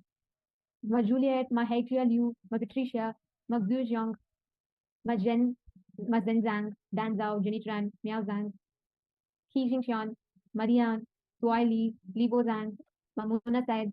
Ma Mona Said, can you please request you to come on camera? Ma Chuya Shuang, Ma Qian Zhao, Ma Shuman Lu. Ma Ganga, any coconut is fine. Even dry coconut is fine. See, Ma Shiva Shankari, renounce your doubts. Consciously, continuously renounce any doubt sitting in your inner space. Replace doubts with powerful cognition. See, consciously, all of you need to remind yourself one thing. I am consciousness. There is no point in time where I am not consciousness. You are consciousness powerful than the matter. If you bring in this as your understanding and consciously just decide to manifest, just ask the coconut to move. As you manifest, as you create space, it will move. Okay, all the YouTube viewers, if you all have started, please put yes in the chat. Let us know that you've started manifesting. Continuously chant the Mahavakya.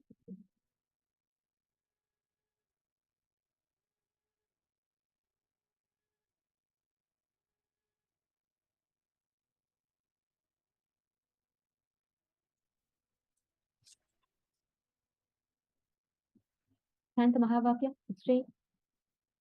Consciously cognize. Be in that completely established that you are Paramashiva. The more and more we go towards the matter, we go towards, is it happening, will it happen, will it not happen, make those irrelevant. Don't even try fighting with it. So I'm just saying the power your patterns get is when you try to fight with it. So don't try to logically counter whatever is coming up. Don't try to dismiss it, just make it irrelevant. As Paramashiva, all these have no relevance to me. Sit with that. It is where you decide to entangle. You decide to entangle with your problems or with your being as Paramashiva. The minute you have thought of something, the minute you have cognized something, that is where you are. The second we have the thought, I am Paramashiva, you are. Immediately some other thought comes back, we fall from that space. Swamiji says, power manifestation happens when you hold that space of I am Paramashiva for 9 to 12 seconds. It's possible for every human being naturally. When we hold it for 21 seconds, we go beyond the point of no return, where we never come back to our matter existence. Just 9 to 12 seconds, just that much time. Being able to consistently sit as Paramashiva without any thought of matter, of patterns, of lower frequency coming up.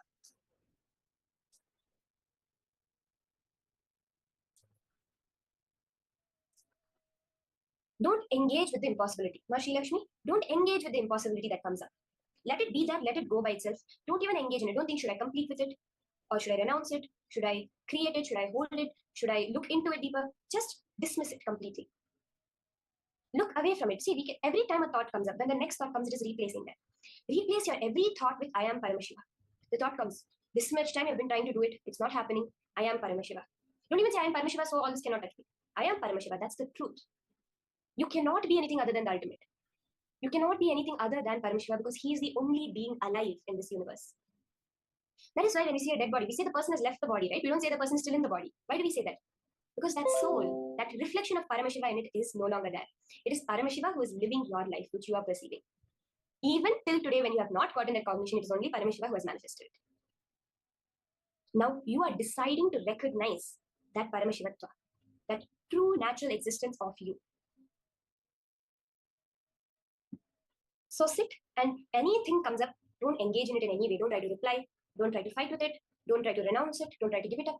Just say, I am Paramashiva. Let that be where you are entangling yourself. What you cherish is what you manifest. Chant that Mahavakya, that intense frequency, vibration, which has the power to drown out every other thought going in your inner space. That sound of pure space, the Mahavakya vibrating within you.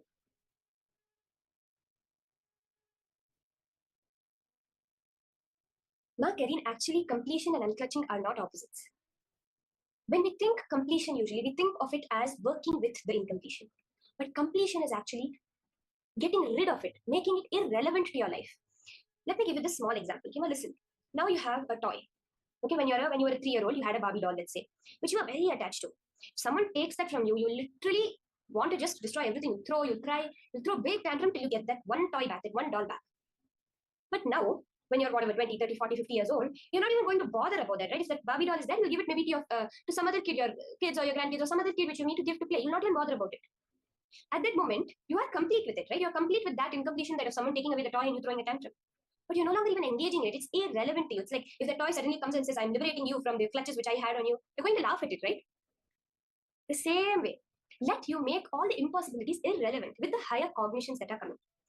When you have that higher powerful cognition, that cognition shift, yes, I am Paramashiva, because there can be nothing else alive in the world. Yes, I am energy, because matter doesn't even exist when you look at it. When you go deeper and deeper into an atom, you don't find the matter.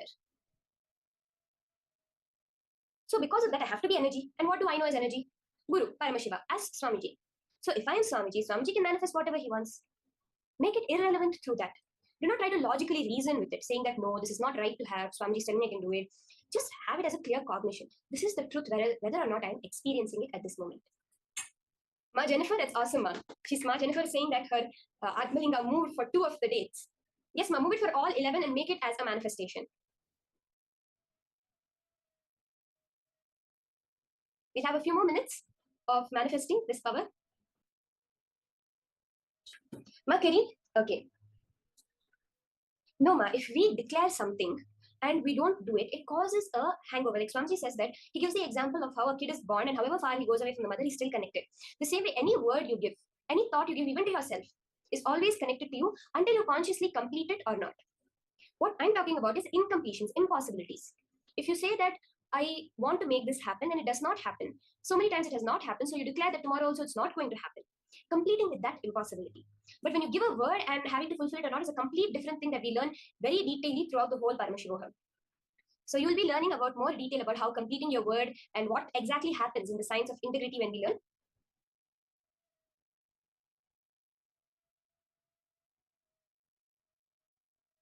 This whole process is about planting our future.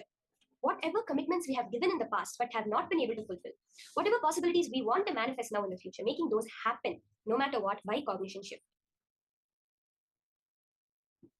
Okay, can I request everyone to start posting in the chat?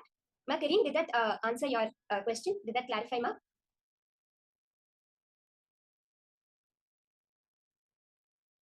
Yes, thank you, ma. Let's all post whatever manifestations have happened. And see, don't go into the opposite end. Oh, for me, manifestation didn't happen, so now my possibilities are not going to happen. Nothing like that. When Swamiji has said it has to happen, it is just little more will persistence, little more of being able to cognize that as our reality. That's all is necessary. Have the will persistence. That's what Swamiji says is the most important. The only biggest crime you commit is dropping the will persistence. Is saying that I will no longer try. Swamiji once he actually says that, anyways, you have failed yesterday. What is that if you try again? At least either you'll be successful or you'll fail. Only you have been successful before the fear of failing can be there. That, oh, I was successful, I may lose something. But even you have many times failed in the past. So now in the future, why not take the decision again and again? Nothing different is going to happen. It's not you're going to lose something if you fail. But if you manifest it, you are going to have everything to gain. Now, we're going to be entering into the next session. We have such a powerful initiation that we just experienced a little bit of the Shiva Diksha initiation from Swamiji today. So we're going to understand from Swamiji. Swamiji says Shiva Diksha literally is like no longer Yama, the Lord of Death can touch you. You belong to Paramashiva. The soul within you is taken out and Paramashiva, Swamiji, the Guru, installs his soul within you. Let's now hear the higher powerful cognitions and understand what this Shiva Diksha is.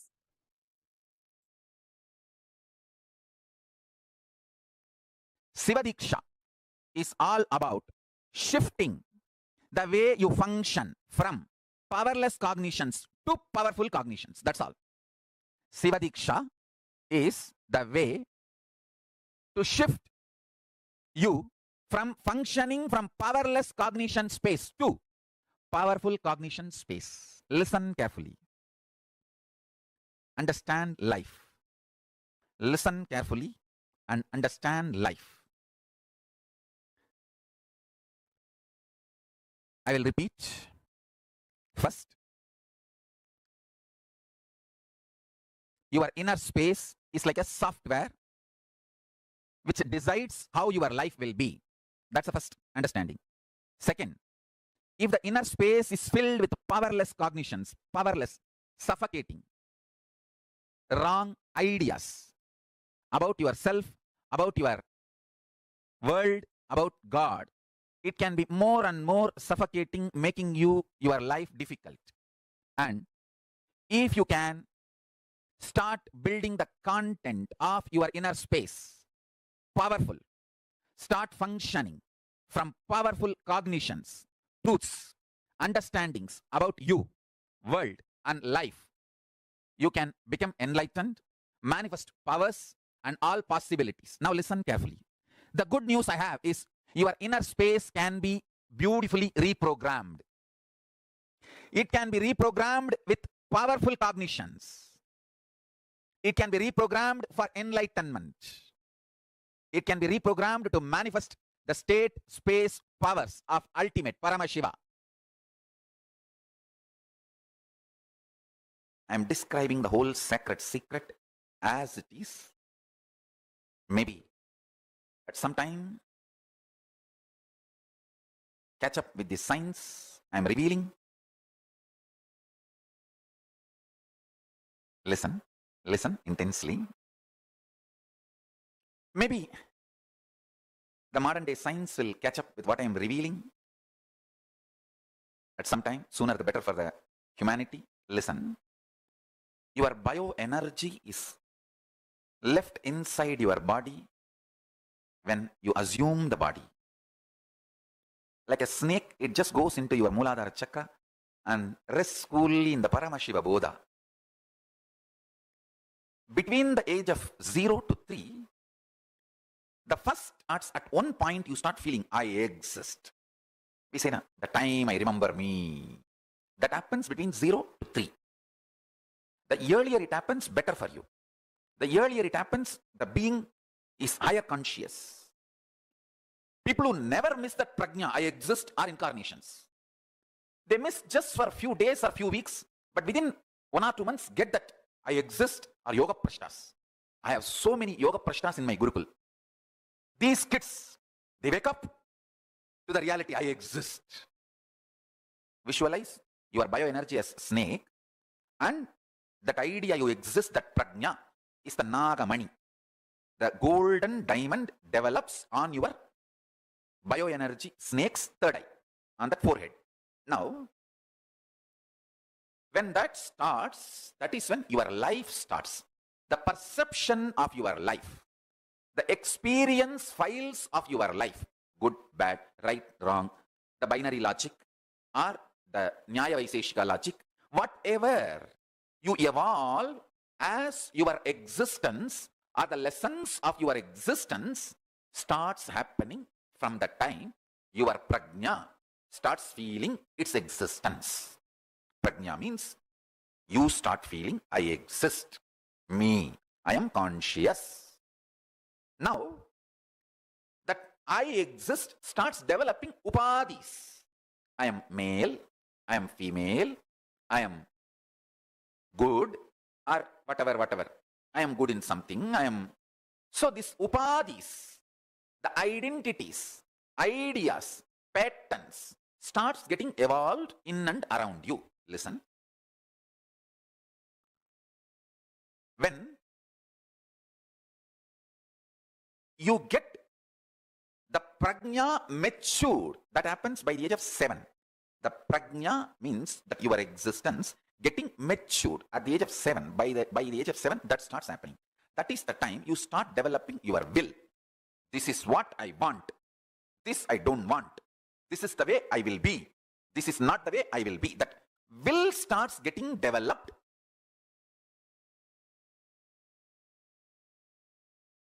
So many times people ask me, Swamiji, why all over the world, the elite, intelligentsia, the intellectual community is turning towards Hinduism? Because Hinduism is built on intelligence. It is built on intelligence. Our first initiation into Hinduism for any child is not based on some beliefs.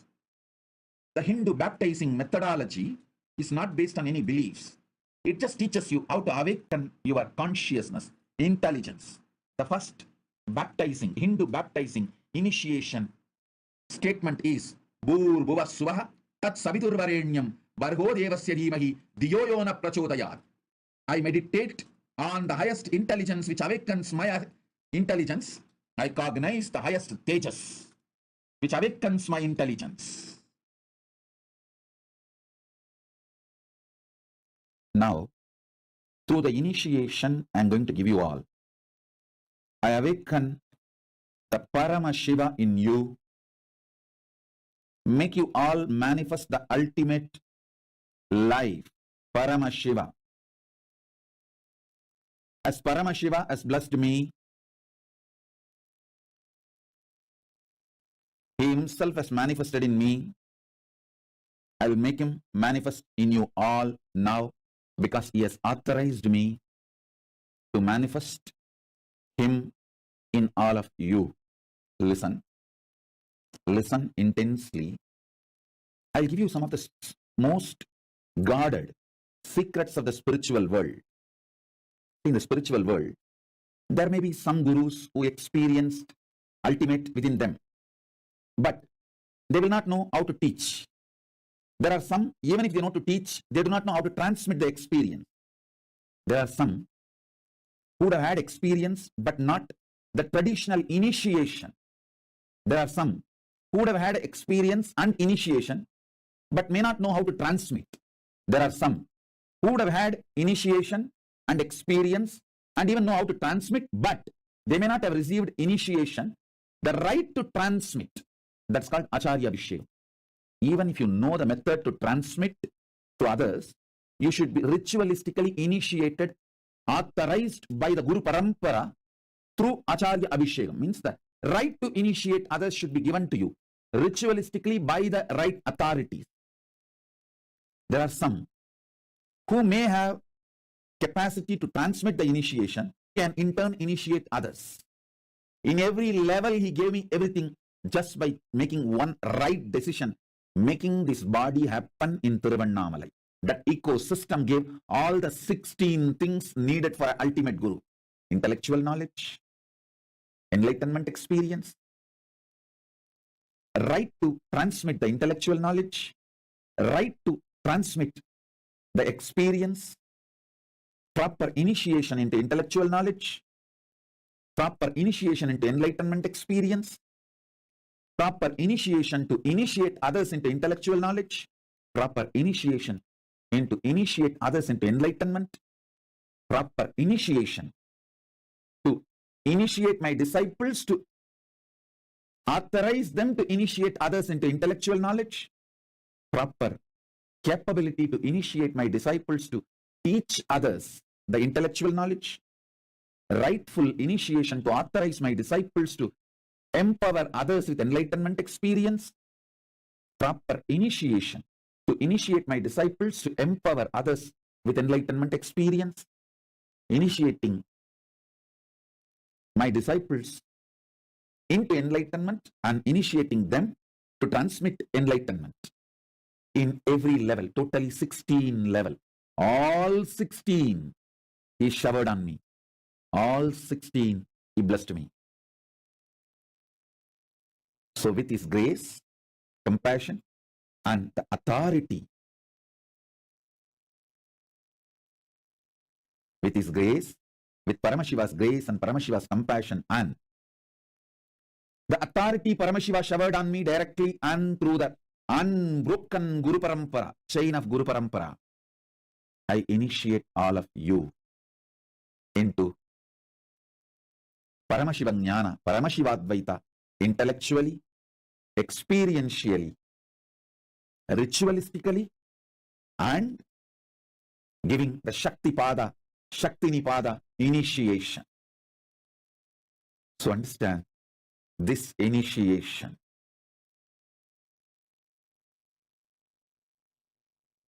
connects you with Paramashiva directly through a proper, unbroken, avichinna, unbroken, authentic Guru Parampara.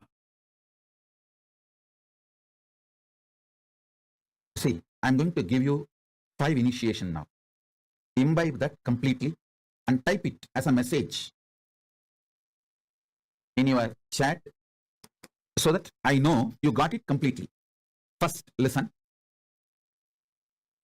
All the 14 worlds are interconnected and in you. First, all 14 worlds are interconnected and in you. You are not just in Bhuloka now. You are in all 14 worlds right now. First, it's an initiation. Listen. Someone who has not heard this truth is poor, spiritually poor.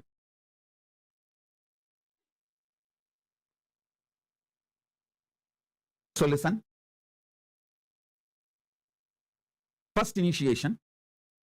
All 14 worlds are interconnected in you right now. First. Second. If you want to be a leader, head, top in this world, you will naturally want the same in the higher world also. If you want the ultimate Parama in this world, you will want that same Parama in higher world also, in every world. This is a second initiation. Listen, this is a second initiation.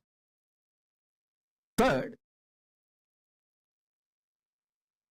in this world, only one can be ultimate. But in the higher worlds, anyone who wants to be ultimate can be ultimate. That is why there is no jealousy or competition. Paramashiva enjoys more people becoming Paramashiva. That is why it is called higher world. In the lower world, everyone wants to be ultimate, but no one can be ultimate. They beat each other, kill each other, destroy each other to become ultimate, but nobody becomes ultimate. That is why it is called lower world. Understand? The algorithm, programming, nature of the higher worlds, lower worlds, this world I am describing. One can be ultimate. That's why so much jealousy, competition. In the higher worlds, as whoever wants, they can become ultimate. The more ultimate, more Paramashiva celebrates. That is why no jealousy in the higher worlds. That is why it is called higher world. In the lower world, everyone wants to be ultimate, but nobody can become ultimate. They just beat each other, kill each other, destroy each other. Finally, nobody is ultimate in the lower world. That is why it is called lower world. In lower world, nobody. In this world, somebody. In higher world, everybody. This is the algorithm, programming, basic, fundamental way of functioning of the higher worlds, this world and lower world. This is the third initiation. This is the third initiation. The fourth initiation, listen. To become ultimate, you don't need any qualification other than being initiated into the truth. Your free will, pure will, is capable of making you ultimate. Fourth initiation. Fifth initiation, the greatest. Sit right now. I'll breathe the super consciousness, supreme consciousness of Paramashiva in you right now.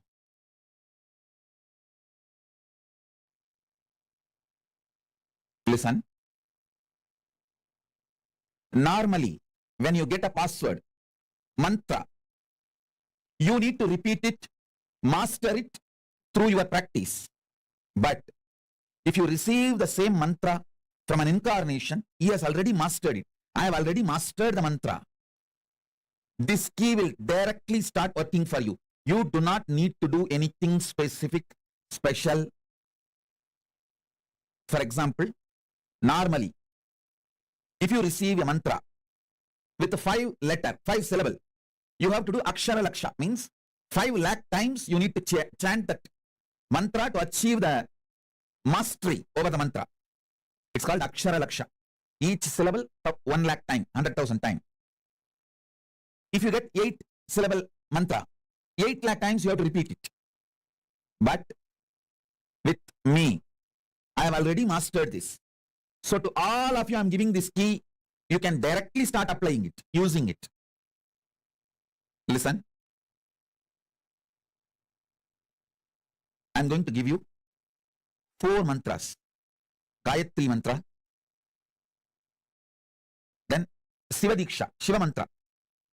Gayatri mantra will open Brahmaloka for you. It will give you access to Parabrahman. Samaya Diksha, Shiva Diksha mantra will give you access to Paramashiva. And I will be giving you Mahavagya, which will give access to me directly. It means which will give access to all gods and all the lokas. So listen. You can use these keys anytime you want. Please listen. I am an extremely responsible person. Whether it is some simple headache and physical problem, or grave dangers and crisis, health crisis or business crisis or life crisis or accident, any crisis, use these mantras. I guarantee you, I'll be there with you. I am the cosmic 911. I'll be there immediately to attend, protect, take care, do everything you need. Do not worry. I'll shower you with me. I'll fill you with me.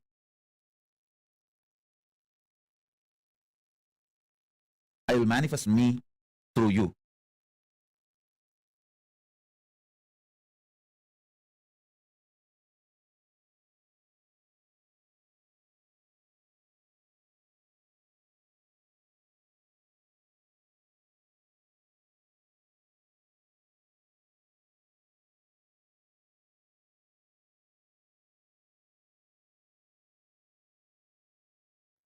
all of us are going to get initiated into this cosmic 911. I mean, the Mahavakya, which is the way to connect to the cosmic 911, which is Swamiji.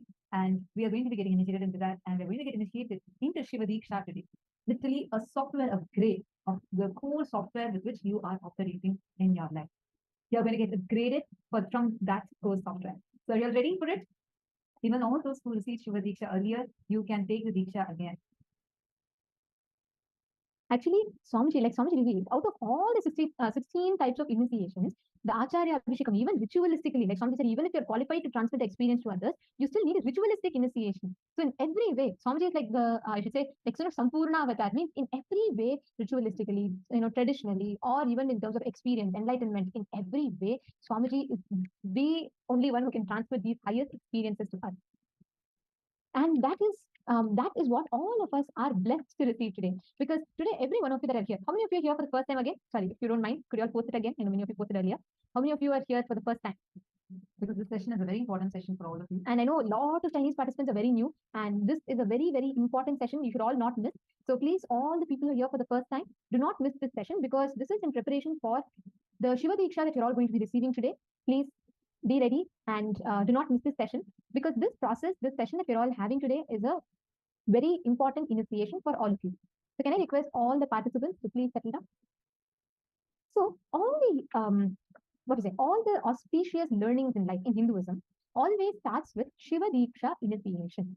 It is with the Shiva Diksha that the master, the guru, transmits the experience to the disciple. So it is only when the Shiva Diksha initiation is given, the master gives the experience to the disciple. He said, okay, with this you're qualified to receive enlightenment itself. So Shiva Diksha is, that's why Shiva Diksha is a very, very important role, plays a very important role in Hinduism. So in each Sampradaya, I mean each subsects of Hinduism, they have different initiations, Dikshas. So for Shaivas, Shiva Diksha is the first step. So all of you that are sitting here, like Swamiji explained just now, Shiva Diksha is you receiving, experiencing the highest state of consciousness being transmitted to you as energy and experience. So today, all of you, all the participants are all going to be receiving the Shiva Diksha initiation. Now, what is the Shiva Diksha? Shiva Diksha is basically the initiation which gives, let's say, the rights for a person to receive the initiation. It is with Shiva Diksha that any being, right, they receive the rights for receiving initiations or manifesting, doing puja in Hinduism. Actually, this gives you the right to worship Paramashiva and directly upgrades your very consciousness. We all are going to be receiving this today. All the participants who are here for the very first time also. The very, very, very special session for all of you. Actually, there's a core software that all of us carry, from which we relate to life, connect with life. Upgrading that, you have we get software upgrade notification, especially in your, you get it on your Mac, you get it on your Windows, you get it on your iPhone, you get it everywhere. The upgrading of your very core software is Shiva Diksha. Now, this is in Shiva Diksha, there is Jnanavati Diksha and Kriyavati Diksha. Jnanavati Diksha means by giving knowledge. Okay, can I have everybody listening? Please kindly sit up. I see some of you lined up. Not miss this session. This session is a very, very important one. Only the participants who are attending this preparation session can take Shiva Diksha. So please make sure you are sitting up and listening. Kindly do not lie down. Please come on the cameras. Request everyone to please be on the camera. All the participants, even the participants who are sitting in Chinese translation Zoom, please make sure you're on camera. So now Shiva Diksha has two main components. One is Jnanavati Diksha and Kriyavati Diksha. The next is Mantra Diksha. So these are the main components. So Mantra Diksha is that the energy and experience is transmitted in the form of sacred sounds or mantras. Jnanavati Diksha is that the energy and experience is transmitted by the presence of an enlightened master or guru. Kriyavati Diksha is a ritualistic part of the Diksha, which is the Homa. So today, all of you are going to be experiencing all these three components: Mantra Diksha, Jnanavati Diksha, and Kriyavati Diksha. Are all of you clear? Actually, the Shiva Diksha process is elaborately explained in our Agama, in our four scriptures in Hinduism. This you all can see the scripture called Soma Shambhu Padhati, which is where the Samaya Diksha, the first level of Shiva Diksha, is explained. It says, Vividheyam virupani pratyekam upajayate eka kriyavati tatra kundamandala purvika manojapara matrena yasa jnanavati mata itham labdhadhikarena dikshacharyena sadhyate. Means, this exact verse, actually, Paramashiva tells, this Diksha is classified as Sadhikara and Niradhikara. It is of two types, which is Jnanavati and Kriyavati Diksha. Kriyavati Diksha is done with the Homakunda Mandala for the ritual. Jnanavati Diksha is wherein the process needs to be done only to the Guru's enlightened inner space through his power of enlightenment, Jnana. That is why it is called Jnanavati Diksha. So in Shiva Diksha, Swamiji actually adds his own inner space component into us and we awaken. That's why it is Jnanavati Diksha. So today all of you are going to be receiving Mantra Diksha, Kriyavati Diksha, Jnanavati Diksha. For Kriyavati Diksha, we will be having the Homa happening live in the temple during the initiation. Swamiji ensures it's done, everything is done exactly as per the the ritualistic way. So Swamiji himself had actually received the Shiva Diksha at a very young age of 11 years old, when Swamiji was coronated as the Pontiff Anchi Sarvajna Pitham. That was the time when Swamiji was initiated into the Shiva Diksha. And like Swamiji beautifully revealed, Swamiji received all the 16 types of initiation, all the 16 aspects of initiations, and prepared. Swamiji was like completely prepared, and then he started initiating all of us. We started doing the initiation. And the Jnanavati Diksha is where Swamiji conducts the whole experience of the process through our inner space, making us manifest that experience. So all of you will see that the Shiva Diksha will have a few important components. You all can see here. The first is the Sadashiva Mandala. So the Sadashiva Mandala represents the 5 phases of Sadashiva. Don't worry, you will be learning all of this. But you will see that this mandala will be projected for all of you during the initiation.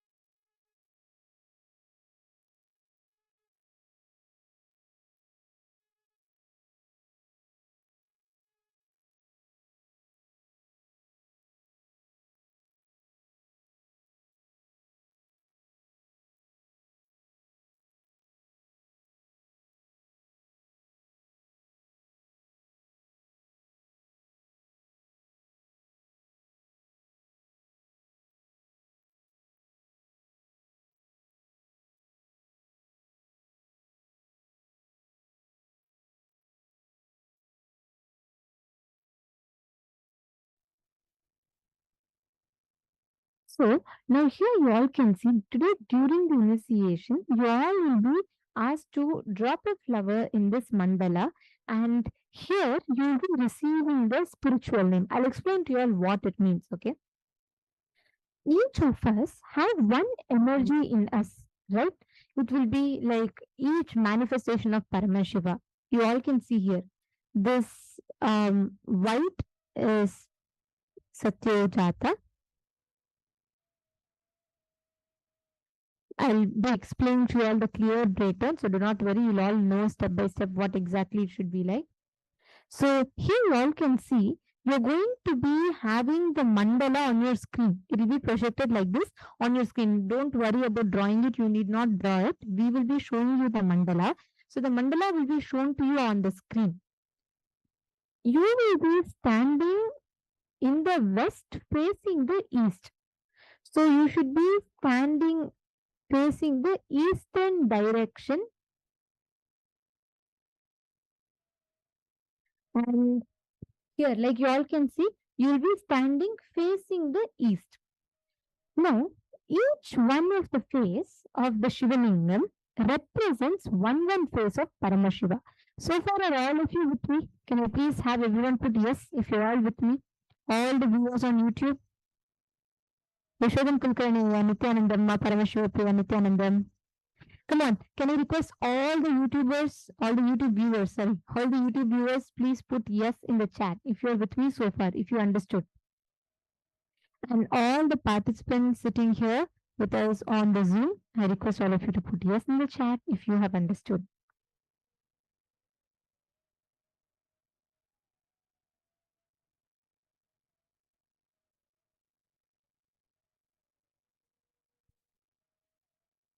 Okay, great. So far, I'm getting a yes from everyone. I'm just waiting for everyone to put yes.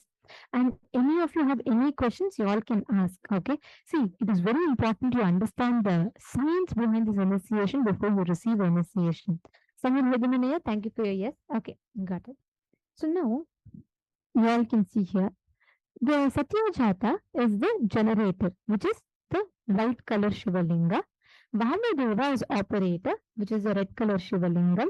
Aghora is rejuvenation phase of Paramashiva, which is through black color Shivalinga. And Tatpurusha, which is pulling out of delusion, is yellow color Shivalinga. And Ishana is liberation, which is a circle you see in the middle. Now remember, each of these represents one dimension of Paramashiva. Paramashiva is the ultimate godhead of Hinduism. Now, based on the Shiva Lingam on which you drop the flower, you will be receiving a spiritual name. Now, let's say, for example, uh, let's say Samuel Hegemanaya, just example. So, let's say you're receiving Shiva Diksha. Now, when we project the mandala, you will be having a flower in your hand. You will be dropping the flower on your screen. So, let's say your flower falls on the yellow color Shiva Linga, then your name will be Samuel Hageman Tatpurusha Shivam. If you are a female, let's say instead of that Pranita, if Ma Pranita is offering, then it will be Pranita Tatpurusha Shiva Shakti. So based on whichever color you drop the flower on, the suffix will get added to you. This will be a Diksha name, which is like basically which represents you got the Shiva Diksha. So if your flower drops, let's say Masunya, if your flower drops on Ishana, the center circle, your name will be Sonia Ishana Shiva Shakti. So if you're a female, the suffix called Shakti, Shiva Shakti gets added. If you are a male, the face of Paramashiva along with the suffix called Shivam gets added. Clear? Are you all understanding? I'm now going to be projecting this name chart for each and every one of you. Can you all take 5 minutes and pen this down so that right after you drop the flower, you know which is your Diksha name. Can I request you all to pen down?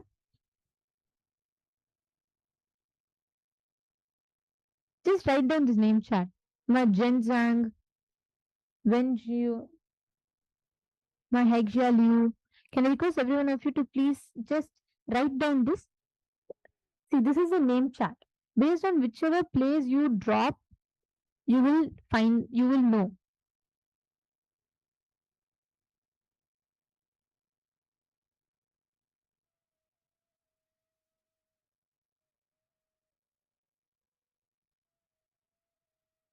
Please take a few minutes. I request you all to please write this down.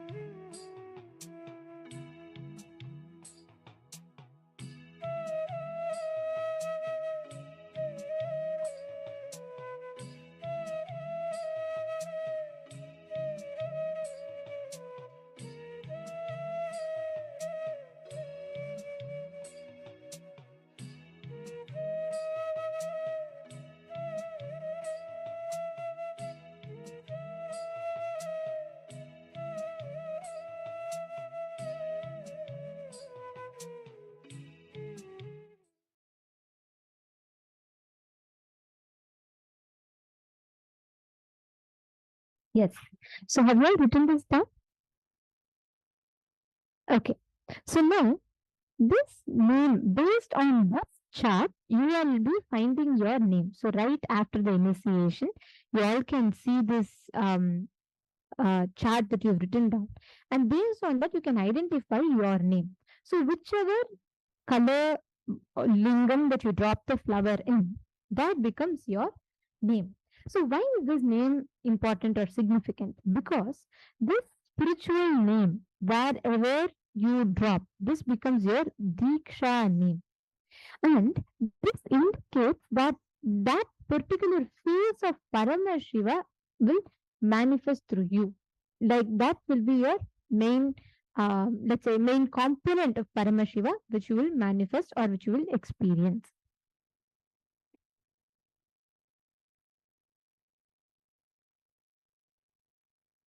All right. Now, let us understand further details. See, Shiva Diksha is not just offering the flower or receiving the name. What happens is when Swamiji is literally programming your inner space to manifest this experience, you manifest that extraordinary ability or you manifest that extraordinary dimension of Paramashiva's own inner space manifesting through you. So, during right after Shiva Diksha, what you receive is the Samaya Diksha, the Kantamala. Actually, you all can see here. This is the Rudraksha Kantamala. Right after the Shiva Diksha, you're all given a spiritual mantra. Only a guru can actually chant it aloud. You're supposed to only internally chant it. And that mantra should constantly be rotating in your throat. And that Rudraksha will make the mantra constantly rotate in your throat. It will energize the Rudraksha. So both will charge each other constantly. Understanding?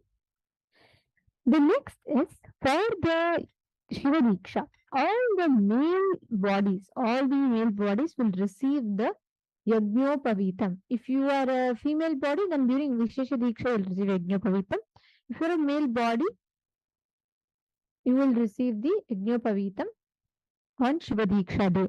Any of you have any questions so far? You're all with me? See, it's a very important initiation, so just want to make sure none of you are missing out. So if you all have any kind of question, please feel free to ask. Okay, great. Now, the next part of this initiation. When you receive a Shiva Diksha, you should not abuse Paramashiva, the source of the cosmos. You should not abuse the words of Paramashiva, which is the Vedas and Agamas. You should not abuse the Guru who gives the Diksha. You should not abuse other sadhakas, the other people who have received the Diksha. You should not cross the shadow of Shivalinga. You should not eat the food kept aside for or offered to Chandikeshwara. You should not cross the flowers or food kept aside for Chandikeshwara. Actually, in all Shiva temples, the accountant of Paramashiva is Chandikeshwara. So, you should not cross the flowers or food kept aside for Chandikeshwara. And at any cost, you should not remove the Kantamala or Yagnopavita from your body. So the Kantamala or Yagnopavita should not be removed from your body.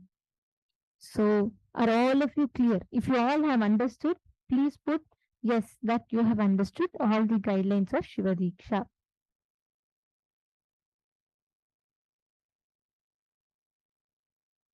Please confirm in the chat if you have all understood.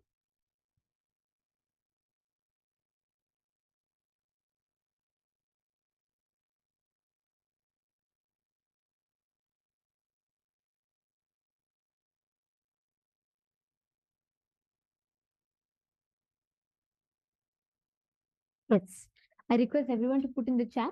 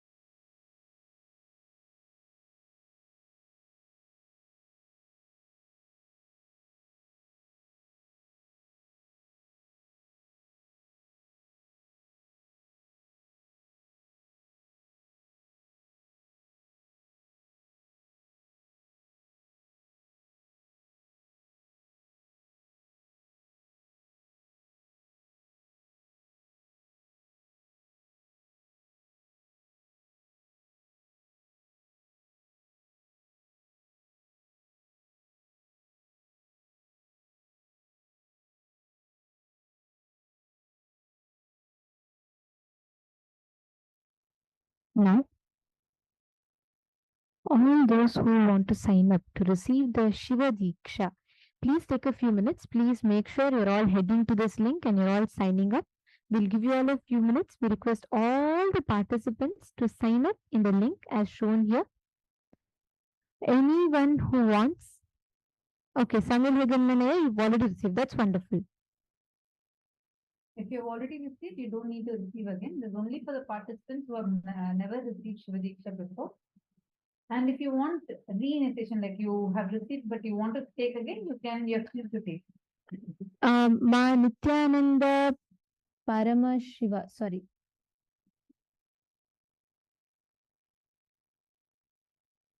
Okay, I think the name is Man Parashakti, right? Okay, you're asking who is a sadhaka? Sadhaka is a person, anyone who is actually initiated, all devotees, anyone who's connected to Swamiji is a sadhaka. So all of them who have received the initiation is sadhaka. All those, especially if you're receiving for the first time today, do not miss sign up for this initiation. If do not miss signing up, because only those who sign up are going to be receiving the initiation in itself.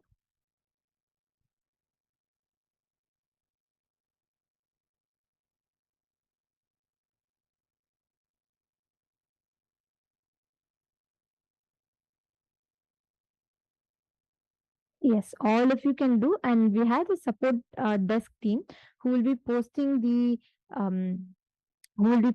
link in the chat for all of you.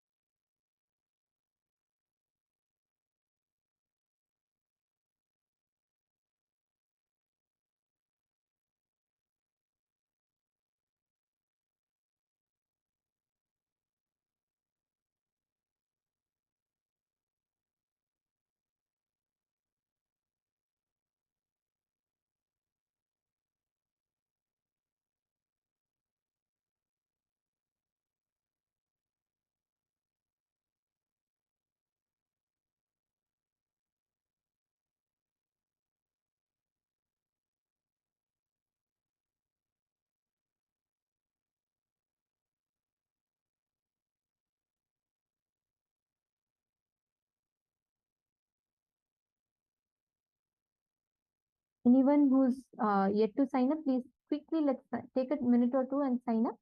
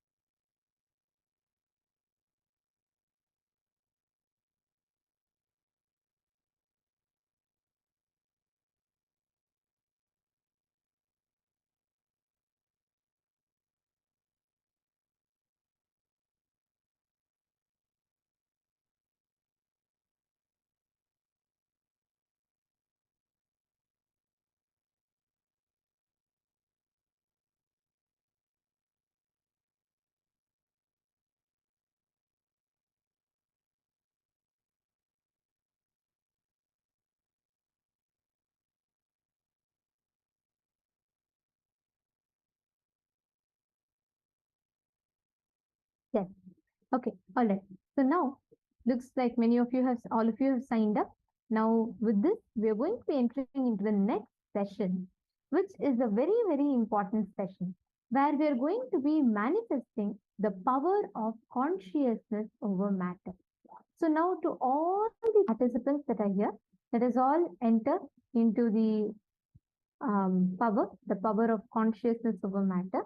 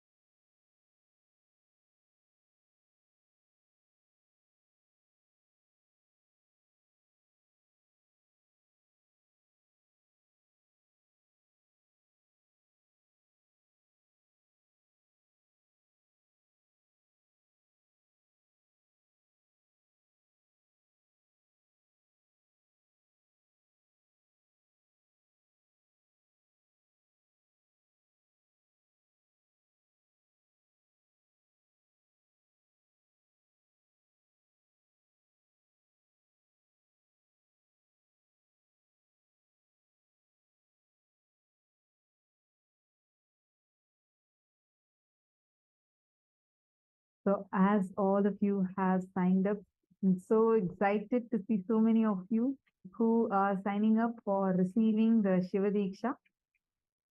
Now we have a very exciting announcement for all of you. Know, I had announced this earlier also because today is a very, very, very special day. The day where all the sisters tie their tie their love and their gratitude, I should say their sweet relationship in the form of Rakhi to their brothers. And the brother, in turn, gives a commitment saying that I will always protect you. I would always be there with you. So today is a very special day where we can tie Rakhi to Swamiji. And all of you can tie Rakhi to Swamiji, and you can receive your Raksha Bandhan blessings from Swamiji directly. Take a moment now, and all of you can go ahead. The support desk team is posting the Amazon link. You all can go ahead and buy the Rakhis to tie it for Swamiji today. And it's a wonderful opportunity. All of you, whoever feels like, Swamiji is your family, part of your family, and you want to tie this day, you don't need to just be a sister. Anyone, because with Swamiji, there is you don't the gender does not matter. It is a connection that matters. And anyone can tie Rakhi, even brother can tie, like it's basically you tie it to your brother.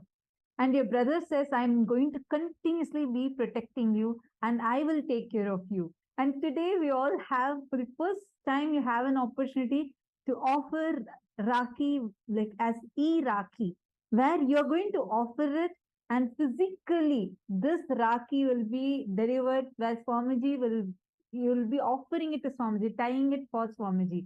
Take a moment now, go ahead, it's a simple Amazon purchase. Immediately all can do it. All those whoever wants to offer this, please let me know. You can just put yes here and go ahead and buy it. Take a moment and go ahead and buy it. Come on, every one of you, you all can go ahead and you can buy this Rakhi. It is offering Rakhi to Swamiji himself. You can pray, you can just say Swamiji, and to get blessings from Swamiji, you can have this whole Rakhi purchase offered at Swamiji's feet. You're basically saying, Swamiji, you know what, on this day of Raksha Bandhan, I want to request your protection. I want to request you to stay with me, protect me throughout. So come on, let's ask our cosmic brother, let's try this Rakhi to Swamiji, and he will be there on this day. So very, very significant. Actually, if you're a Hindu and especially if you're if you've had the Hindu upbringing, I know it's a very significant festival for you. And on this day, it does not matter your age, your gender, your country, your region does not matter. But if you feel like on this day of Raksha Bandhan, you just want to be a part of Swamiji, you just want to pray to Swamiji, connect to Swamiji and experience, go ahead, this is for you. And it's much, much more easier because it's on Amazon store. So you can just buy it using your Amazon account. It is very simple. And you can just click add to cart and purchase your Rakhi. And darshan is starting very, very soon, which means you can quickly buy your Rakhi before darshan. Okay, sorry, I'm just seeing regarding, I'm just seeing your message now, Lucas. Our support desk team will immediately post the link for you for signing up for Shiva Diksha. Also take a moment, whoever wants to celebrate today's day, the Raksha Bandhan day with Swamiji, go ahead, here is the opportunity. Actually, from all over the world, people are all continuously rushing for this. This is like a wow, amazing opportunity that we all have. Take a moment, all of you can go ahead and you can just go to the Amazon store, buy it, and offer it to Swamiji. So don't miss this opportunity. And now we will all be entering into the next session where we're going to be manifesting the power of consciousness of our mind. So listen very carefully. We learned about consciously planting your future. Now, why is consciousness over matter, this power, very important? Your experience that you are not the body, you are beyond the body. You are not limited by your pattern. See, the moment you say your consciousness, you think, okay, then the moment you say you are a body, you think, okay, that's all. You're limited to the capabilities of a body. You're just this, you're just that. There's so many restrictions that you subconsciously add upon yourself. When you understand that you are conscious and you are beyond your body, you experience your existence as Paramashiva. You start experiencing the unlimited dimension of you. I'll give you a few minutes to first prepare. Can I request every one of you to hold a coconut or an object on your palm as shown in the picture? Please take a few minutes and you all can hold an object, coconut or a fruit or something on your palm. And joining with us for this very beautiful segment is Manitya Devasmaranananda and Manitya Brahmayogananda. And they're also going to be Acharyas here for the program. So we request every one of you to take a few minutes, please set it up. Yes.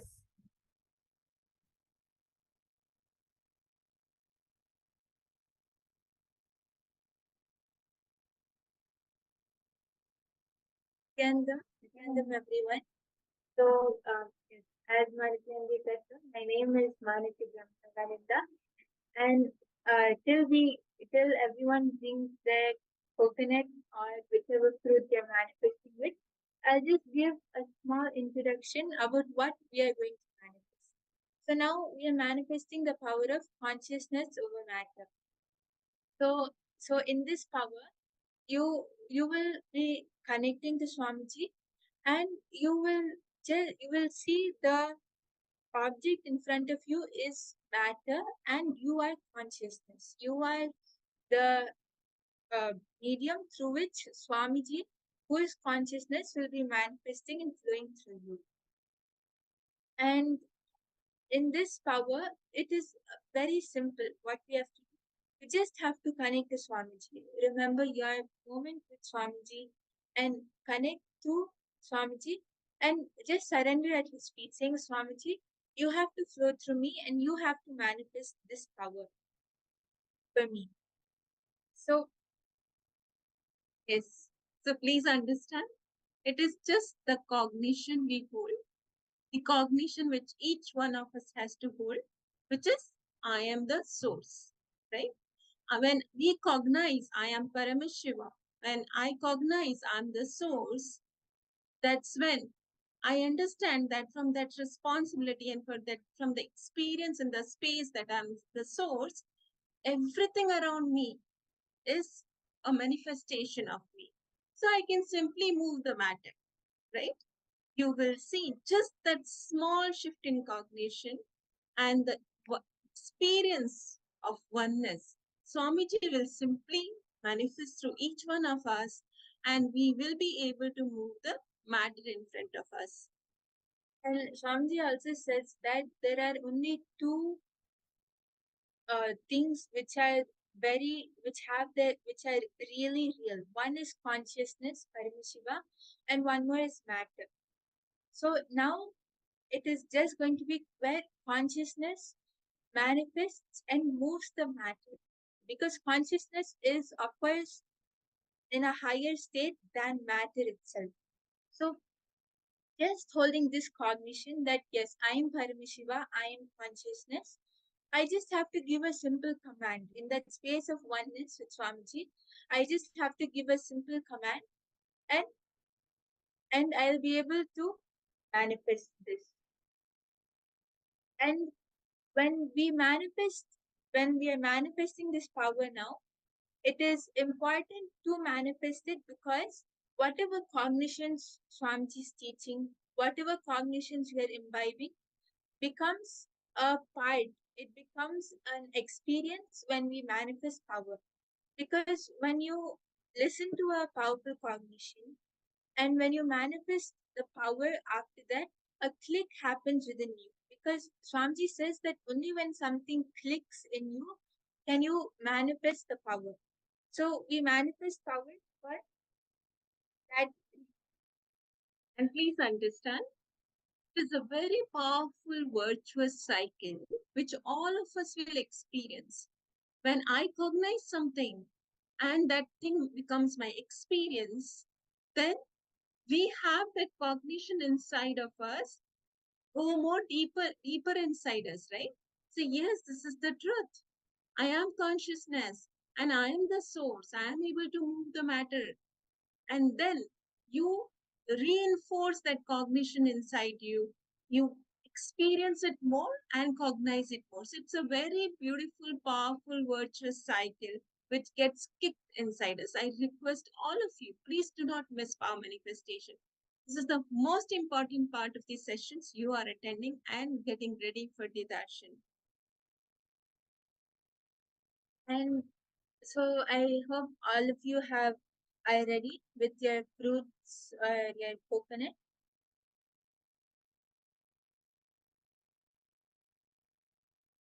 Yes, Nithyanandam Jiangming. Are you ready with your object for the manifestation?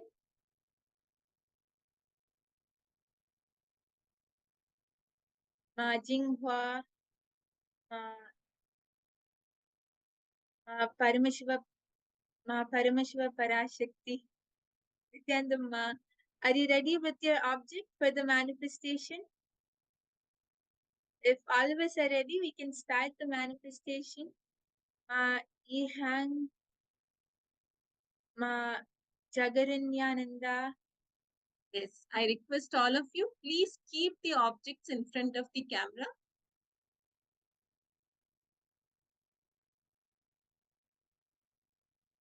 Nithyanandam Ma Juana, Nithyanandam Ma Grace. Yes, are you all ready with your object for the power manifestation? Okay, I can see Ma Lingying is ready with the object in front of the camera. That's great. Yes, Ma Lingying, if you want, you can comfortably be seated. That's no problem. You can just hold the object on a flat surface in front of the camera. Okay, Ma Janet is ready. That's great. Wonderful to see you all ready and excited to manifest the power. So let us all sit straight. And now just hold the powerful cognition that if your will, the decision making, the will inside you is established in consciousness.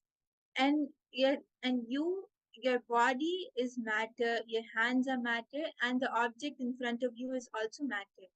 So with using that will, if you're able to move your hands, if you're able to move your body, and if you're able to do what you want with your body, you can do the same thing even for the matter which is there on your hand. If you can move your hand, then you can move the matter on your hand, because your will is established in consciousness, and both your hand and the object on your hand is both matter. So if you can move your hand, then you can even move the object which is on your hand. This is actually a very powerful cognition given by Swamiji. So this is like one of the ultimate powerful cognitions. So just hold this and command the matter on your hand to move. Okay. So yes, I can see many of you are there ready to manifest.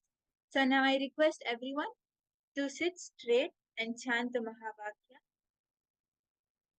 Connect to Swamiji and decide that the will, the consciousness in you is going to move the matter in front of you.